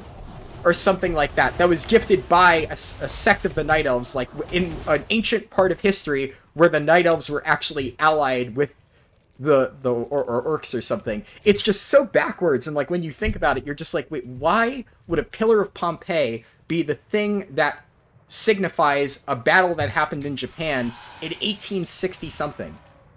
I don't know. History's fucking cool. Like, this is the type of shit that I get excited about. So, the thing I'm most excited to see when I go to Japan is that pillar. That fucking pillar from Pompeii. I want to see it, because that just sounds so cool. That I remember reading that and just being like, that's awesome. History's so fucking crazy. So, I want to see that pillar in Pompeii, or from Pompeii. I mean, hey, I've already seen Pompeii. That's one of the things I went to see when I was in Italy with my mom. And we saw a lot of other stuff there, too. There's also just a lot of other places I want to go, right? Obviously, there's, like, a lot of history in Italy, so I had always wanted to go there. And, I mean, cut me some slack when I say this, like, I was, you know, still a kid. But obviously, one of the main reasons that I wanted to specifically go to Italy was because of Assassin's Creed, right? Like, you know, I think you can give me a pass. I was a stupid kid. I thought Assassin's Creed was a good game. And, you know, I know a lot of people love, like, dunking on Assassin's Creed. I personally, at this stage, do not enjoy it as a game. But I will sit here and defend Brotherhood for what it is. Like, Assassin's Creed 1, I thought was a bad game.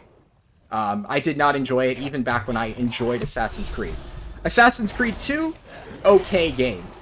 And then everything after Brotherhood, I started to slowly lose interest until I stopped playing. But Brotherhood, fucking banger game. That I played the shit out of. I loved Brotherhood. For me, just the moment-to-moment gameplay of that was really, really fun.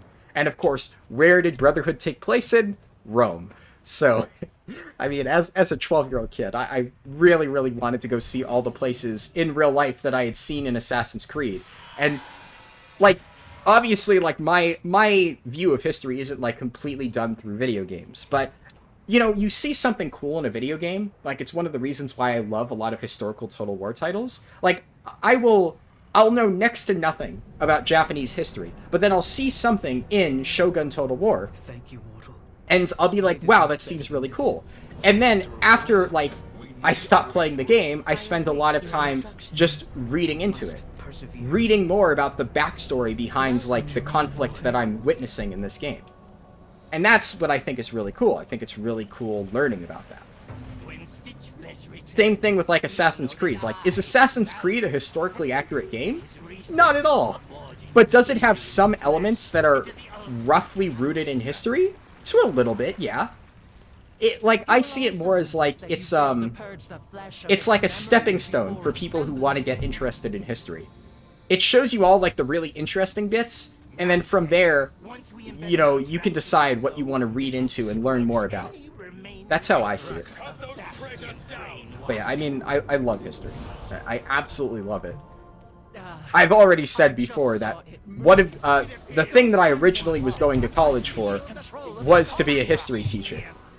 It's just something that I find so fascinating and interesting to learn about, and I don't know, I'd like to think that because it's something that I'm so passionate about that I could probably do a pretty good job, like, teaching it to people, because one of the reasons that I became so interested in history is because my history teachers were really interested in history. Like, they cared, they wanted to teach me about history, and, you know, that excitement is contagious, right? Frankly, even, you know, I'm not, like, a big science person. I find, like, certain things regarding science interesting, obviously. Like, there's obviously, a lot of stuff that's very important. But, you know, the everyday, like, scientific stuff that you learn about in school, that never gripped me. I was never like, ah, this is cool. But I had a teacher in, I think it was 9th grade. No, I think it was 10th grade. Because 10th grade was, like, the grade where I just stopped being, like really interested in school at all. And my science teacher was easily the best teacher I've ever had. Because he would, like, the passion that he had for teaching his material was, like, just so evident.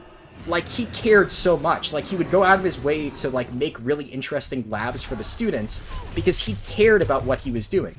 And I remember, like, after, we had, like, a rotating schedule, so it wasn't, like, all the time where I would have his class right before lunch, but whenever, like, my lunch period was next, so I, like, didn't need to actually be somewhere, like, I would stay after in his class and just, like, talk to him for, like, 20 minutes, and he would, like, talk about the, like, whatever it was we were learning, and, like, sometimes, like, I would just ask him random stuff about, like, you know, his thoughts on, like, time travel possibilities, like, dumb shit, right? The shit that, like, you know, kids are, like, actually interested in terms of science, but, like, he would try to give, like, actual realistic scientific answers on, like, what he thought was realistically possible and what he thought could be achieved, in terms of, like, space exploration or time travel and stuff, and, like, why he thought that, some of this may not actually be achievable, but, like, what he thinks could actually happen and whatnot. And, like, he also obviously, like, you know, loved, like, sci-fi TV shows, so he was like, you know, yeah, like, you know, the interpretations you see in, like, a lot of TV shows, like, you know, generally speaking, it's obviously, like, stretched, right? But he would sometimes talk about, like, oh, you know, some of the stuff you see in, like, these sci-fi TV shows is actually rooted in reality if they do it right. And it was just really interesting to hear his opinion on everything. Because, like, he cared about his job. And, like, he genuinely cared about, like, teaching. And the other thing is, he actually loved history as well. So apparently what he told me is that when he first was going to be a teacher, he was also trying to be a history teacher. But apparently, like, the school that he got his first job at, basically, despite the fact that he went to college to be a history professor, they basically said, yeah, can you teach science? And he was like, like, that's not what I went to school for, but I can try. But that's the thing. So that wasn't even, like, his passion, and he still was so passionate about it, and he still put so much effort into teaching it. But, like, especially that's the thing, because I loved history so much, like, I would talk to him about history or some of the stuff that I was learning in my history class. And he would always, like, talk about, like, what he thought about different, like, periods or things that were interesting, and, like, he would, like, recommend, like, certain documentaries and stuff that I could watch that he thought were really good. Like, man, that teacher was so good. And I was lucky, right? Because, like, he was, like, an older dude who, like, had been there for years. Like, he was basically everybody's favorite teacher. And that was his literal last year at the school. The year that I had him as a teacher. And it's, like, literally my favorite teacher ever. Like, 1 year difference, and I would have never had him as a teacher. So I'm really fucking lucky that I got to be, like, in his last ever class. He still, like, every now and then, like, after he was retired, would, like, stop by. I think he like, was a substitute teacher every now and then. And, you know, everybody got all excited whenever he would, like, come, because he was, like, everybody's favorite teacher. But yeah, no, like, that's why I always wanted to teach. I always, like, teachers like him. And, like, my history teachers. Like, I still remember my junior year AP history teacher. Like, she was, like, in love with Thomas Jefferson. She would always talk about how cool Thomas Jefferson was and how she, like, thought he was the greatest person ever. And I think one of the biggest takeaways from her course that I had was that, like, she would always talk about how a lot of people, you know, look back on Thomas Jefferson in history, and they say that Thomas Jefferson was a bad person because he owned slaves. And she always used to say that she thinks this is a very, like, one-dimensional way of viewing history. And she said that the reality is, at the time, it was a very big social norm for people in Thomas Jefferson's status to own slaves. But he did not enjoy owning slaves, and he was, like, a very nice slave owner, I guess. And this is, like, where it gets a bit iffy, right? Because a lot of people would be like, wow, he was very nice about, like, owning another human being. But it's very morally gray, right? Because you can't sit here and judge historical figures based on today's standards. Like, Thomas Jefferson was just a dude in a fucked up position. He knew that what people were doing was fucked up, and yeah, sure, you could argue that Thomas Jefferson should have gone a step further. He should have actively made it his mission to break the system and stop slavery from being a thing. But the reality is, that is not a realistic thing. I mean, we saw what happened 100 years later, almost, when people tried to do that. We had one of the bloodiest conflicts in American history. Right? Like, it's not just something that you decide to go against. So, Thomas Jefferson made a choice. He made a choice of, I can either try to actively go against, you know, the norms and get ostracized by the rest of society, or I can play along with this system, but still treat my slaves as human beings. And yes, could you have argued that he could have gone further? Absolutely. But I think that when you look at the current situation in the day, I believe, as my professor taught me, that Thomas Jefferson was still a good person.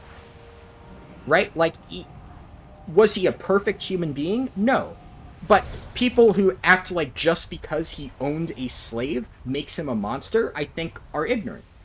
I think it's ignorant to say that just because this person isn't perfect by modern standards means that they weren't at least a well-meaning good person back in the day. Right?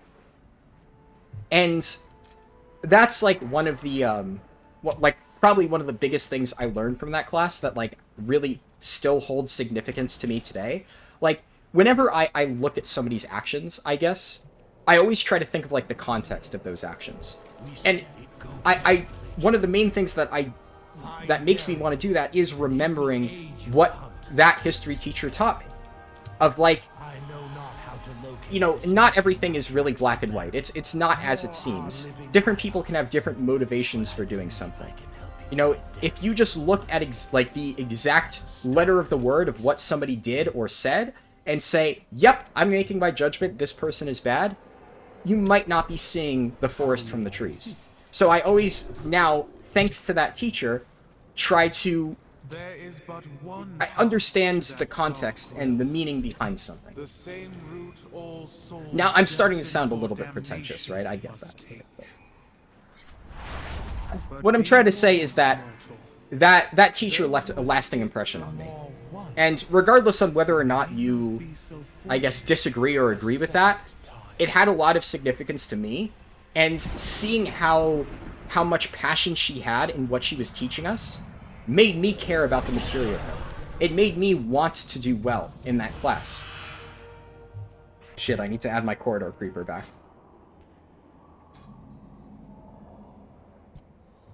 So yeah, I don't know. I think that that in order to be a good teacher, you need to have passion for what it is that you're teaching. And that's why I always wanted to be a history teacher, because I'd like to think that I have a lot of passion for history. Like, I've had fun just talking about this in the video.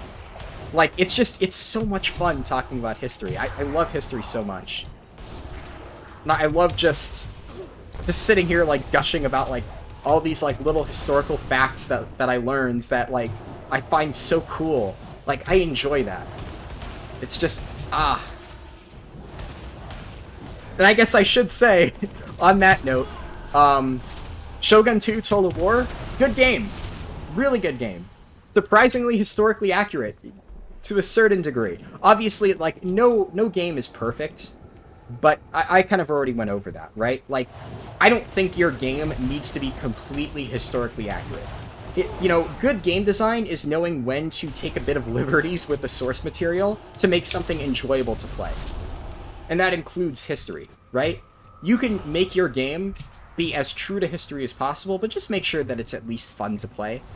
Because if somebody enjoys playing your game, and they enjoy the historical context, and they're like, wow, this actually has a lot of basis from history, then if they want to learn more about the actual historical period, they'll make the jump. They'll do the research on their own. Speaking from experience. So I think Total War, in that sense, strikes that perfect balance. It teaches you just enough actual history to get you interested, but then it also provides just a fucking awesome game that's really fun to play, that makes you enjoy your experience of both playing the game and learning about history, and makes you want to understand more.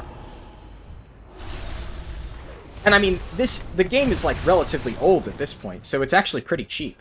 A lot of people may actually have it for free, because there was a period of time during COVID where they made it free to download and keep forever.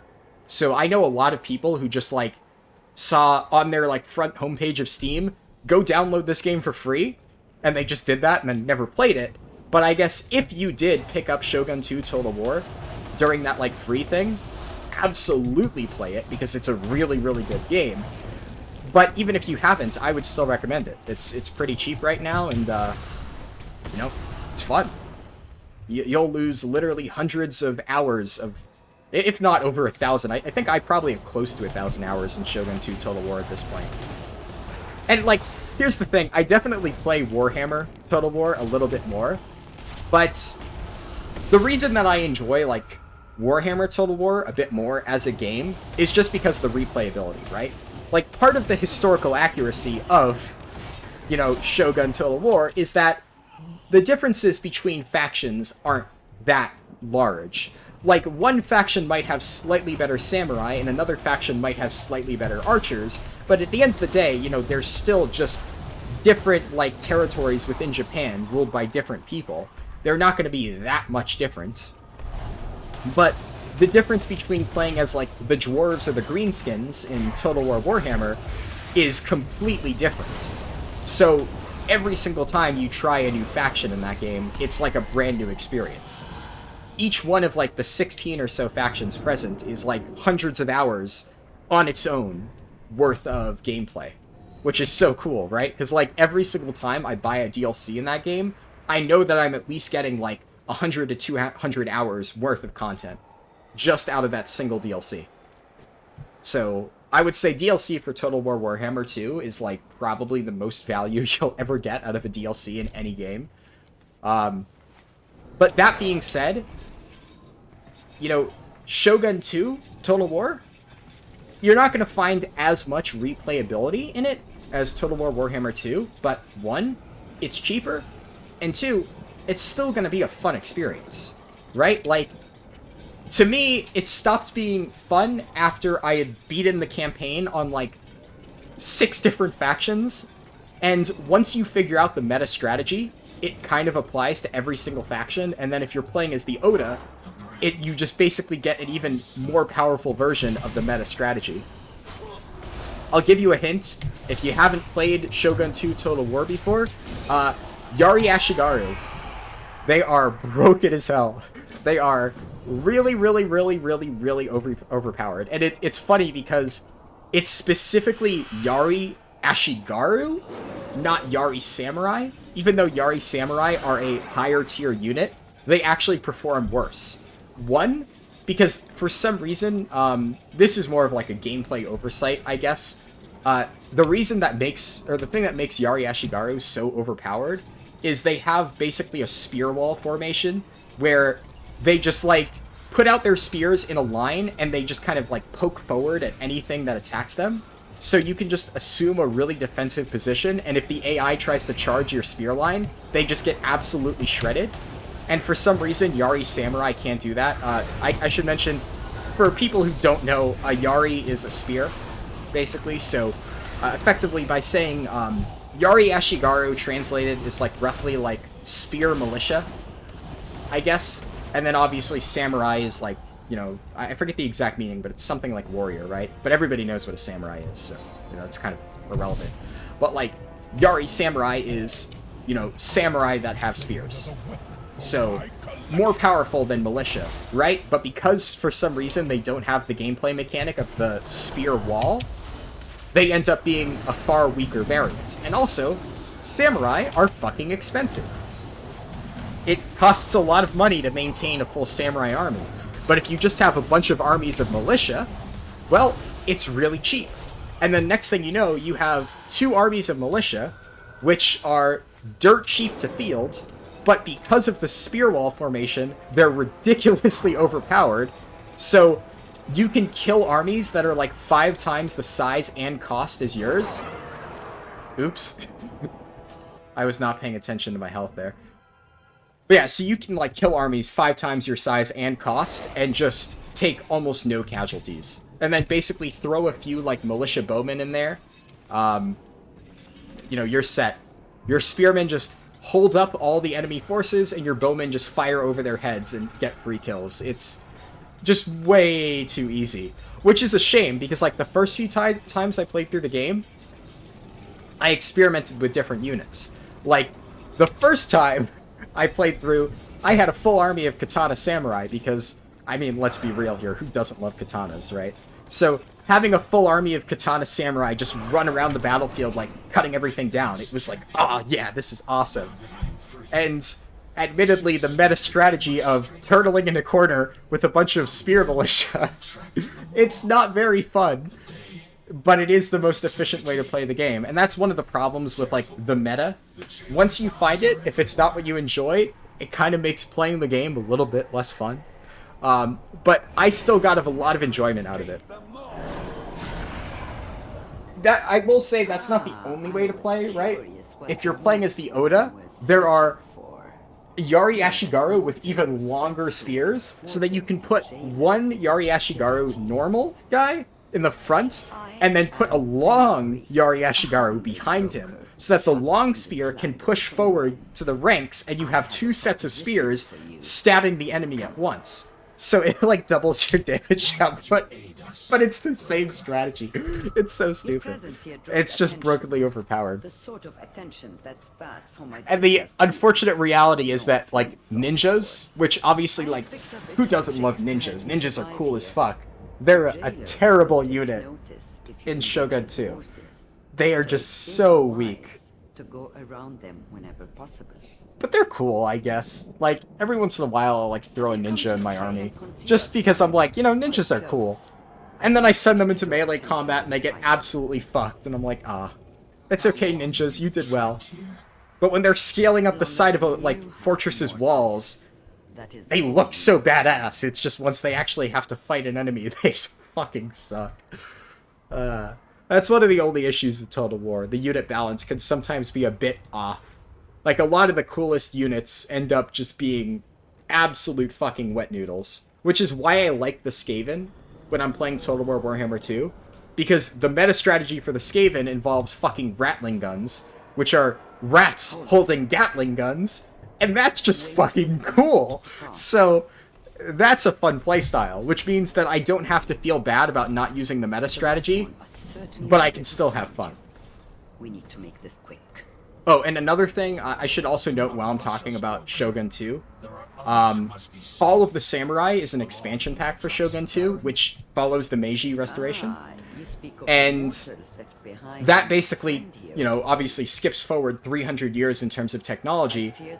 And there's now like cannons and, you know, guns and stuff, and that is definitely the campaign that I enjoy more. Because, I mean, it's pretty simple in terms of, like, army composition.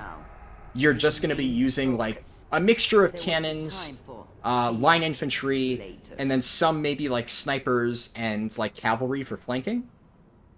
So you generally have a pretty standard setup. But as a result, you know, the coolest units are really the only ones you can use, because they're the gun units. And all of the strategy more becomes, like, how you approach the battle. Like, how you position your units, like, different, like, formations to, like, maximize, like, uptime and gunfire and whatnot. And, like, that sounds dumb, but that's, like, actual, like, strategy of the time, of, like, line formation firing and whatnot. And how to position your regiments to get, like, you know, I guess maximum... Well, I don't know what a good word for it is. Like, you basically want to be able to, like, efficiently take down, like, individual regiments of units without having much return fire. So, one thing that can be really good is trying to, like, isolate a few different regiments of troops and then gun them down with, like, multiple ones of your regiments because, what's the term? Like, Lancaster's Law? Lancaster's Law?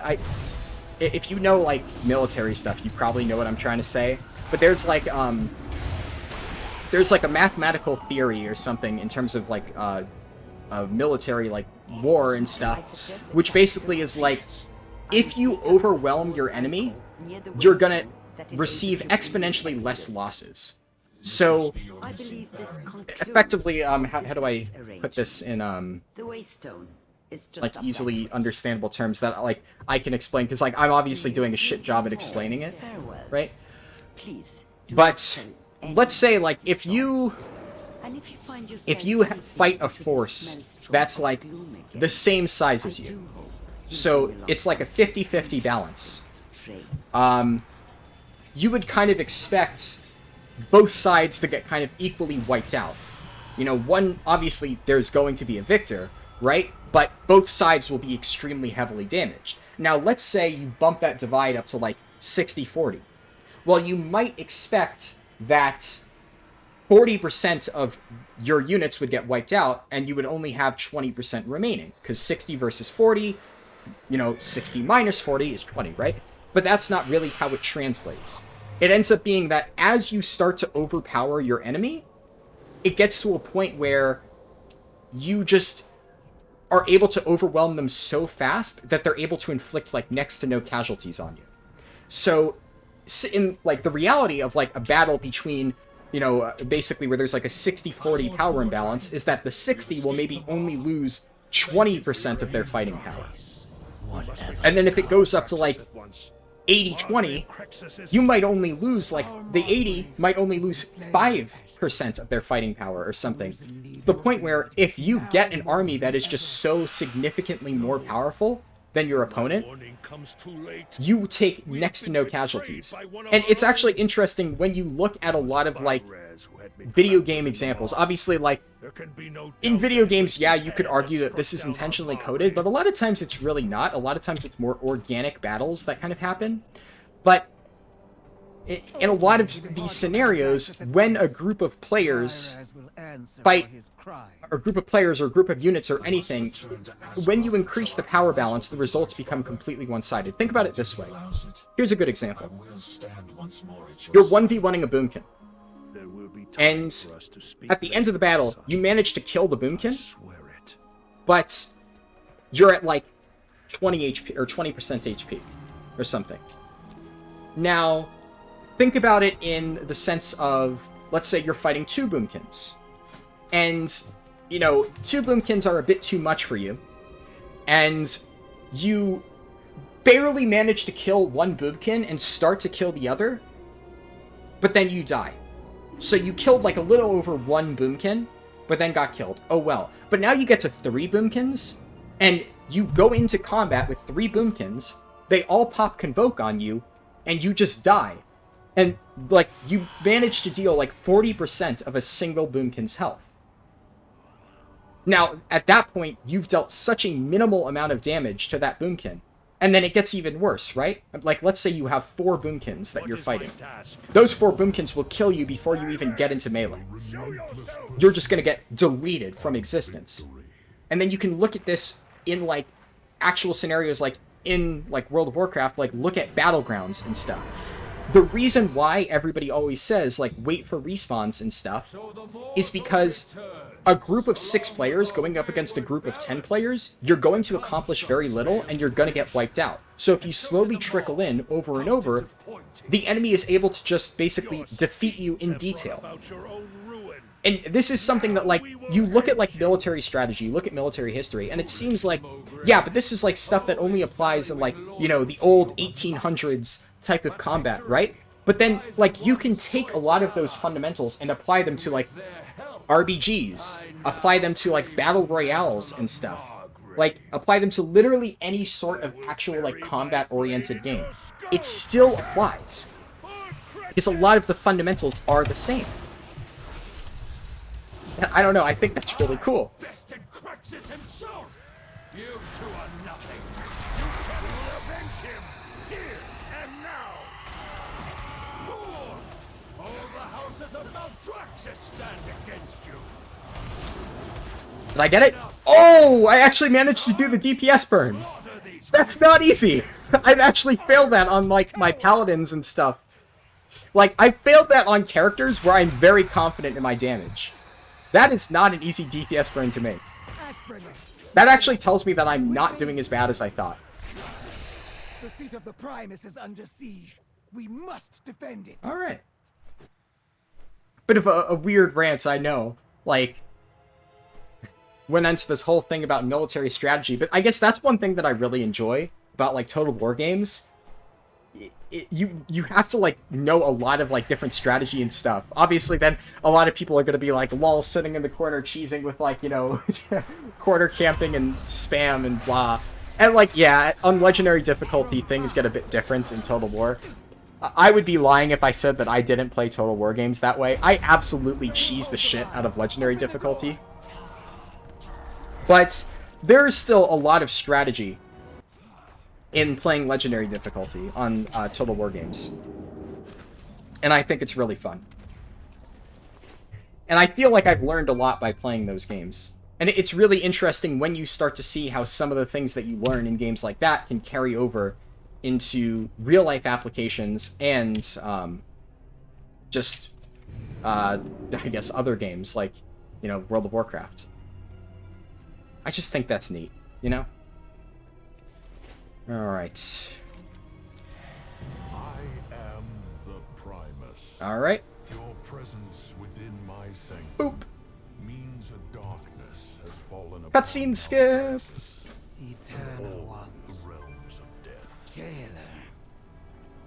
This is a dire message. Ages ago, Return to the Earth. punished Inform them our that brothers Maldraxis will not strike at the other realms his again. treachery. Our war lies within. Remember when they tried to set up the Primus as, like, a mysterious character, and, like, by week 2, everybody was like, yeah, the Primus is the Rune Carver. And literally everybody saw that twist coming, and Blizzard was like, no, no, no, you don't know who the Primus is. He's the fucking Rune Carver. They couldn't even wait more than a single patch to give that reveal. Gotta love it. WoW writing is so painfully predictable.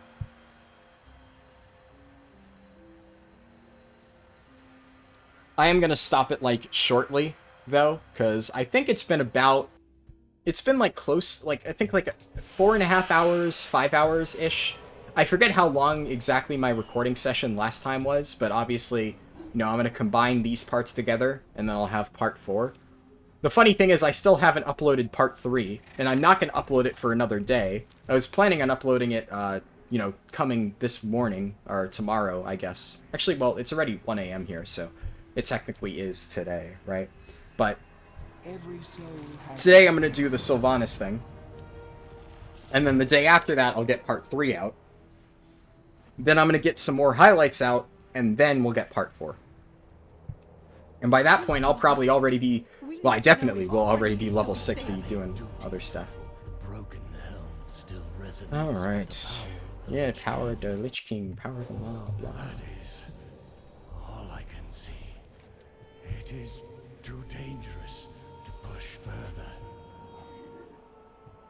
God, the Shadowlands leveling armor is so blah. The Admiral's voice and what must have been Thrall's as well.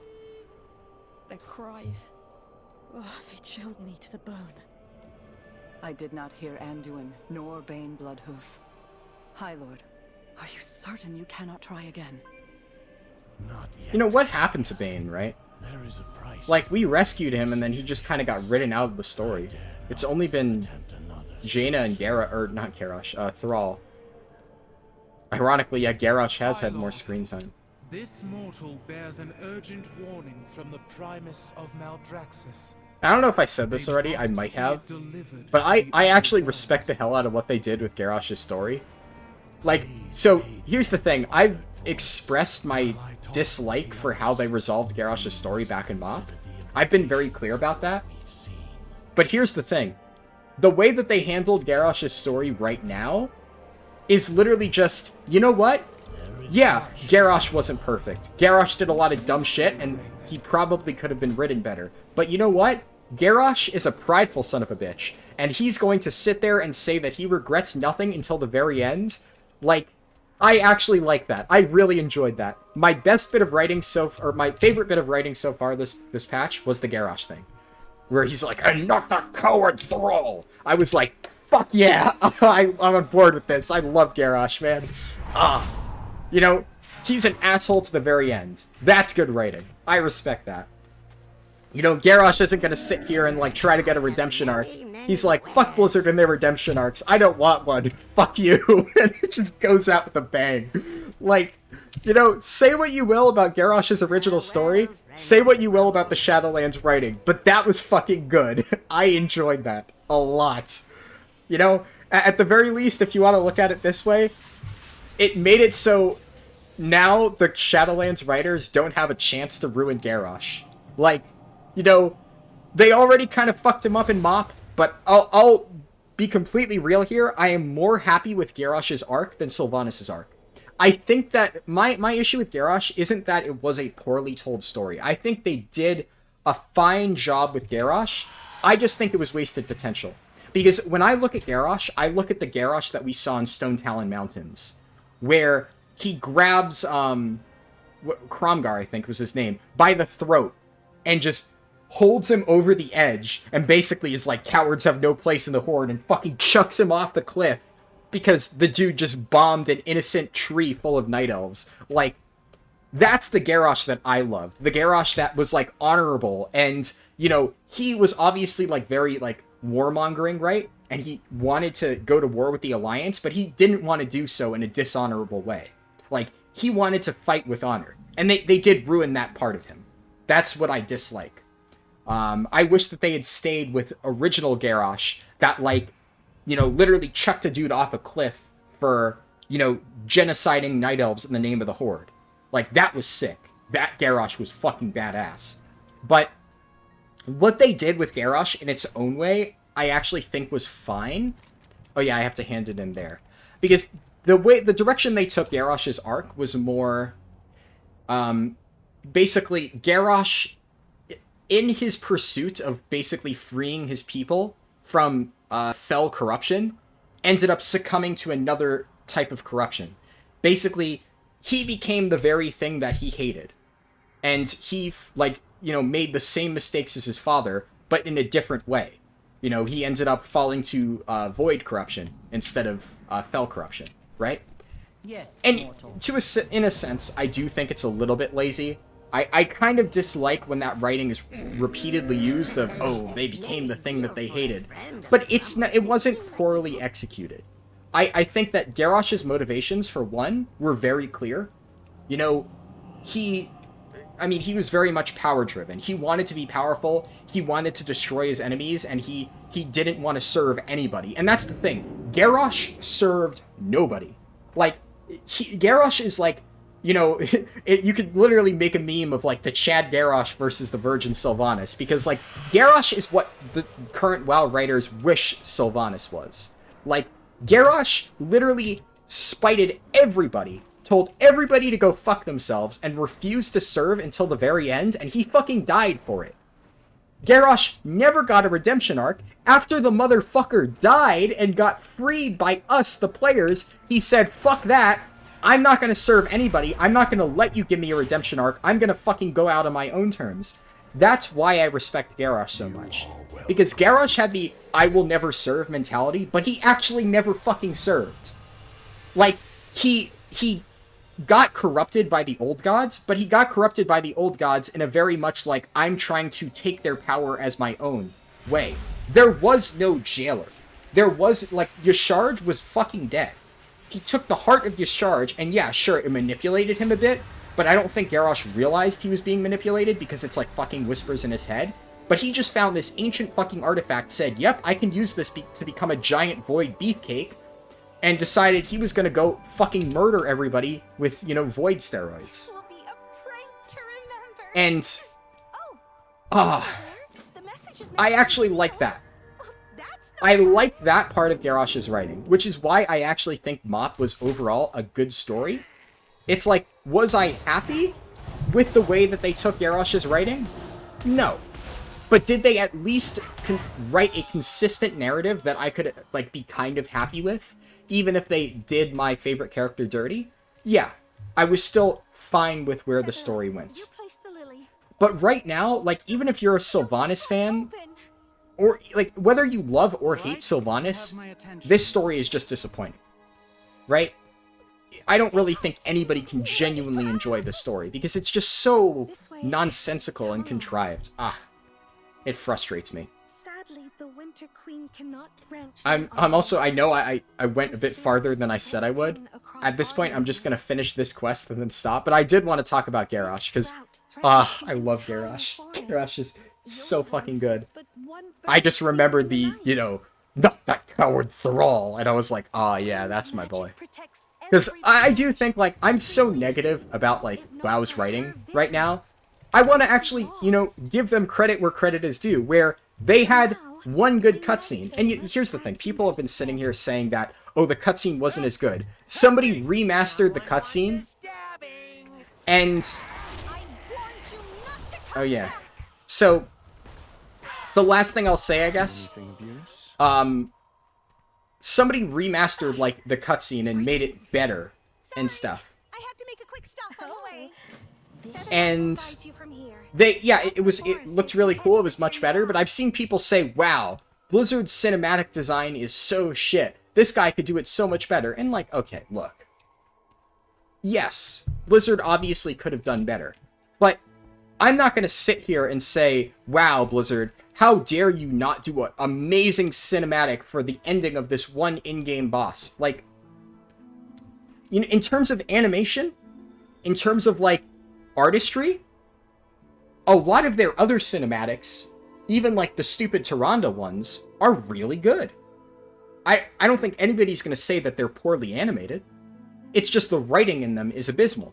Now, would it have been really cool if one of the most well-written, in my opinion, cinematics in this patch was more properly animated? Yeah, it would have definitely been nice if they had spent more time animating the Garrosh thing. But the reality is that was a very short cinematic that was meant as nothing more than like a closing to that particular raid boss. I'm kind of okay with them not spending a ton of development resources animating it. Right? Like, and that's where I think people need to calm the fuck down, right? I'll sit here and I'll talk about how much I think 9.1 is a failure in terms of like a patch, in terms of design and gameplay and blah. But can we actually like talk on point, right? Because when I see people going around saying like, yeah, fuck Blizzard, they didn't put like a shit ton of development resources into this one cinematic, that's where I'm like, okay, this is where you lose people. This is where, when you try to actually campaign for realistic changes that help the game, people stop listening. Because they're like, these dumb motherfuckers are going to complain about anything. They'll complain about one cinematic not being good. And I think what they did was fine. I think the Garrosh thing was well written. The cinematic was perfectly serviceable for what it was. Did that guy who made his own remaster with the YouTube video do a good job? Yeah, he did. But should we sit here and say just because this one guy did a better job in his own free time than Blizzard did on this one particular cinematic, they deserve to be, like, reviled over this one decision? No. There's a lot of stuff wrong with Blizzard. Blizzard's fucked up big time with 9.1. But instead of talking about, like, every single little aspect of the game as if, like, this is Blizzard's biggest fuck-up ever, we should actually say, okay, this is fine. Could this have been better? Sure, but it's fine. There are bigger problems. There's more things that people should actually give a shit about, instead of just criticizing Blizzard on everything. Because if all we do is criticize them, and we don't actually recognize the stuff that they kind of do right, then they're just going to completely push further away from us than we even have right now, and we're never going to get our feedback listened to. You know, we need to pick our battles. So, you know what, Blizzard? Garrosh cinematic, thumbs up from me. I love it. And with that, I'm stopping this recording. I think I've spent enough to fill this part. I'm probably going to finish the rest of this tonight because, I mean, it's only 1:30 a.m. I usually start recording these at 3 a.m., right? So this is early for me, as crazy as that sounds. So I should be able to push through, right? I mean, I only have like 3.5 levels left. I'm in the home stretch. Ardenweald is my favorite out of the 4 zones, so I actually enjoy the leveling experience in Ardenweald to a certain degree, so I'm actually like motivated to continue. now that I finally slogged through my least favorite part. So I should be able to get this to 60 tonight. What I'm probably going to have to do is sit down and get some editing done. Because what I want to make sure I do is I'm actually running out of space on my computer. Because I have like a backlog of hours and hours and hours and hours of YouTube footage that I haven't uploaded yet. Which means that I need to actually edit that and get it done so I can, you know, delete it and have it uploaded to YouTube and ready to go and stuff. But now it's just kind of sitting there on my computer. And I know you might say, what, you don't have enough storage? No, I don't. I don't have like 1 million hard drives and whatnot.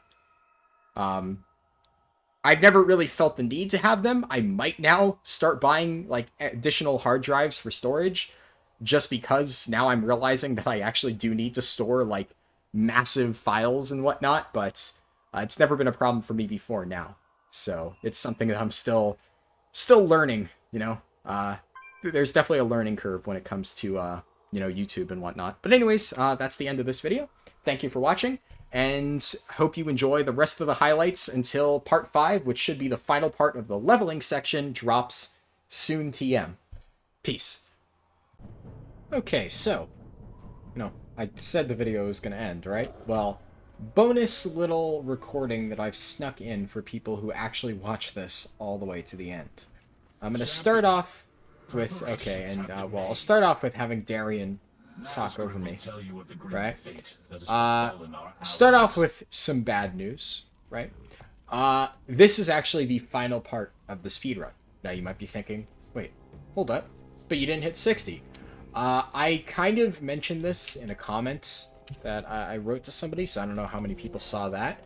But basically what happened is I got really tilted. I tried something different for that last part. I had a cool idea, and that idea fell flat completely, to the point where, like, even during recording, I'm like, oh, this is terrible. I should not have done this.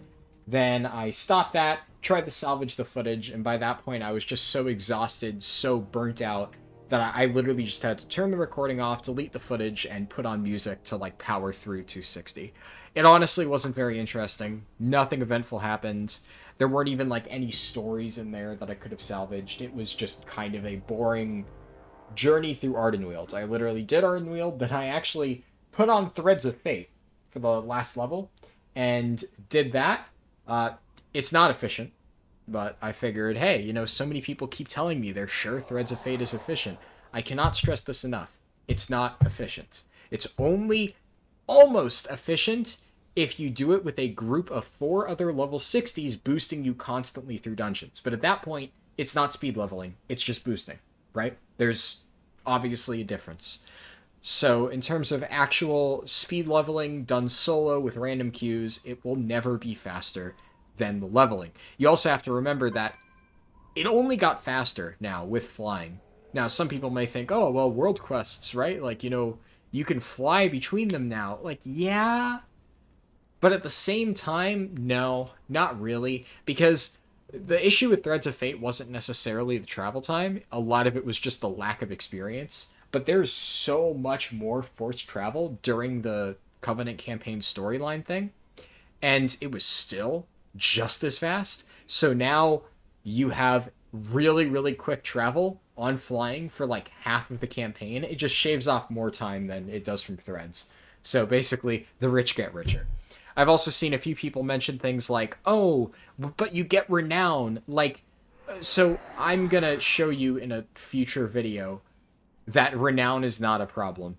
You don't need to worry about getting like 10 renown while leveling up, because renown catch-up is just stupid easy. So, why is that, or not why is that the last part? What am I going to do now? As you might notice, I've been uploading a lot of different highlights. Now, I put a bit of a buffer in between the speedrun uploads at this point, because I actually rushed out part 2 of the speedrun, if you remember, because the first part had some problems with HD. So we had 2 back-to-back speedrun parts, which means that the uploads kind of got like rushed a little bit, and now I'm in a position where I'm still trying to set up a lot of the other big things, but I actually do have a lot of other like highlight videos already planned out the time I'm recording this, I have like 3 already uploaded to YouTube, ready to go, ready to ship out. I just need to click publish. So I'm going to be doing 1 per day, obviously. We're going to continue doing that. Highlights have been pretty well received. Most people seem to like them, so obviously I'll keep doing them. Most of the time, I'm just going to be taking the stories and then using those stories as a, individual standalone video. But in some cases, I'm going to try to be a little bit creative with the highlights. One of them... well, actually, I think I already mentioned the treasure chest thing, right? Yeah. At this point, I've been mentioning that, and I don't think I've actually... Yeah, I haven't worked on it yet. It's one of the highlights I'm leaving until last.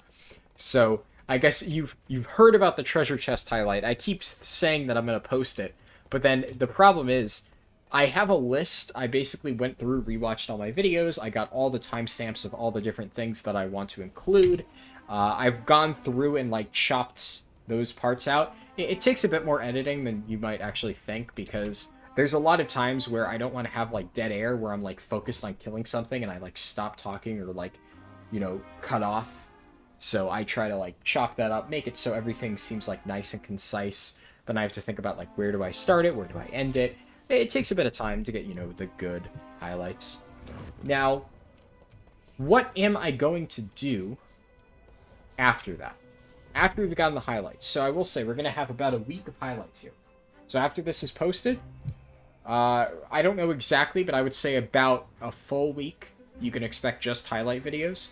I'm intentionally putting this at the end here, because really, I think, if you watch this far, you deserve to know, what's going on. I'm not going to, really go out and put posts on, this is the upload schedule.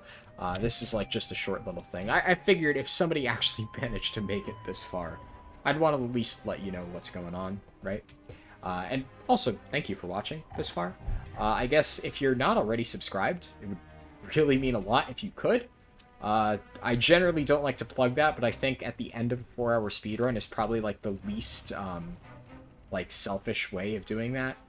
I don't know. It's just... I guess if you've watched this far, you must like it, right? So, it helps me. And really, it's not even, the helping thing, whoa, it boosts the algorithm, blah, blah, blah. It just makes me happy, right? To see that more people are subscribing, that more people actually like the content. It's more of, a personal metric, really. But to address the elephant, or, maybe the Volpera in the room, this is the original hunter. The very first hunter that I ever leveled in a speedrun, that I got the original world record on. I'm also survival, which is not a mistake. And, I feel like if you've been following some of the different comments and whatnot, I also did mention... I mentioned it at one point of the speedrun. I guess if you've been paying attention, you should know why I'm on this hunter. It's foreshadowing. But basically, this is the next thing you can expect. And I should also say, the Mage Challenge, unfortunately, is canceled. So, probably should have opened with that, honestly. Just kind of forgot about it, because I actually already recorded a video discussing my thoughts on that and why I did that, so I guess it just kind of dissonance, right? But I gave it a good three days, right? It may not seem like a lot, right? But it was enough for me to realize this grind is just insane. The solo grind is so ridiculously bad that I did not even make it to the pug my way to Keystone Master stage. That was going to be the challenge. I just gave up.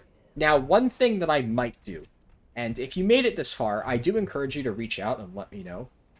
I'm considering continuing the spirit of the challenge, not necessarily in a new player run, but in a pure pugging, at least Keystone Master. Maybe not heroic, to be honest, because I do want to get this character a lot of free gear. So, maybe I wouldn't do it on this character. I actually do want to play this character a lot, but I might do that on a different character. Okay, so, if you would like to see me still attempt that challenge, but not necessarily a brand new character, because I already made a video. It's not going to be out by this point, but it's going to be called WoW's New Player Experience is Awful. or something like that. Working title, basically. And it's just going to discuss my journey for those 3 days and how it just completely broke me. And I realized that this is absolutely atrocious, and this is driving away players in droves. And I'm not going to sit here and do a challenge on principle just because I said that I was going to, when I now realize this is just fucking impossible. If it's that hard to even get caught up, fuck the whole pugging my way through. I can do the pugging shit. I'm willing to do that part. That part sounds like a fun challenge, but spending weeks of my life grinding non-stop just to get caught up, fuck that, fuck Blizzard, fuck their systems. I cannot do that. Especially when there's such an easier way, which is have friends help you. So, moral of the story, don't do that. Don't make that your own personal challenge. Like, I'm not even saying, like, as a fun thing. If you're trying to just go guildless, you're doing it wrong. At this point, this game highly encourages you to make friends, to get a guild, to find runs that way. And that's what I'm going to try to demonstrate on this hunter. So yeah, this hunter I'll demonstrate, if you have friends, how easy it is to get a character completely caught up in a short amount of time. This hunter is going to be heroic rating ready by the end of this week. By this day. So, I haven't done anything on it yet. It's still level 50, right? I mean, if you want a general idea on what the run's going to be, all you need to do is look at this. There you go. A little hint. But I'm sure a lot of people have figured it out by now, why I'm on this hunter, what I'm foreshadowing.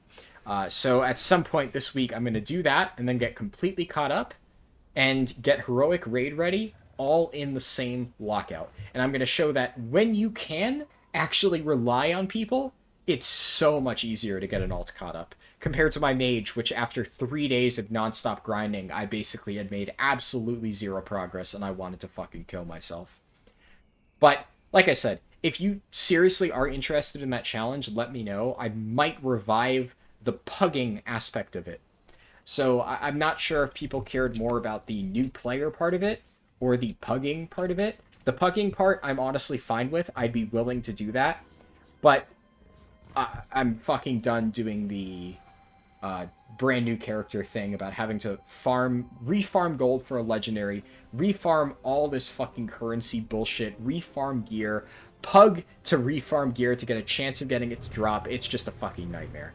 But there is a certain challenging element of joining a pug group of, you know, be it like heroic Sylvanas or a heroic plus or a mythic plus 15, and trying to get that done in a pug group, working with what you have. I think that's a fun challenge, but when you actually have to spend weeks getting there, nah. But yeah, so if that's something you're interested in, let me know. I might continue that, but it would be a revised version of the challenge. So it wouldn't really be exactly what Preach did, because Preach did it on like a brand new account. Fucking absolute mad lad. Admittedly, I mean, Legion was a more fun expansion, right? Like, just thinking about doing anything in this expansion makes me want to fucking die. So, But yeah, I think that's about it, right? I have a lot of plans for the Survival Hunter. Starting with the first video that I'm sure you've all figured out by now. Then, I obviously said I kind of want to highlight how easy the gearing process is if you have friends and if it's an alt. And there's some other stuff I want to do. I'm not going to really mention it. I thought about mentioning it, but it's one of those things where, let's say I say I'm going to do something, and then I scrap it. You know, it just puts more pressure on me. So I'm going to stop trying to fully promise to something. I guess one thing I can promise is I am going to be doing a continuation of the WoW design rants. And I'm putting this teaser here, but I'm also obviously going to put another teaser at the end of the final mage part. And the first of the design rants will actually not be Covenants. It'll be Torghast. Torghast is the thing that officially broke me on my mage. I have a lot of problems with Torghast. I hate Torghast both as just a system, obviously, and as a roguelike. I've heard a lot of people saying that Torghast is at least fun as a roguelike, and that is like the most brain-dead, insane take I've ever seen. Torghast is the shittiest roguelike I have ever seen, and this is somebody who fucking loves that genre of games. So I'm going to drag out Slay the Spire footage, Wizard of Legend footage, Enter the Gungeon footage, all this shit, just to show how in every aspect Torghast fails. It fails as a system, and it fails as a gameplay feature. So that video is coming the day after I upload the whole I gave up on the Mage Challenge video, or what am I going to call it? WoW's new player experience is awful. Something like that. Like I said, with the title. God damn it, phone! Ah! It's gone off like 5 fucking times today. Like, are you fucking kidding me? Can I just record in peace? Oh my god, I want to die. Okay, well, on that note, I think I'm just going to cut it off there. The reason I'm doing this now is because, basically, I've mentioned this before, but whenever I have one of these full, long speedrun things compiled, or if it's multiple parts, then I need to throw it in Premiere and let it re-encode for, like, literal hours. And this is already 2 parts, so this little addendum, what has it been, 15 minutes? Yeah, it's just a drop in the bucket, right? So I just slapped that onto the end. I figured it would be good closure, just to make sure that people know what's going on. I mean, if you watched all 4 parts, you deserve that much.